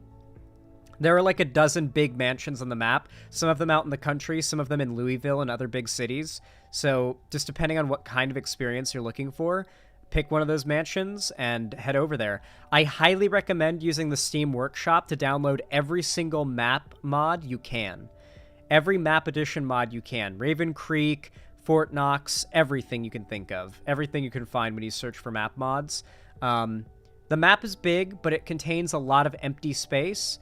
I like to just fill it up with as many extra new locations as possible. It makes the game feel so much bigger. It's as easy as clicking one button to download those mods through Steam Workshop.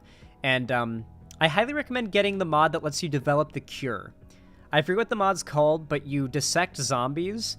There's a mod that lets you dissect zombies to increase your first aid level, so I get that.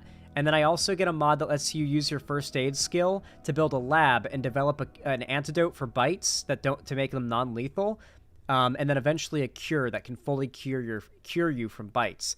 That is the best mod combo for long-term Zomboid playthroughs, where you want there to be the risk of death if you really fuck up, but you don't want to have to really risk dying and losing weeks of progress on a character just because one zombie grabbed you and got a lucky bite and it's guaranteed death. Like, you'll be able to eventually work towards a cure, and if you've done the work and you've gotten to that point, you'll have earned the ability to make bites a not big issue for your character.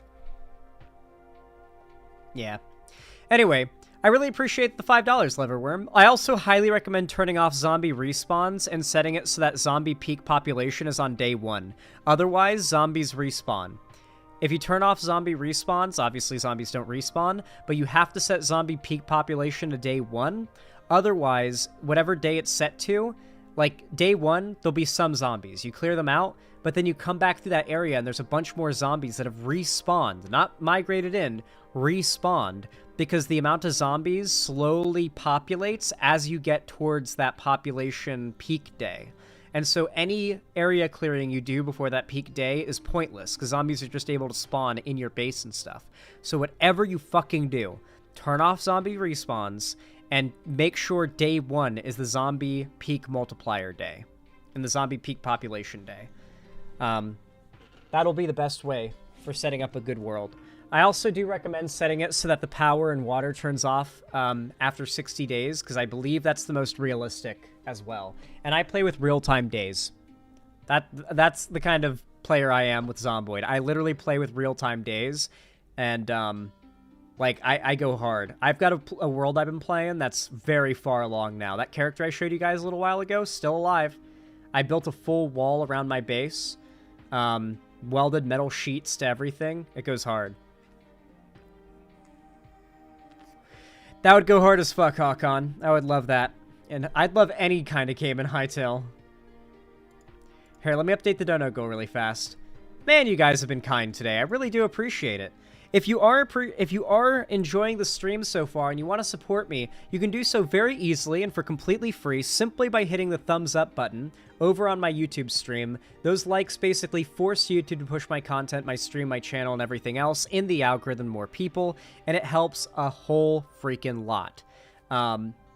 You can also support me a little further, a little more, if you've got the money for it and you feel like doing so, by donating, subscribing, or gifting a sub on my website, xanderhall.com/live, or supporting me financially through YouTube, Twitch, Streamlabs, Stream Elements, or Patreon, or by buying merch. You can also join my Discord server where we do watch parties every once in a while, and I will be doing every other week, every other Friday, I will be doing call-in streams starting this coming Friday. So make sure to join my Discord and become a member and get verified in there before that day, because it takes a bit to get verified, and you don't want to wait for the last minute and then not be able to be a part of the first call-in stream. So make sure to join the Discord now if you haven't already. You'll also get notified when I go live or upload way more consistently than YouTube ever will tell you so. What else? Yeah. And of course, if you donate, it really helps me to afford the stuff I need for doing quail content. I really need to buy a proper camera before I can do that. That's one of the biggest bottlenecks to doing that. I can't do that type of content with my phone. My phone's cracked up and broken and like barely functioning. I can't do it with my phone. I gotta buy a proper camera. And I might as well invest in like a good one that can last me for like the next 6 or 7 years of content creation. It's just like, that's my camera. I got a camera.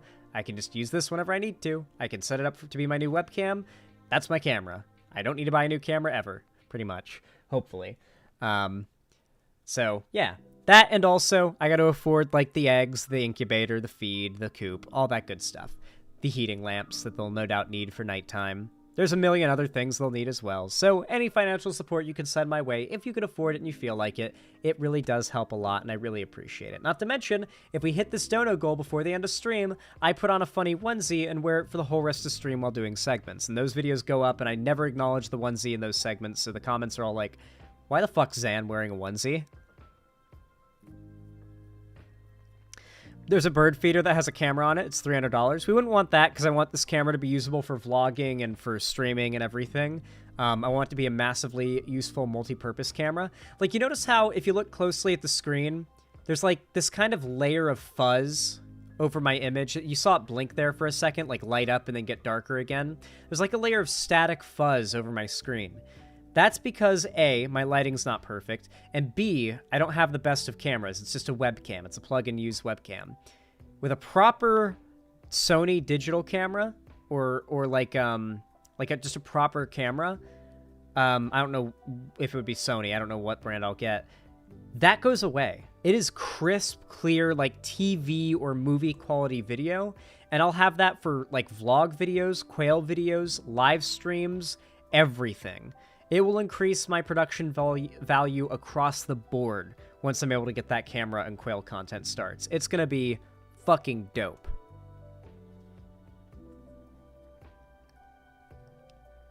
That would be cool, Loverworm. One of the Zomboid devs is apparently a fan of me. I don't know if they still are, considering they left Twitter due to Elon Musk kind of ruining it and just deactivated their account and stuff, so I wouldn't know if they still followed me or anything like that. But they followed me on Twitter.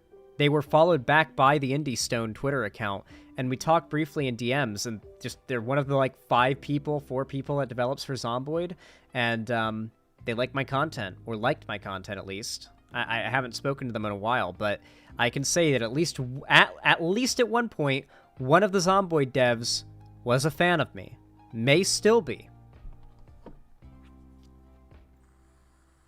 I thought that was Hytale. That's multiple games. There are multiple game devs for like games that I'm a big fan of that I'm like cool with. There are multiple Hytale devs that follow me, and there's also someone who is an ex-dev for Minecraft that I'm friends with. They made rabbits. They made wabbits. Yeah. One of my like most respected groups for me is game developers. I fucking love game developers. Like, we kind of deify them a little bit. Sometimes they get demonized in other areas, but like, they're just people that are working a job.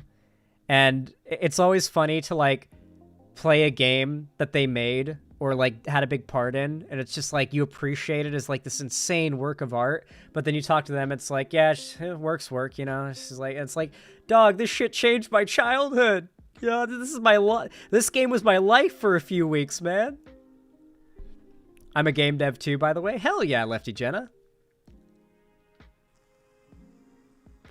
Yeah, it was Mogminer. I heard from them a while. I talked to him a little while ago. I think I have some messages from them I need to get back to. I have so many unread DMs in my Discord that I've just been so busy I haven't been able to get to, and I was sick. And I just didn't have the energy to respond to DMs, so I need to get back to everybody. But yeah, I've spoken to Mogminer recently, like literally like a week and a half ago. Not that long ago. Xana type to fight 7 zombies barehanded. Stomping is literally OP in Zomboid. There's literally nothing better than holding a long blunt weapon, using it to knock zombies down, and then stomping them. They're like, that is unironically the meta. Like, if you could just isolate single zombies or 2 zombies at a time, you can easily take out a whole horde that way and expend so little energy. Are you talking about a camera with a tripod? Well, I have this on a clip-on mount on my desk, but Like, it would be like a proper camera. Whatever setup I have for it, I'd no doubt get a tripod eventually, because I'd need one.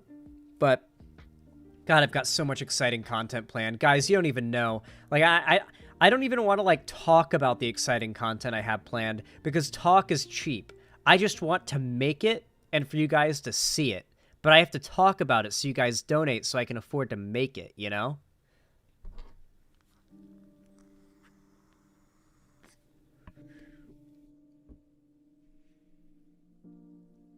I watch Private Lime Zomboid stuff. I watch every Zomboid YouTuber, the Isabel the Wolf. Like, Zomboid is one of my favorite, like, content games to watch. It's so good. It's so fucking good.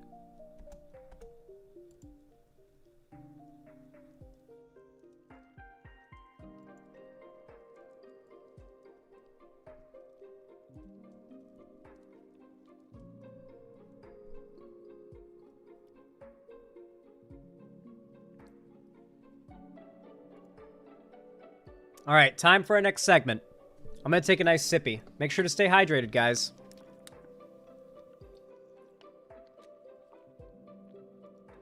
Isabel the Wolf, if by early DayZ you mean DayZ Arma 2 mod, back when we didn't know any better, then I get that. But if you mean early DayZ standalone, there were no zombies. No one could run it. It was no content. So buggy that you couldn't, like, open a door without breaking every bone in your body, dying, and then bleeding out. Mod, you mean? Okay, good. Just checking. If you mean, like, the OG, like, Frankie on PC era, true. That was the peak before Zomboid, as far as zombie survival. But just because we didn't know better. It's good nostalgically. Arma 2 DayZ was truly trash, in hindsight, though. So was early Standalone. Standalone is hardly Standalone is hardly not trash now. It's barely okay. It has a long way to go. DayZ needs to have the functionality that it should have had a long time ago. It needs to have a full engine, like, it needs to be on a new engine, and it needs all the content of Zomboid. Gut all of DayZ's content, give it all of Zomboid's content. Make the health and eating system just like Zomboid. Make it so the movement and combat is like a more polished, refined, new engine version of DayZ's standalone on the Infusion engine. Like, just make everything better in that respect, but then make it so all the content and everything is Zomboid. The guns, the skills, add skills to DayZ, I don't care. Make it like Zomboid. Make it so you have to work out to increase your strength and fitness. And just do that. And DayZ is the best zombie game ever made. It's all they have to do. I don't know why they, like, just do that. Just do that, Bohemia Interactive. Why not? I like how, like, my political takes are good, but I am the anti-Vosh when it comes to gaming takes. My gaming takes and my media takes are the best takes in the online left, I think. I feel like you guys have to... I feel like I have the best media takes in the online left. Do you guys agree or disagree?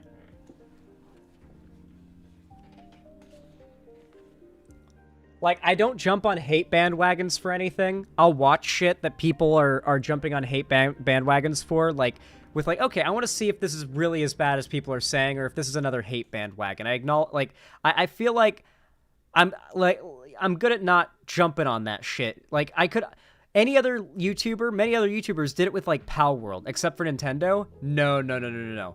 I can give you guys a fucking dissertation on why Nintendo, Microsoft with Xbox, and Sony are all shit.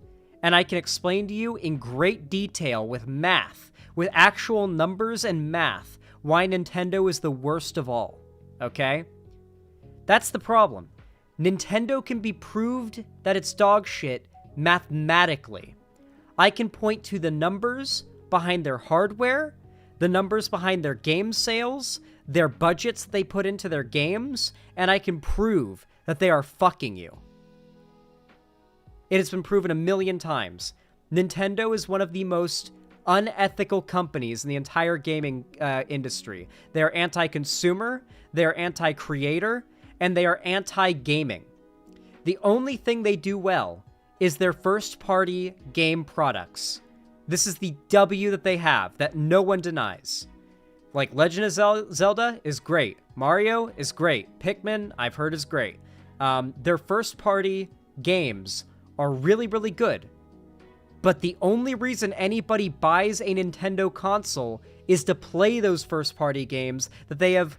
Kirby, yeah. That they have locked onto those platforms, and you guys are like, yeah, that's not a bad thing. Like, no, I shouldn't shit on Nintendo for locking their first-party games to just their consoles, so you have to buy their consoles in order to get them. And then, of course, they target the fuck out of emulators when many of the games that you can emulate on those emulators, they don't sell you anymore. Nintendo will literally shut down the redistribution of games you can no longer legally obtain anymore. There are people who redistribute dead, lost media that are Nintendo games online so that they are still available to play for new people that don't already have a physical copy. It's literally the stop pirating my games, then sell them to me meme, is what I'm describing here. A lot of piracy is literally just that. Obtaining media that companies will not sell you. Or at least won't sell you for the platform that you play on. And Nintendo is the worst when it comes to this. Microsoft is basically just giving up all forms of exclusivity, and the response from gamers is to shit on them, like, rip Microsoft. Because they're making it so their games are available on whatever platform you play on, no matter what, and you don't have to buy their shitty Xbox console to play it? Really? That's an L for them? That you hate them for that? PlayStation progressively expanding their exclusives to PC is like an L somehow for them? It's so weird. How like, particularly gaming Twitter is so cringe about this stuff. Exclusives in the industry are a bad thing. The more platforms that games are available on means the more people can play it, and that is a good thing. Nintendo is the devil of making sure the least amount, they gatekeep the fuck out of their games. You gotta give them money before you can play their game multiple times. You gotta buy their console, and then you gotta buy their game. And Sony's pretty bad with it too, yeah, especially. Like, console, PlayStation Plus connection, which you're already paying, which you have to pay for on your internet you're already paying for, on your console you're already paying for, so you can play online on the game you're already paying for. Yeah. These companies are massive shit. If you're playing games on anything other than a PC, you're probably getting fucked. I'm not saying you're any lesser of a gamer or you're wrong for that or anything. I'm just saying you are getting less fucked if you switch to gaming on a PC. You got your computer, you pay for your internet, and that's it.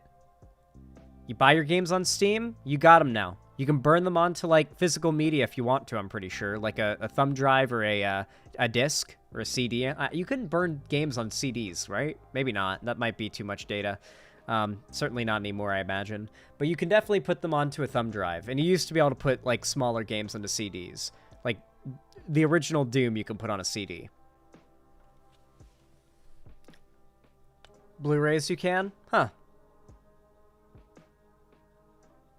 But yeah, basically, you should game on PC if you want the best possible experience. And then, of course, you also get people who say shit like this still in the year of our Lord, 2024. Oh my god. Please tell me no one in chat actually believes this. Please tell me no one in chat actually believes this.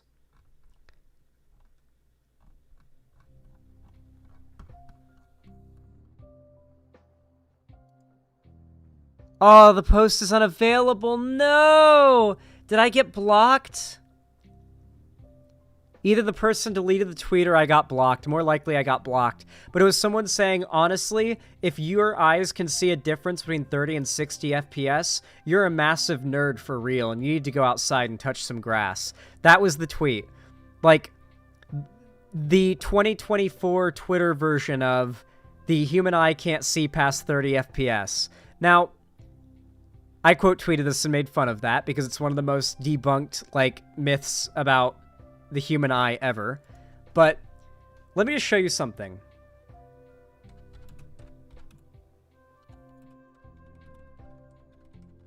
The cool thing about my stream is that assuming you guys have... Okay, if you're watching on a computer right now, I'm going to do something for you all that's going to change your fucking life. If you haven't done this already, you're going to fucking hate yourself for not having known that you're supposed to do this already. If you have an expensive monitor, you need to do this especially. Minimize whatever you're on right now, and go to your desktop. Right-click your desktop, and go to Display Settings on the little thing that comes up on your right-click menu. Select one of your monitors or your one monitor and scroll down to Advanced Display Settings, the second option from the bottom above Graphics Settings. You're looking for Advanced Display Settings and click on that. Select one or both of your monitors, scroll down to where it says refresh rate at the very bottom, and select the highest refresh rate it lets you pick, and then click OK, save whatever change it says. Congratulations, you are now seeing everything through new fucking eyes.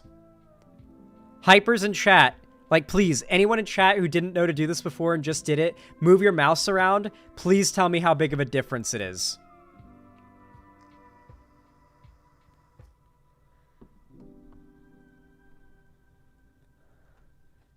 If you haven't done that and you didn't know you were supposed to do that, I'm very curious if you just found out in chat. I want to see your reaction. Stuck at 144 hertz? That's really high. That's really good. It's 144 FPS a sec, like frames per second it can display. So, if you've done that, if you've done that, you should be able to see the difference here very, very clearly. Got to make sure to play this at 1080p 60 FPS. Since my stream is at 60 FPS, make sure you're playing my stream at 1080p 60 FPS. Otherwise, you won't see the effect. You're going to be able to see the difference between 24, 30, and 60 FPS here. How smooth it is. Make sure to do this to my stream too. So here's the difference.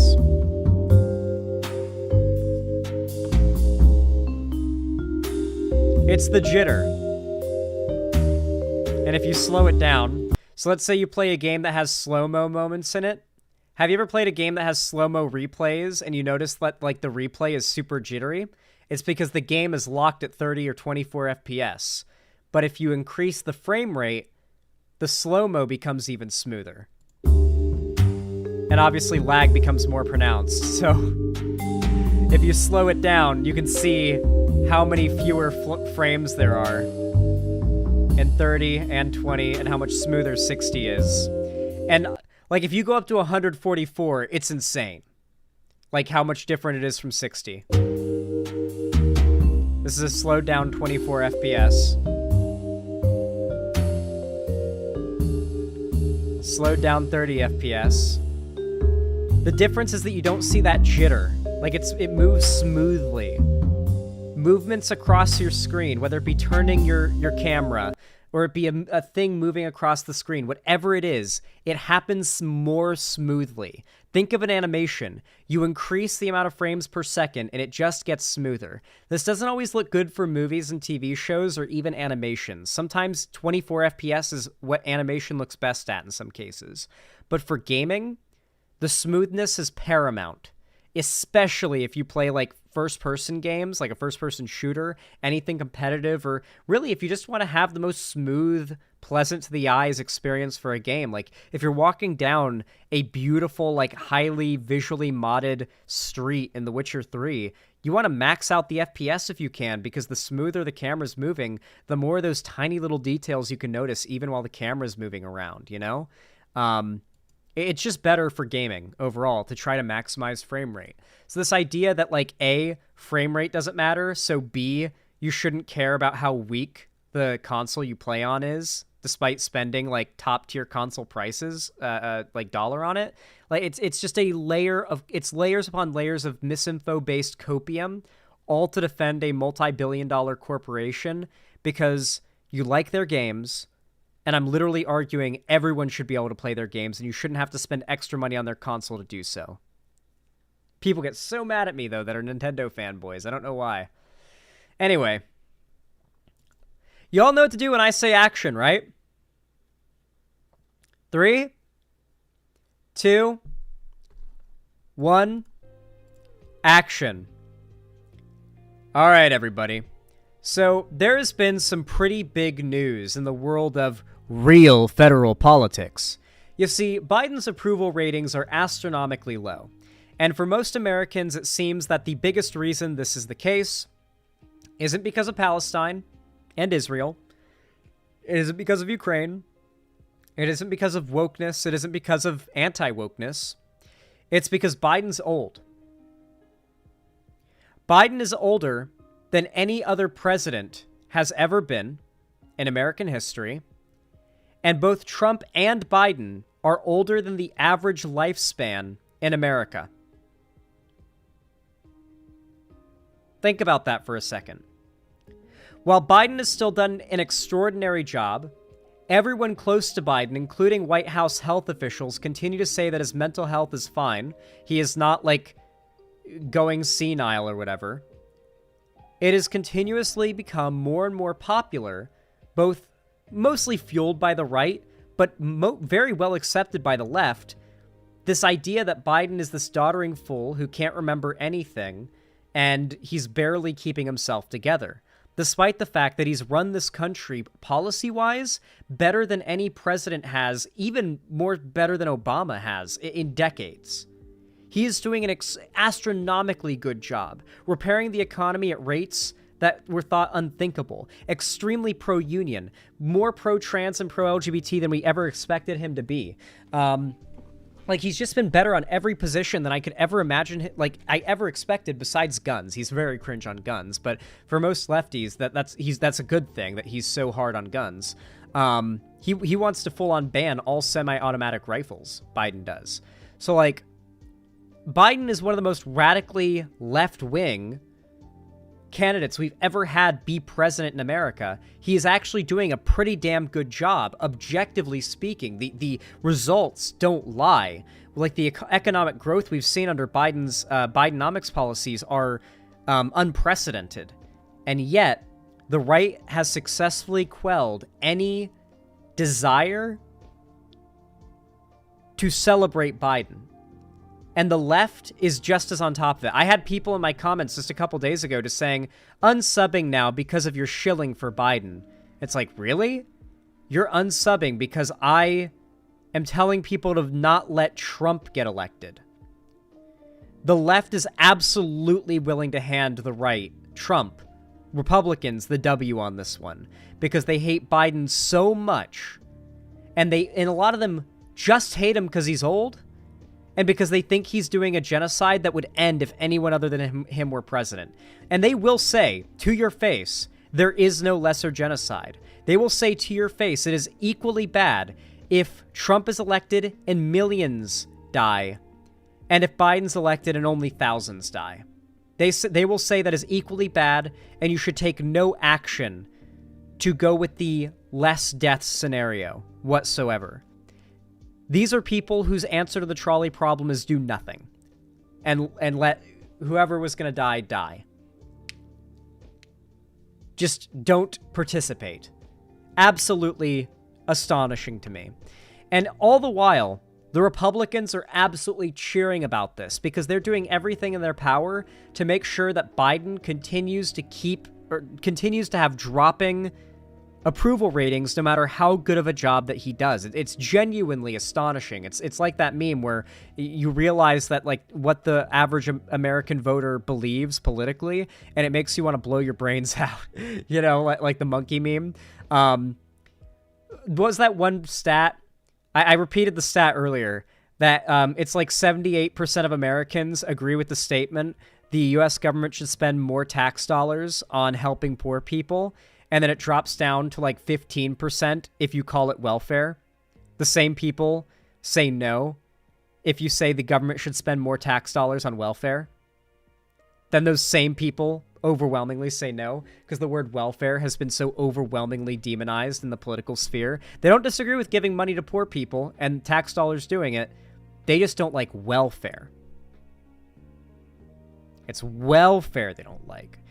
It's very clear the Republicans are facing little to no pushback on their ability to convince even the left that Biden is worse than he actually is. And it's so shameful. Even Fox News has begun blasting some Republicans for their behavior in trying to sabotage Biden. You see, Republicans and Democrats came together, or I guess a very small group of non-Trump Republicans and the Democrats came together to make a compromise bill.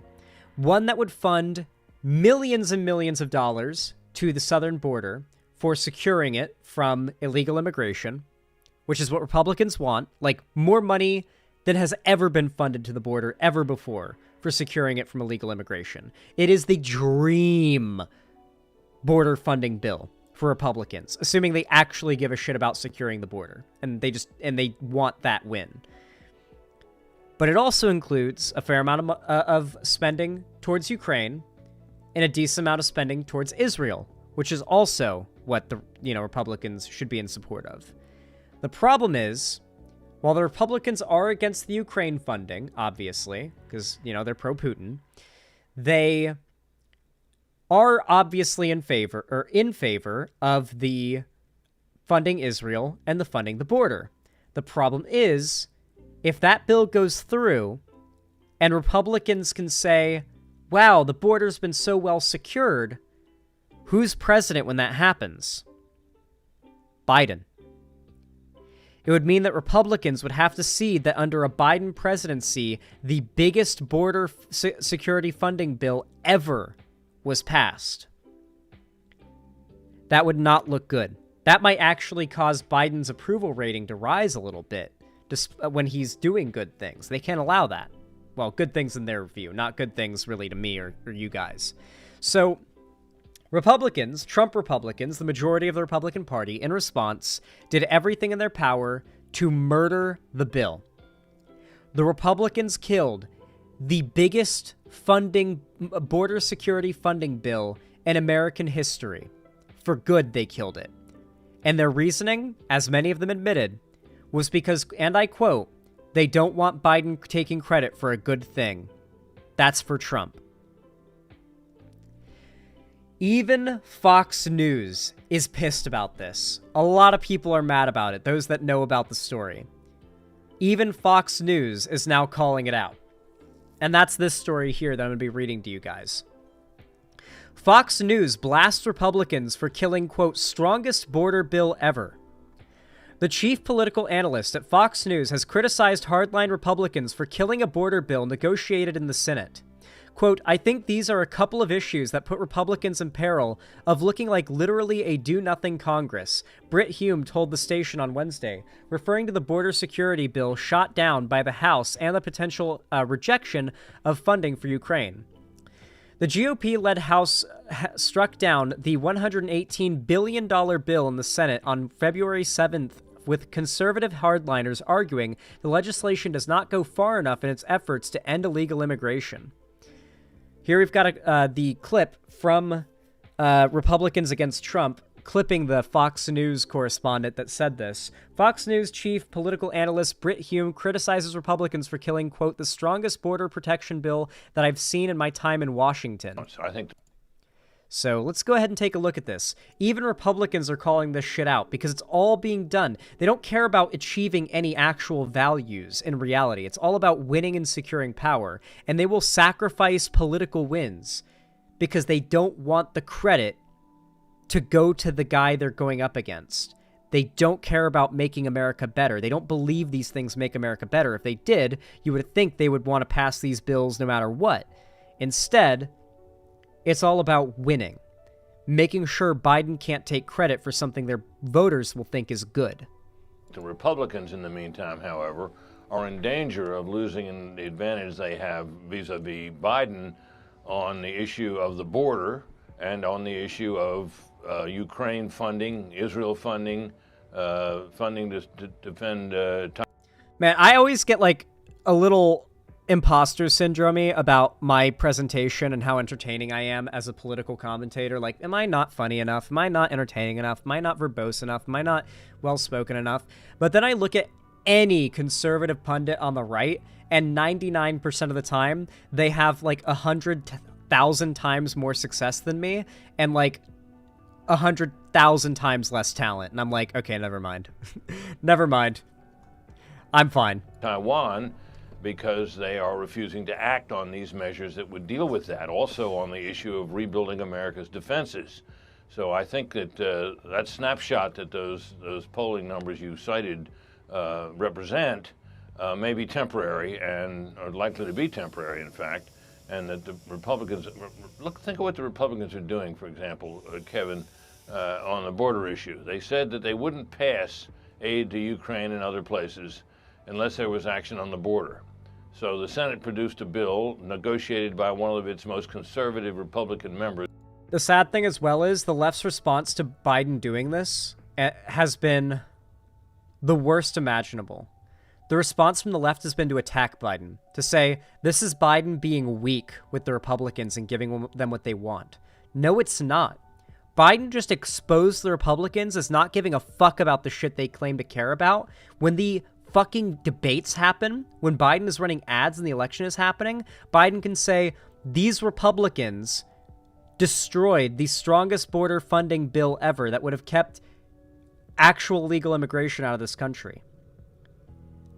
Biden outed the Republicans in power right now as not giving a fuck about the issues they campaign on. Hell, the pro-gun Republicans are already pissed off at current Republicans. A lot of pro-gun, like right-wingers online right now, do not like that the majority of the Republican establishment isn't really doing anything about guns. The Democrats are passing gun bans all across the country, and Republicans aren't doing shit in response. There are very little gun rights being restored across the country, despite large amounts of Republican electoral power being held. And so, pro-gun people are just sitting there waiting. That's a big wedge issue in America. Immigration is a big wedge issue in America. Abortion is a big wedge issue in America. When the Democrats have the W on all three of these things, or at the very least the Republicans can't take the W on all three of these things, that's a big goddamn deal. People need to stop attacking Biden on this, seeing him as weak because he, quote-unquote, compromised with the Republicans, and see this as what it is. Biden played Washington politics exactly as you're supposed to, and was still able to reveal to everybody the Republicans don't believe a fucking thing they claim to care about. On the border, which had some defects in it, as compromise measures always do, and it was nonetheless the strongest border protection bill that I've seen in my time in Washington, and the House. It's so sad to see something Biden's done, that the Democrats have done, that has resulted in so much infighting and schisming within the right and within the Republican Party, get so much hate from the left.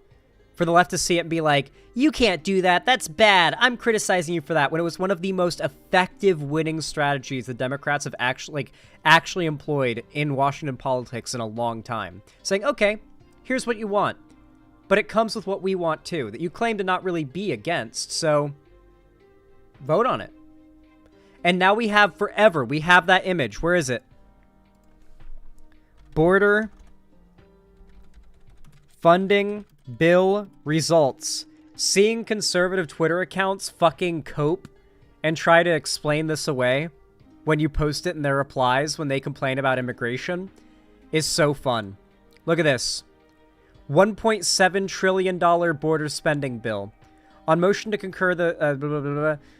Democrat votes yes, 214. Republican votes yes. 9 Republicans voted yes. 1 Democrat voted no on the bill. 199 Republicans voted no. On the biggest border security funding bill in U.S. history. This was a massive dick-swinging move by Biden and the Democrats. Simply announced it was not going to take it up, so it failed even in the Senate. Then comes this question of the measures for the funding of Ukraine and elsewhere, and that looks like it's going to go down in the House as well, even though it passed the Senate. So I think these are a couple of issues that put Republicans in peril of looking like literally a do-nothing Congress, which is something you can bet the they're Biden a do-nothing administration Congress is going to be talking about going forward. And their strategy is to remain a do-nothing Congress until the end of Biden's term, because if they do anything good, They are terrified that Biden will be able to take credit for it.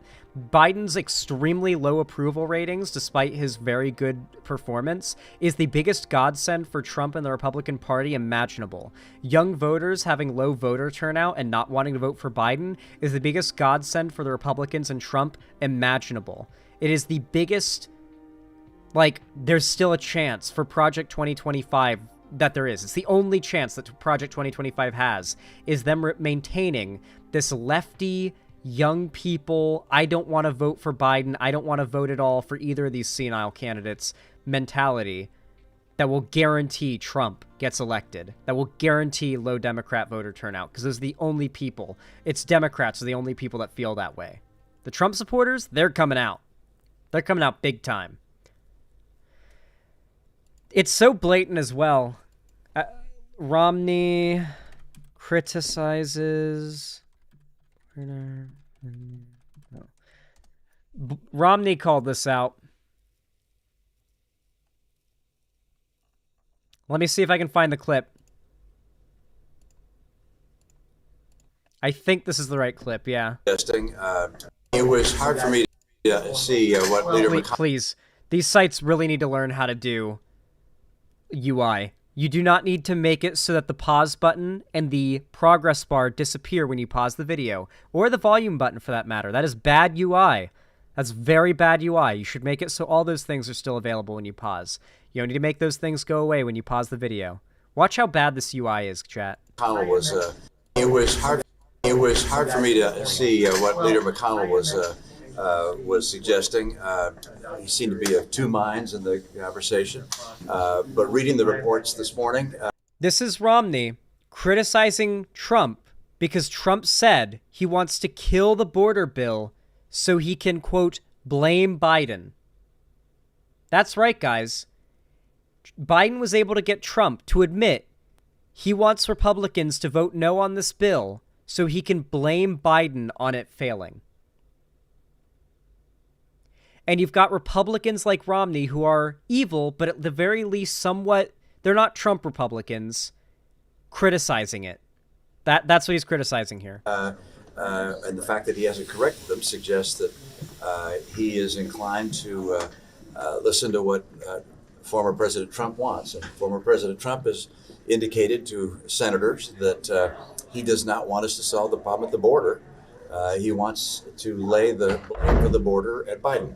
And the idea that someone running for president would say, please hurt the country so I can blame my opponent and help my politics is a shocking development. I think the border is a very important issue for Donald Trump. And the fact that he would communicate to Republican senators and congresspeople that he doesn't want us to solve the border problem because he wants to blame Biden for it is really appalling. But the reality is that we have a crisis at the border. The American people are suffering as a result of what's happening at the... Obviously, this is all bullshit, but like, this is Republican anti-Trump fuel. The Republican voters actually care about the issue of immigration. Some politicians within the Republican Party actually care about it, like Romney, and are racist enough to care about immigration. To others, it's just a means to an end. They want to weaponize the racist Republican vote to maintain power. And people like Trump and those other Republicans that voted no at his beck and call have all outed themselves as only caring about winning, not about the things, the policies that their voters care about. They all just want to make sure they're completely fine hurting the country to get Trump in office, and other Republicans are calling it out.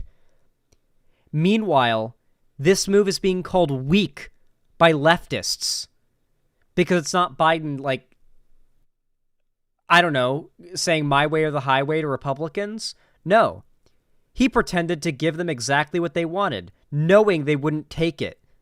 Knowing they wouldn't take what they wanted, because what they really want is Trump to be president, and they will not allow anything that Republican voters would see as good to happen under his policy, meaning anything we see as bad under his presidency, sorry. The border, and someone running for president ought to try and get the problem solved, as opposed to saying, hey, save that problem, don't solve it, let me take credit for solving it later. Yeah. It's very shameless. And the fact that the left is not applauding Biden for the fact that he has actually done something that has caused an unprecedented schism within the Republican Party is so sad. Like, I've seen even non-Bernie or bust lefties kind of playing into, like, the hardcore Biden hate. Like, even Vosh. Even Vosh, I think, has gotten a little bit Biden derangement syndrome-y. I've seen a couple... Granted, I didn't watch the videos. I just saw the thumbnails and the titles in my recommended.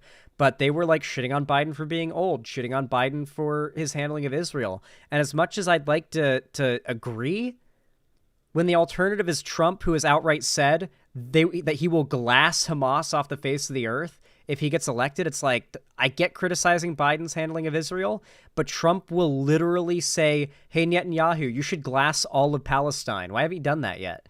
On day one, you know? I mean, Trump has shown more senile tendencies than Biden ever has as far as age. Biden has full, clean bills of health from every White House medical figure. All of his doctors have given him a clean bill of health. I mean, you can make the argument there's a conspiracy to claim he's healthy when he's not, but, like, there's no evidence his health is failing. There's no evidence his mind is failing. If you think that him forgetting things sometimes is evidence that his mind is failing him, then, like, really? You guys, like, you never forget anything. You watch my stream and see me forget shit and gaff and think, like, you don't say that's my brain failing because of dementia or because I'm an old man. People forget shit. Once you're old, people start saying, oh, you forget things because you're old. But everyone forgets things all the fucking time. Hell, the older you get, it's easier to forget things just because there's more stuff to remember. Even outside of just the brain degrading with age.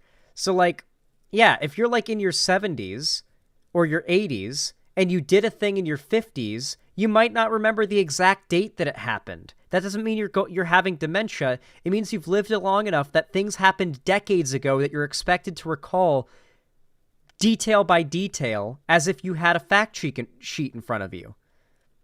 Exactly, Zan. Joe Biden could have done some things better, absolutely. But yeah, Trump would just encourage Netanyahu to go for the complete destruction of all of Palestine. Yeah, Trump would, like, try to get Netanyahu to glass all of Hamas, which Hamas uses civilians as human shields. So, like, you know how that would go.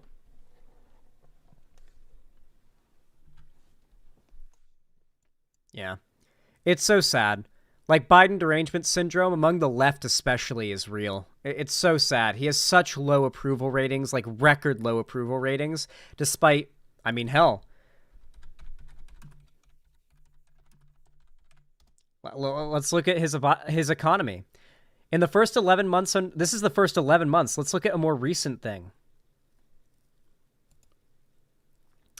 Biden goes into 2024 with the economy getting stronger, but voters feel horrible about it.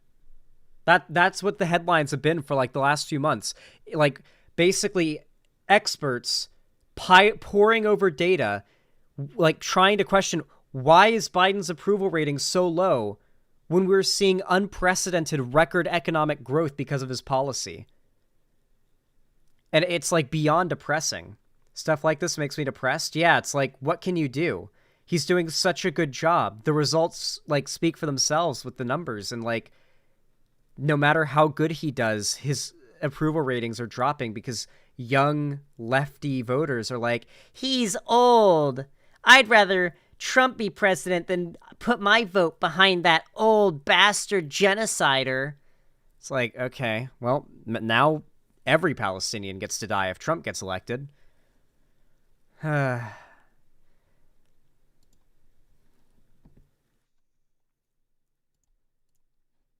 What the fuck? I set this to loop. Why'd the loop stop? What the hell? Okay, anyway. If you guys enjoyed that segment, make sure to let me know. I hope you guys did. I feel like that segment came out pretty damn good. What do you guys think?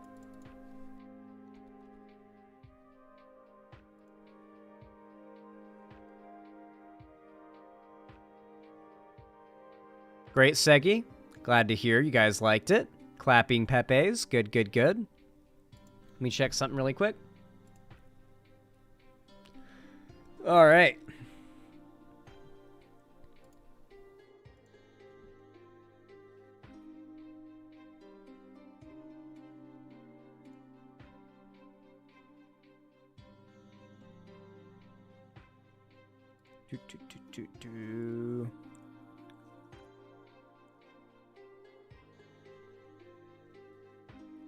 Oh no, for sure Larry Banks 78. It's just that I actually do think that, like, at this point, pretty much any criticism of Biden, realistically, for like any position he has that Trump wouldn't be worse on, or that Trump would be worse on, is pointless. Criticize Biden on things. Don't compare. You know what? I'm going to quote Biden. This is a direct quote from Biden. Don't compare me to the alternative, not the almighty. People love comparing Biden to the ideal best case scenario for an imaginary, non-existing, non-option political candidate that they would love to have. But the alternative is a demon. Don't compare Biden to the almighty. Don't compare him to God. Don't compare him to your perfect political candidate you have in your mind. Compare him to the other person who will be president if it's not him. Recognize the fact that your vote will either help Trump become president by not voting for Biden, or help Biden become president by voting for him. And if you do not recognize the fact that Trump is objectively worse than Biden in every single metric besides maybe guns, and even then it's tenuous because Trump hasn't done shit that's pro-gun, then you're delusional. How can you even call yourself a lefty when you think that Biden is equally as bad as Trump? Trump's policy platform is to destroy American democracy and make himself God Emperor with Project 2024. That's literally his policy platform he's running on. He is not as bad as Biden. He is not as bad. Biden is not as bad as him, clearly.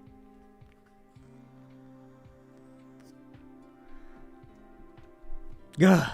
Man, American politics is wild.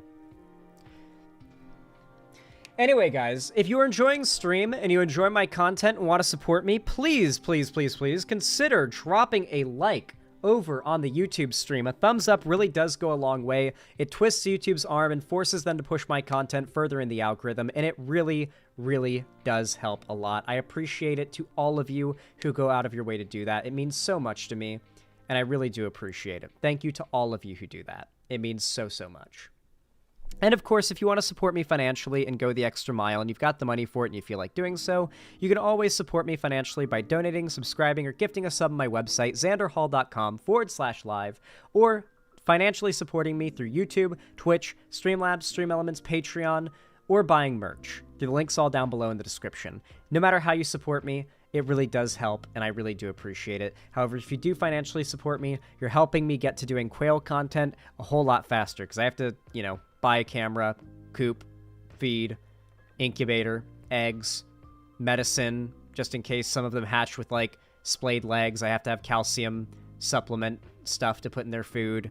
There's a million other things. I might need a splint.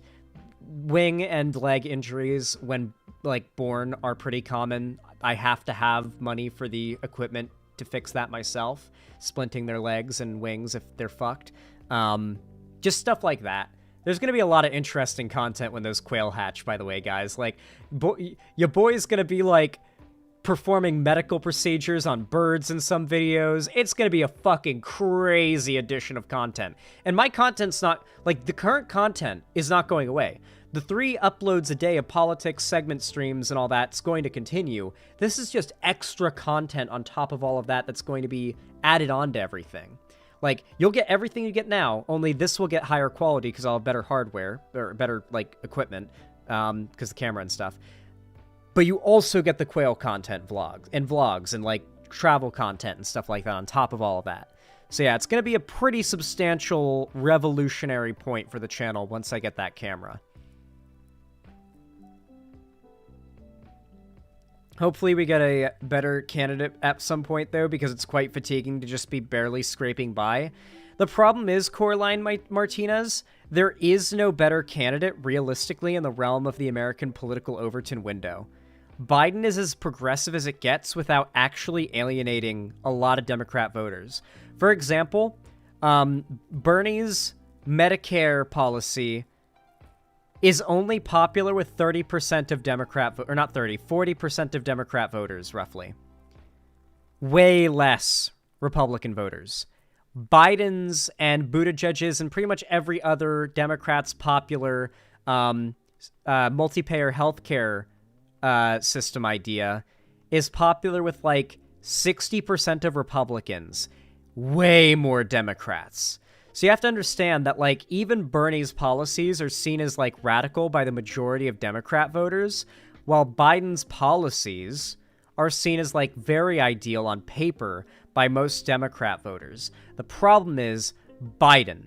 Like Biden as a person, for some reason, is either A, not charismatic enough, B, has had just too much. Maybe Biden has had the Vosh effect happen, where like after a while, people just start to dislike you because they've heard there's just enough negativity out there about you that it creates this air of like, better not even bother checking that person out. Maybe like people just hate Biden because they've heard enough negativity about him. And it's created a level of like damage that can never be repaired for his reputation. But for whatever reason, Biden specifically, not his policies, not his performance, but Biden as a person has a really low approval rating. Yeah, kind of a Trudeau situation where Biden has been negatively memed and shit-talked so much that no matter how good of a job, well, I don't know if Trudeau ever did much of a good job, but no matter how good of a job Biden does, I don't know if he'll ever really get the credit he deserves. It's hard to say. Well, to be fair, Zan, Vosh is also an ass. I mean, I think Vosh is good on pretty much most politics issues. It's just, I feel like a lot of lefties, maybe I am probably one of the most, like, liberal lefty politics debate streamers out there, to be fair. So maybe that's just this is my, like, more liberal side speaking. But, like, I see the pragmatism of criticizing and shit-talking Biden during election year, and I don't see it. I look for it, and I don't see it, you know? And I get that, you know, I don't know. It just seems like it's going to do more harm than good. Like, Biden listens to criticism more than any other Democrat president I've ever seen. But when your criticism is meant to be entertainment criticism and not constructive criticism, it doesn't help. It's why I'm a little iffy on Jon Stewart right now, too. Jon Stewart's whole segment that's just, like, dunking on Biden for being old, and it's like, okay, I get it. You know, there's a lot of good jokes in there. There were a lot of good dunks in there and some good points, but, like, you get that you're literally exacerbating the problem that's resulting in Biden's very record low approval ratings that are so low that if the election happened today, according to the like current polling numbers, Trump wins easy if the election happened today. And despite that, Jon Stewart did a segment about like Biden bad because old, when that is the reason, one of the biggest reasons Biden's approval rating is that low. I get why so many people are criticizing Jon Stewart for it. I get it. It's a dangerous time to criticize Biden for nothing burger issues. Do not compare him to the almighty. Compare him to the alternative, please. Like he said decades ago. Breaded Hussar, thank you for the $10 donation. I really, really appreciate that. Very kind of you. Very base. Said, great analysis on the Biden segment. You were spot on. Hey, I really appreciate that. So kind of you. It really does help. And I appreciate the compliment as well. It means a lot to me. I like getting positive feedback from you guys and negative feedback. Like if it's genuinely constructive, if you're like, Zan, you just kind of fumbled there a lot. You didn't know what you were talking about. Let me know. Like make it clear you're not being ironic and joking around, and don't do it like overtly hatefully, but like let me know if you felt like a segment wasn't that good and tell me how I can improve, because like constructive criticism helps me get better too. So yeah, thank you so much for the compliment, Breaded Hussar. I really do appreciate it. Let me update the dono goal really fast.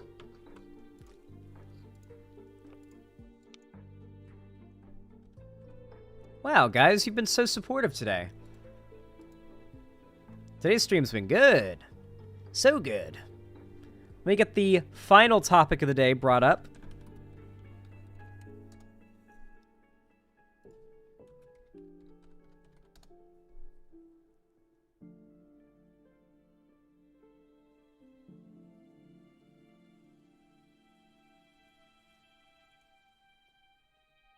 All right, we gonna get an ad block pop up here? I feel like we might.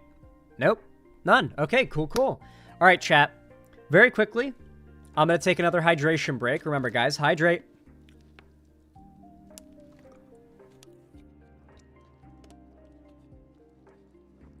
And I'm going to very quickly take a step away so I can go use the restroom.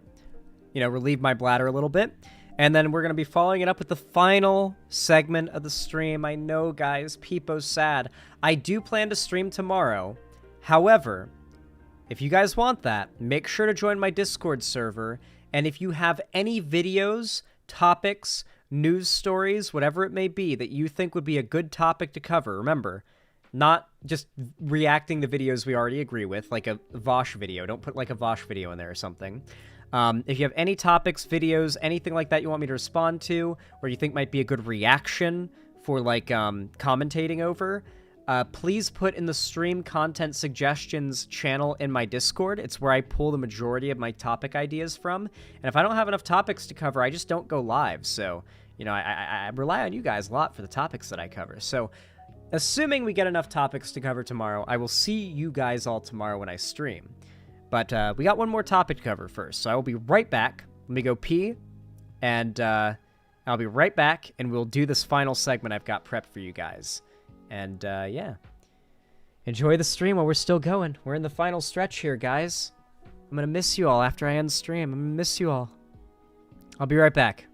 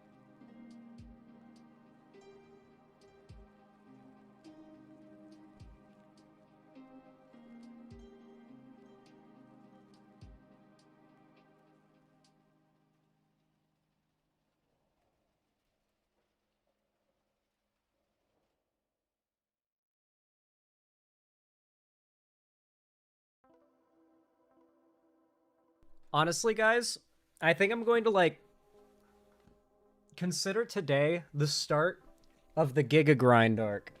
You see, I don't really talk a lot about my IRL life, really.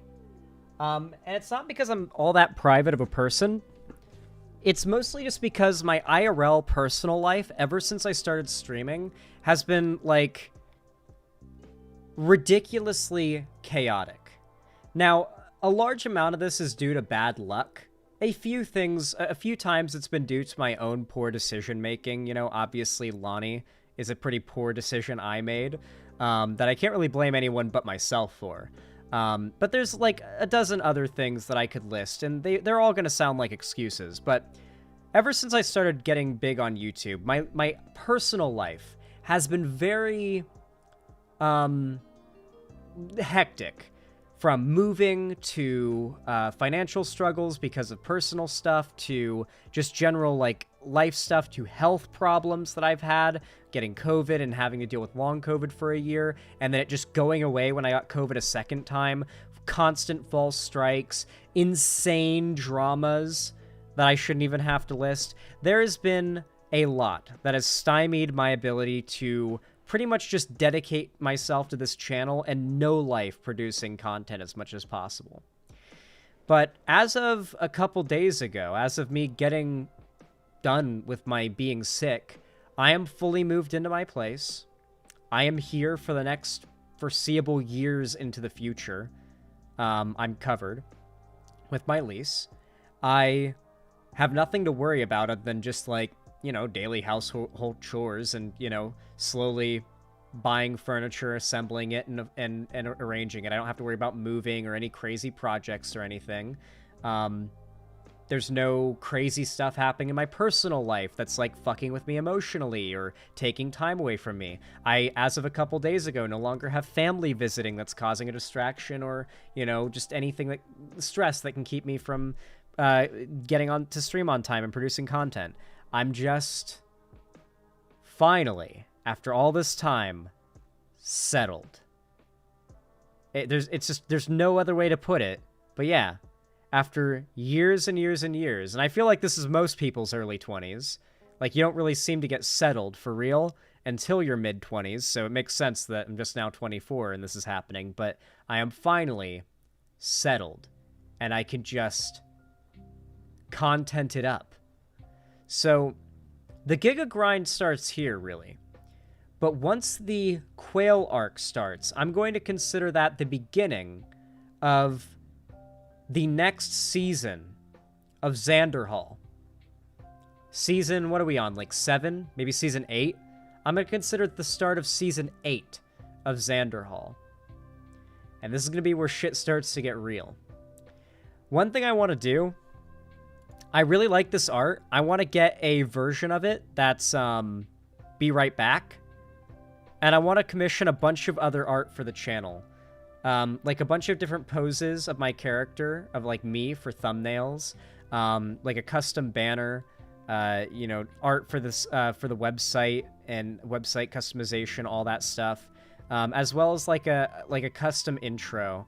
And, like I may pay Sweet Myths to do like a, like piano version, like an intro piano version of my theme song, basically, like where it's the beat but on piano or something like that, so that it can be used for like an intro that's like custom made, like an intro animation or something. We'll see what we can do about that. I got a lot of ideas, but it's gonna involve a little, not like a rebrand, but like an update to some of the visuals of like some stuff, because to be fair, some of my branding is still a little cobbled together, to be honest with you. Still a little like I threw it together in Photoshop with very little, you know, graphic design knowledge. And I want to like commission a professional artist to spiff some things up to look a little more both tailored to my, you know, aesthetic and branding and professional, you know? Can I draw you as a cat boy? Princess R, if you want to see my, look up my FF14 character, and you can draw my FF14 character, because I play a Mikote in Final Fantasy XIV, which is a Catboy. My character name on there, I'm on the Malboro server in the Crystal data center, and my character's name is Xander Space Striker. If you can look up that character on some like character search site, like some armory website, you'll see my character, what he's wearing, what he looks like, all that good stuff. You can draw my character and put that in the fan art section of my Discord, and I'll see it. I like checking the fan art section. I love seeing you guys draw stuff.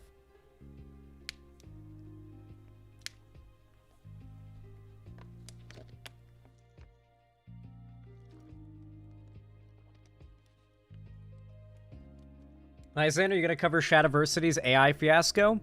I have not heard of it, but I'll write it down as a topic.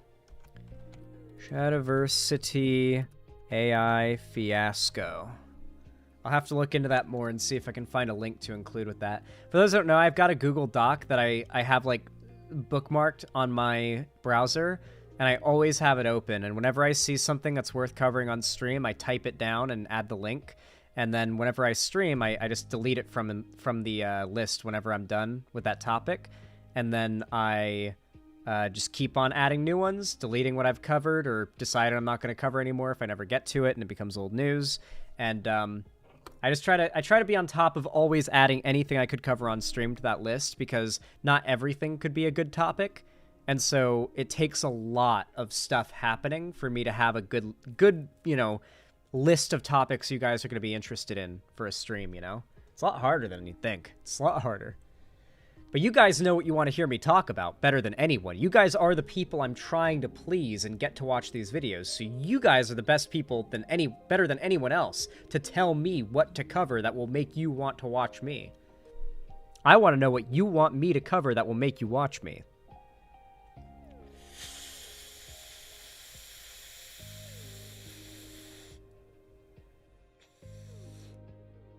that's a little out of order, Heavy Gretel. Season 1 was the Florida Pig Puncher arc, but the sex cult arc happened in Florida. So technically, I would argue Season 2 was the sex cult arc, and then Season 3 was the Lonnie, California arc. And then Season 4, the sex cult allegations already happened. So, like, Season 4 would have been, like, me breaking up with Lonnie and moving back in with my mom in Palm Springs to save up money to move here. And then Season 5 would be me moving here and having to bounce around between houses. And I'd say Season 6 was me moving here. Or actually, no. I'd say we're in Season 5. We're still in Season 5, where I bounced around houses and everything, and I moved into here. And even though I moved into what will be my long-term house, I don't think that warrants the starting of Season 6. I think we wait and start Season 6 once the Quail arc starts. How did we lose 2 seasons? Heavy Gretel repeated some things there. That's the actual, like, timeline, though. Season 1... okay, if we really want to break it down, if we really want to get schizo with it, this is how we can, like, lay it out. Season 1... Let's go with this. Season 0 was before I got into politics. Season 0 was back when I was doing Fortnite and Minecraft content streams and stuff like that. And just, like, whatever content I felt like. I did a couple Adventure Time video essays. I did a rant review of the Adventure Time series finale. It was at the time the series finale and how I did not like it. I was mad. It did not tie up enough loose ends. And I ranted about it, and that video got over 100,000 views when my channel had less than 100 subscribers. It was crazy. I took that video down a long time ago just because it was a random cringy video of me ranting about the old Adventure Time finale that really did not tie off enough loose ends. So yeah, me living with my uncle, making Minecraft and Fortnite content, and a couple random other videos like that. That's Season 0. Season 1 is when I made my How I Escaped the Alt-Right Pipeline video and blew up in LeftTube and started doing politics. That's Season 1, when I was Pig Puncher in politics. I believe I was Xander Hall? Yeah, I was Xander Hall by the time the sex cult drama happened and when I was in Florida. So I rebranded to Xander Hall, and the sex cult drama happened while I was still in Florida. That's Season 2. Season 3 begins when I moved to California with Lonnie. Season 4 begins when I break up with Lonnie, move back in with my mom in Palm Springs, and stay with her for a year while I save up. Season 5? We're on, right? Season 5 began when I moved to Washington, and we are still in Season 5 at the very tail end. The Season 5 finale will be when I make enough money on stream to get the camera and stuff for the Quail setup. That'll be the Season 5 finale. The Season 6 premiere will be the start of the Quail stuff. And Season 6 is when shit's gonna get real.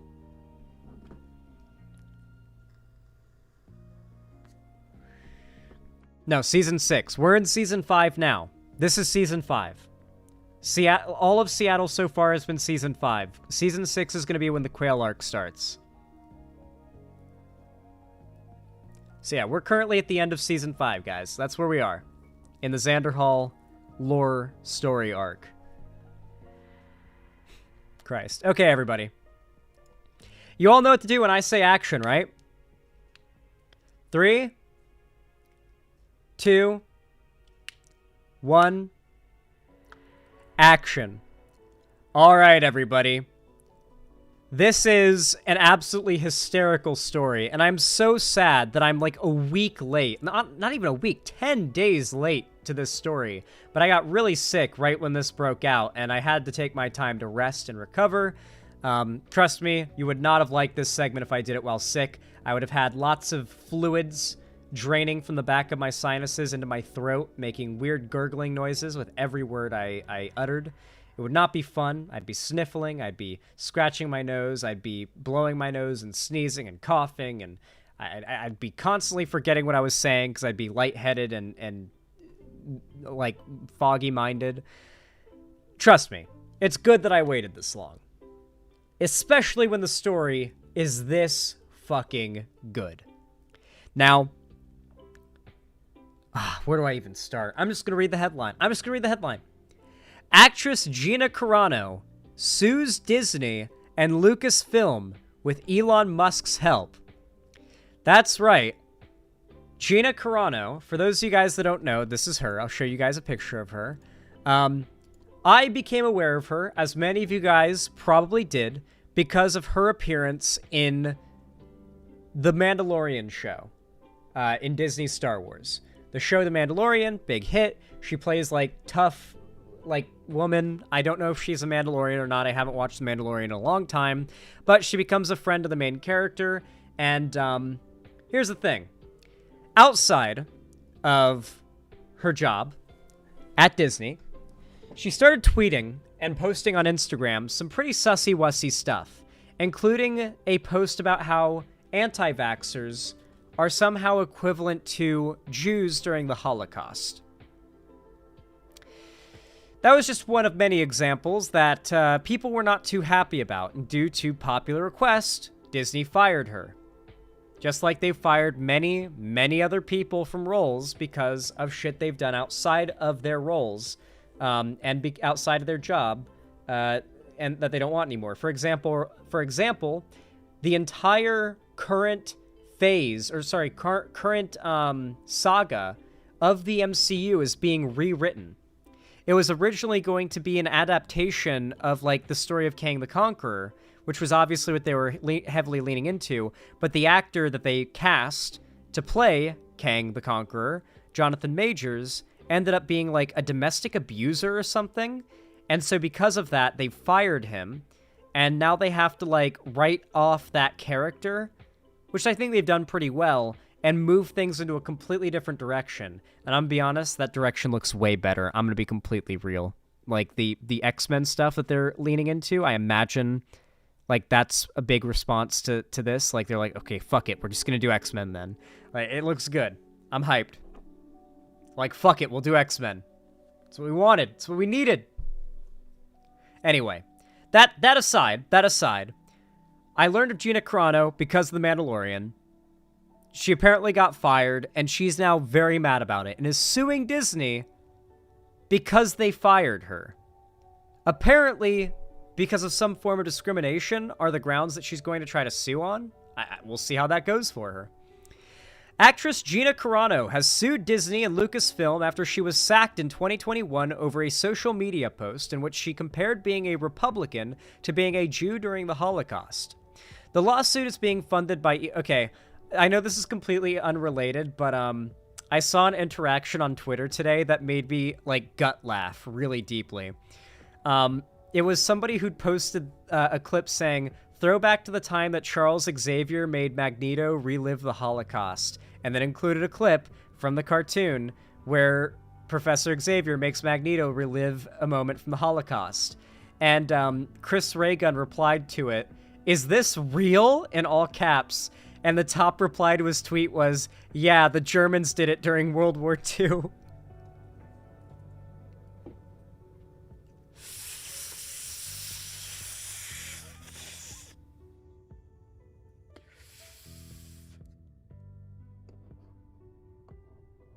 Such a fucking good reply. Like, unironically, I was actually happy to go on Twitter this morning. Very rare, very rare occurrence these days.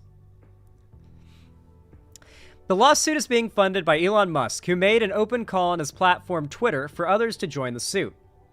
Ms. Carano is seeking $75,000 in damages, or euros actually. She is also seeking the court to force Lucasfilm to recast her. So they are demanding they pay her $75,000 and recast her as her character.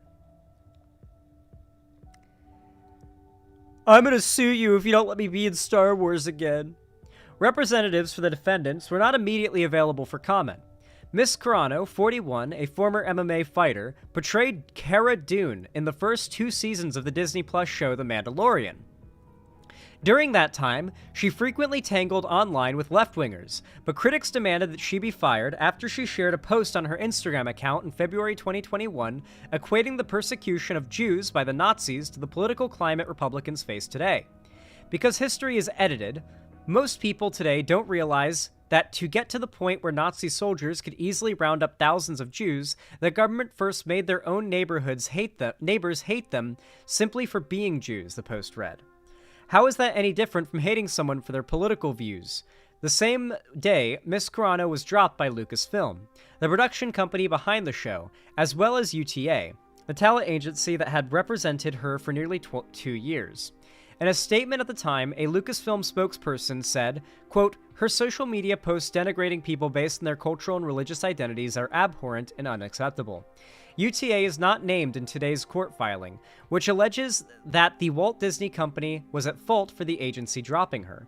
The 59-page civil suit, filed in California federal court, lays out allegations of wrongful termination and retaliation and a narrative laden with Star Wars references. I shit you not, this is how they start their legal defense, or not their legal defense. This is how Elon Musk and Gina Carano, their lawyer, starts their legal statement. I shit you not. A short time ago, in a galaxy not so far away, defendants made it clear that not only one orthodoxy in thought, speech, or action was acceptable in their empire, and that those who dared to question or failed to fully comply would not be tolerated. The complaint begins. That is the start of their complaint that they have filed for the lawsuit.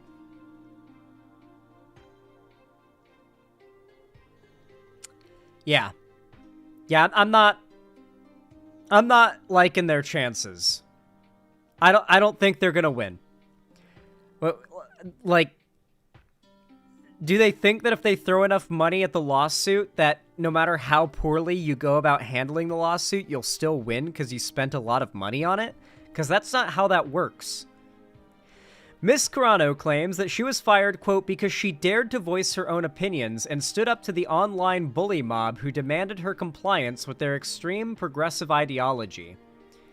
Yeah, the thing is, you're on the side of the people who did the Holocausting, and then now you're claiming you're the equivalent of the victim of the Holocaust. It's pretty hateful, so you're just going to lose the case. The lawsuit alleges that the actress was treated differently from 2 male co-stars who wrote or shared posts online maligning Republicans as Nazis, but faced no penalty.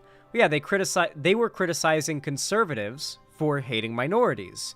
You were criticizing the left for hating you for hating minorities. It's fundamentally a different thing. It's not that people hate another person for having different political opinions, it's that your political opinions are hateful. In a lengthy statement on Twitter, Ms. Carano said that she had been subjected to a bullying smear campaign aimed at silencing, destroying, and making an example out of her. Quote, "Artists do not sign away our rights as American citizens when we enter into employment," she added, thanking Mr. Musk and those who have supported her.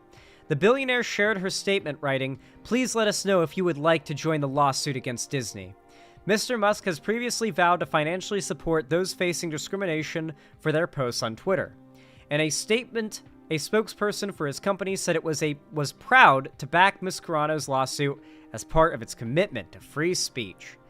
Dude, with Twitter bleeding funds the way it is and losing advertisers, do you really think they're going to be able to keep up this whole paying for the lawsuits of anybody who got fired because of anything they posted on Twitter? Because that's going to be, over the course of the next few years, thousands of conservatives getting fired for their jobs for going on JQ rants on Twitter. Because it's allowed, so they'll post it, and then people will dox them, contact their work, get them fired, they'll sue, and make a big fuss about Elon Musk not paying for it after he said he would.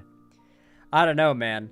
I feel like Musk has set himself up for some real big problems here. He's basically volunteered for another wound to be cut in his finances, to be slowly bleeding funds. Twitter is far from profitable. It never was profitable in the first place. It had value as far as a brand name, but now it's like really, really, really, really not profitable. Like, you know how Elon Musk, like, one of his big selling points from the platform was the idea that he was going to get rid of all the bots and AI on the platform? He was going to get rid of all the bots and spam accounts and porn accounts that are just, like, fake, like, scams. Notice how there's never been more of all of that, ever?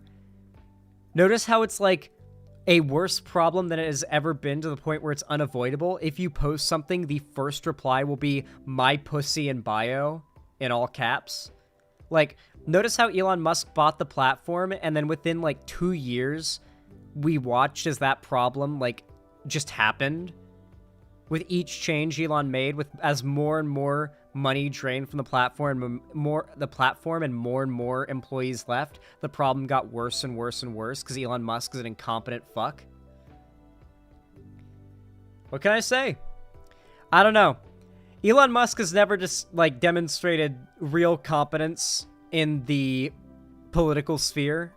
I do not think this lawsuit's going to go well, especially when one of the stipulations is you have to recast me as Cara Dune. You have to let me be in Star Wars again. That's not how that works. They have the right to fire you for any reason, as long as it's not for any reasons having to do with your identity. Like, if they fired you for being a woman, that'd be illegal. If they fired you for being insert race or sexuality, that'd be illegal. But no. It's not how it works. You can't sue them and say you have to put me back in Star Wars. That's, like, genuinely baby-brained. This has to be a publicity stunt. Almost certainly this has to be a publicity stunt. If not, then this is some of the dumbest legal action I've ever seen. Well, I hope you guys enjoyed that segment. What do you guys think? I feel like it came out pretty good. Let's see, what was that? 7 topics done today? Hell yeah.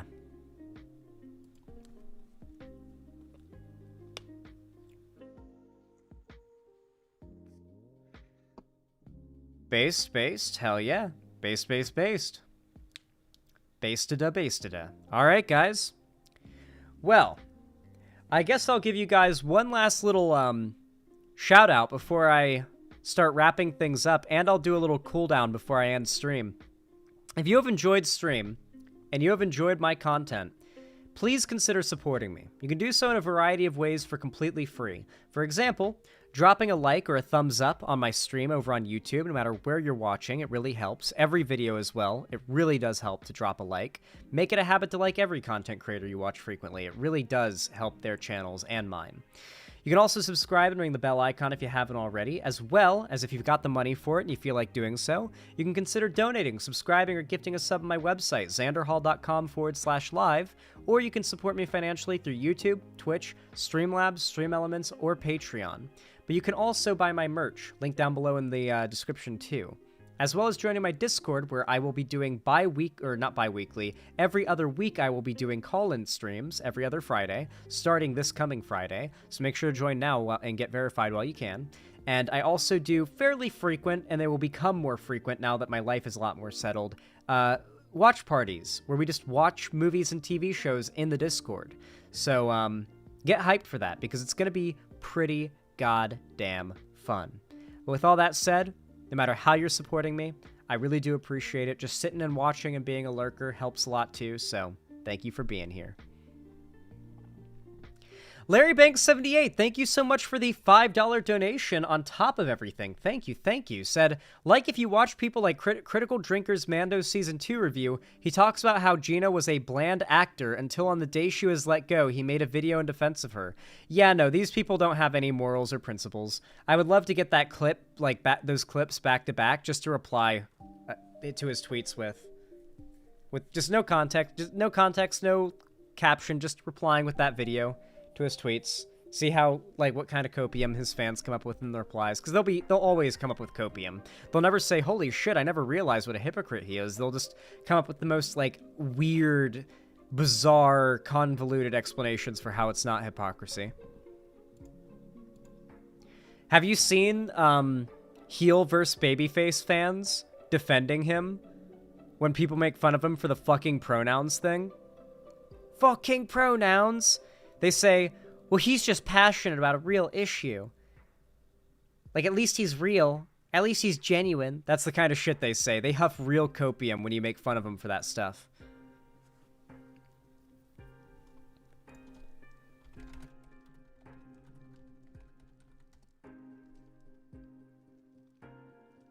Alright, guys. Oh.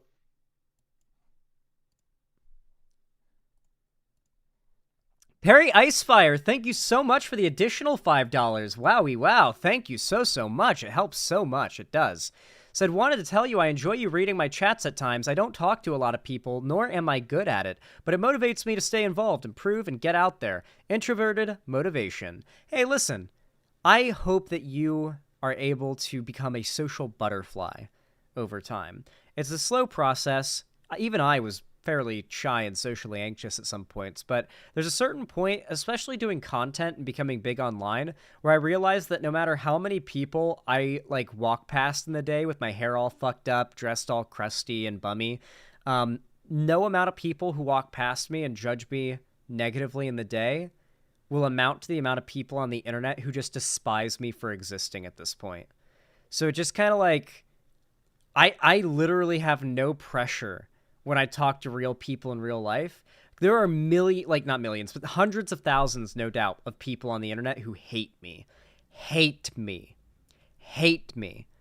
So like when that's the case, the idea of one extra person thinking maybe I'm a little awkward or weird because of an interaction in a store, it doesn't bother me. So when I walk into a store and I like strike up a conversation with like the cashier, I'm not nervous at all. I don't have any anxiety. I'm not nervous. There's no pressure because it doesn't really feel like there's any stakes. Like, so what if this guy thinks I'm weird? There's thousands of people in my DMs saying they want me to die. Like, I get so much worse on a daily basis. I've been inoculated to, like, the worst social consequences for anything you could possibly do. I get told I'm a bad person for being a good person on the internet. That's, like, my job. So, like, I just don't really get that social anxiety anymore because I've been inoculated by hate.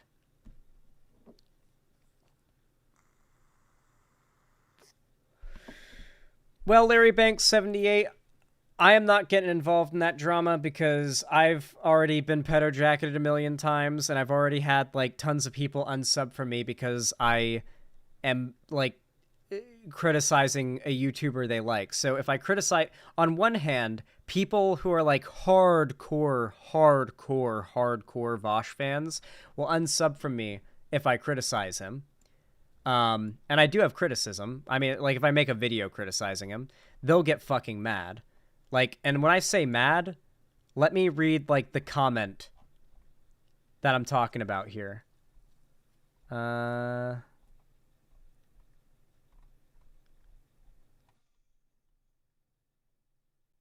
me see if I can find the comment I'm thinking of here.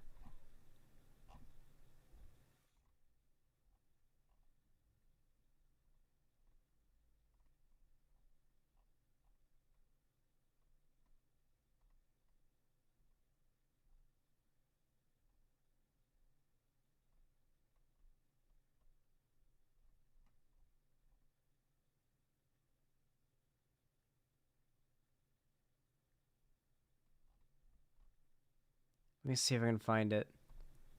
All right, here's the comment that said, gonna unsub soon for all of your Biden shilling. Here's the comment. Here's the comment. These people will get mad if I criticize anything. Fair warning, buddy. I love you. But if you ever turn against Vosh, I will unsub immediately. Seeing people smear a good man for virtue points makes me sick. That has 14 likes. So, on one hand, okay, I just got out of a massive drama that hit my channel pretty fucking hard, and I got pretty badly slandered in it, but if I participate in it any further to clear my name, it's just not going to be worth it.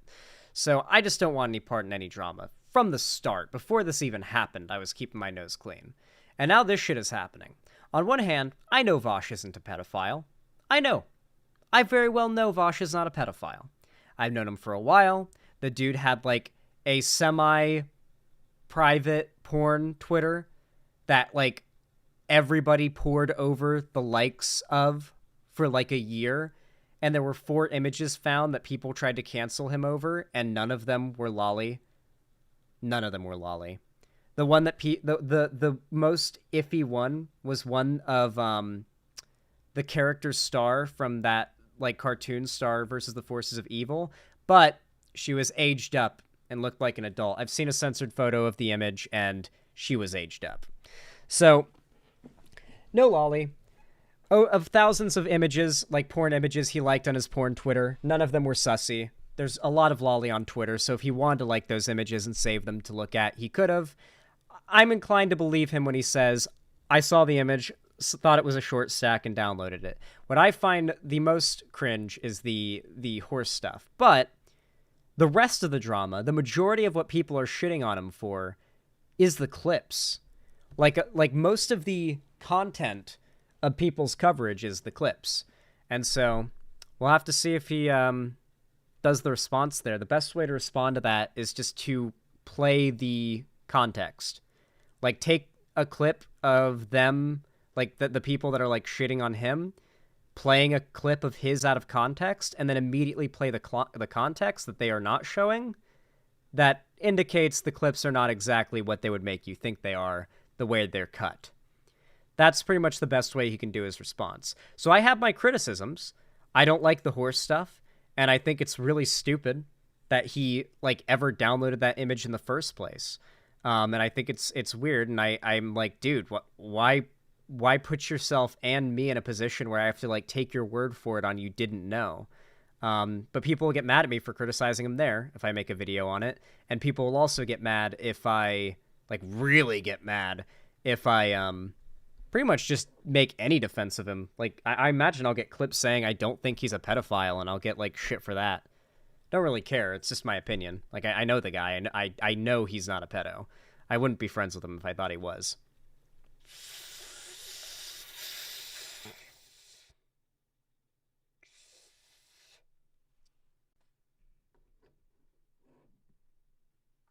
Zan, are you willing to die on Lolly Hill with these takes? He admitted it was Lolly and it was downloaded onto his PC. It's that simple, Lamau. What hill am I dying on?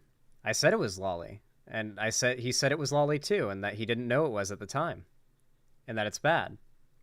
What is the hill that I'm dying on? I said it's bad.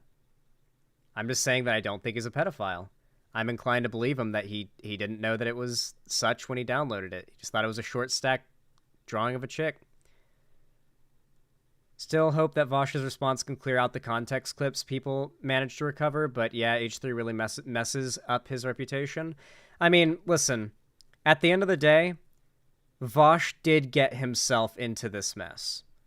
I mean, he's my buddy, and I feel bad that this is going down for him and everything, but he got himself into this mess with multiple levels of bad decision-making.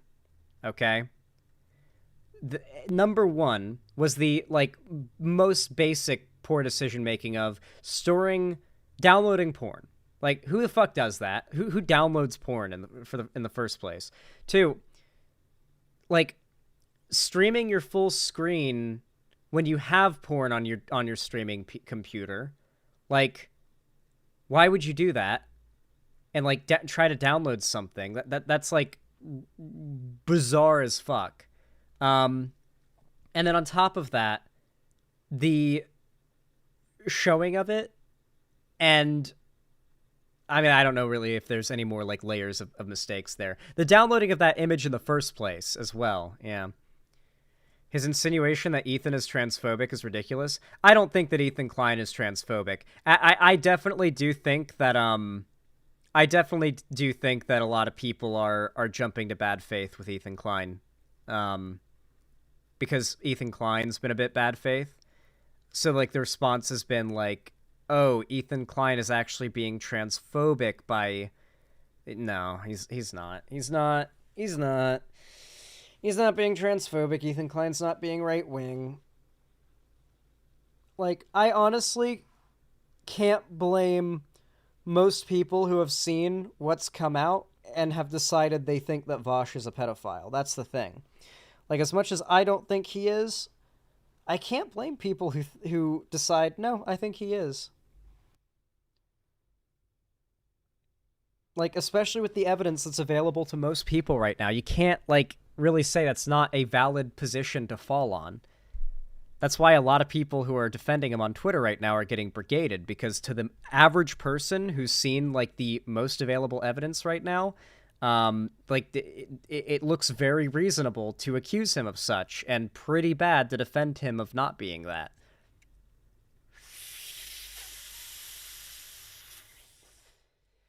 So yeah, it's a shitty situation for him. I feel bad, but it is the nature of the internet. He won't die from this, by the way. Like, he's not gonna, like, his channel's not gonna die. He's not, his, like, career's not over. As long as he just, like, puts out his response and just goes back to streaming and uploading, particularly if he uploads more frequently. He uploads not that often, and that's the main reason his channel's not growing as much is he's not uploading enough.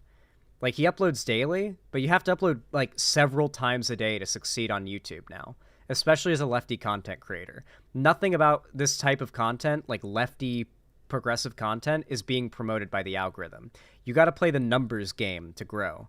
And so, yeah, if he starts uploading, like, especially more, and streaming especially more, which is what I plan to do, frankly, he will absolutely continue on to grow, and this will be just, like, another dent, another bump in the road. Vosh has said it himself, he makes it hard for his fans to defend him. Yeah, I'm not saying anything he probably hasn't already said. Like, listen, guys, like, most of what I'm saying here, even if it is critical towards Vosh, he'd probably agree with it and not take issue with me saying it, because for the most part, he is not, like, opposed to accepting criticism, at least in my experience of knowing him. So, like, yeah, he would probably agree with what I'm saying here. Like, yeah, he's made it pretty difficult for people to defend him here.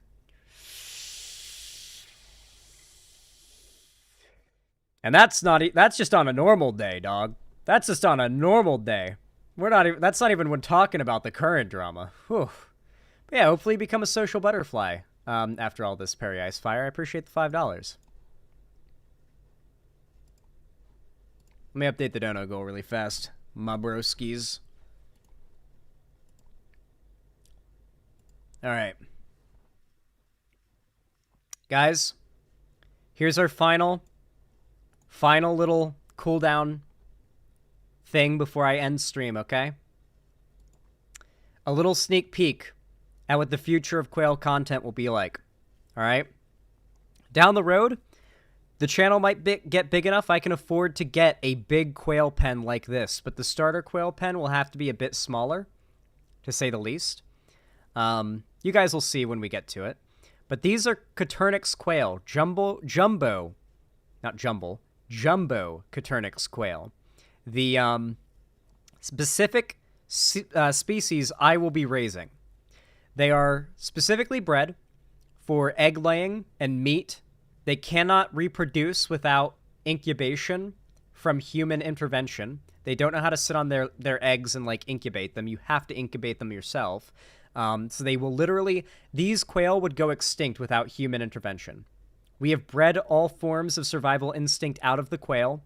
They are the perfect game birds. They just sit around, eat, look cute, and get fat for eating and lay eggs. They lay an egg a day, sometimes two, every single day from 8 weeks old until they die, if they're hens. They are really good domesticated game birds. So with that said, here we have a video of how quail bathe themselves. They don't use water to clean themselves. They use sand and take dust baths. Prepare to witness the cuteness of quail dust bathing. This is a sneak peek at the future of my content. With a way higher quality camera. As you can imagine, when I make the quail content, I don't want the camera quality to be this, right? Like, you can see what I mean now when I say your donations help, because I want to be able to spend a bit of money on a nice camera, so we're not looking at a video that looks like this whenever you see them. I want you to see the detail in their feathers and all that good stuff.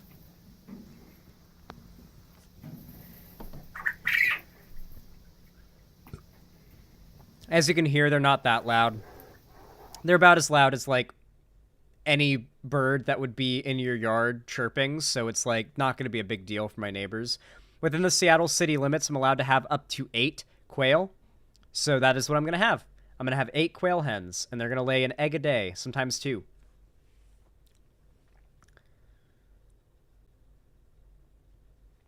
Yeah, honestly, I'll probably build my own quail coop, Borfboo. Probably for a video. It depends, though. It depends on how I feel, and the prices of lumber. Really, all you need is some chicken wire, some fencing nails, lumber, and I guess a tape measure, and that's, like, yeah, that's pretty much it. Hammer nails, and you're good. Fencing nails are good for getting the chicken wire attached. Be able to layer it up, because there's going to be all sorts of things trying to get in my quail coop, and I want to make sure they can't break in and kill my quail. But that said, that is where I'm going to wrap things up for today. What a phenomenal stream. We did so many segments today, and a real long stream too, almost 6 hours long. Expect me to go live tomorrow, but for me to do so, I need lots and lots of topics to cover, so make sure to go join my Discord server and drop anything, any videos, anything like that you think I should cover on tomorrow's stream or any future streams in the content suggestions Discord channel. I really need your help for getting topics. I want to stream more, but I need the topics, and I can only find so many things. So your help is invaluable to ensuring more Zan uploads, more Zan streams, more Zan contents.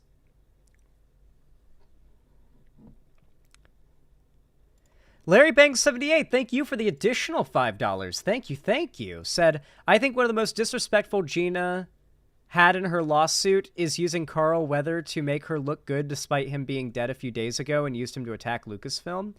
I didn't know she did that, but yeah, it sounds pretty shitty. Yeah, listen, these people have no morals, no soul. They're not good people. Conservatives are just, like, comic book villains. Thank you for the $5, though, Larry Banks. I appreciate it. Let me update the dono goal one last time so you can see we have raised a grand total of $108 today. Thank you so much for your support. It really does help out a lot, guys. It really, really does. But yeah, unfortunately, this is where I must draw things to an end. I have been live for almost 6 hours now. I've done 7 segments, so expect to see those go up as videos in the coming days. But I will be going live tomorrow if I've got enough stuff to cover, so please send me some stuff in the Discord server, content suggestions channel, as always. But with all that said, I love you all so much. And as always, have a good one.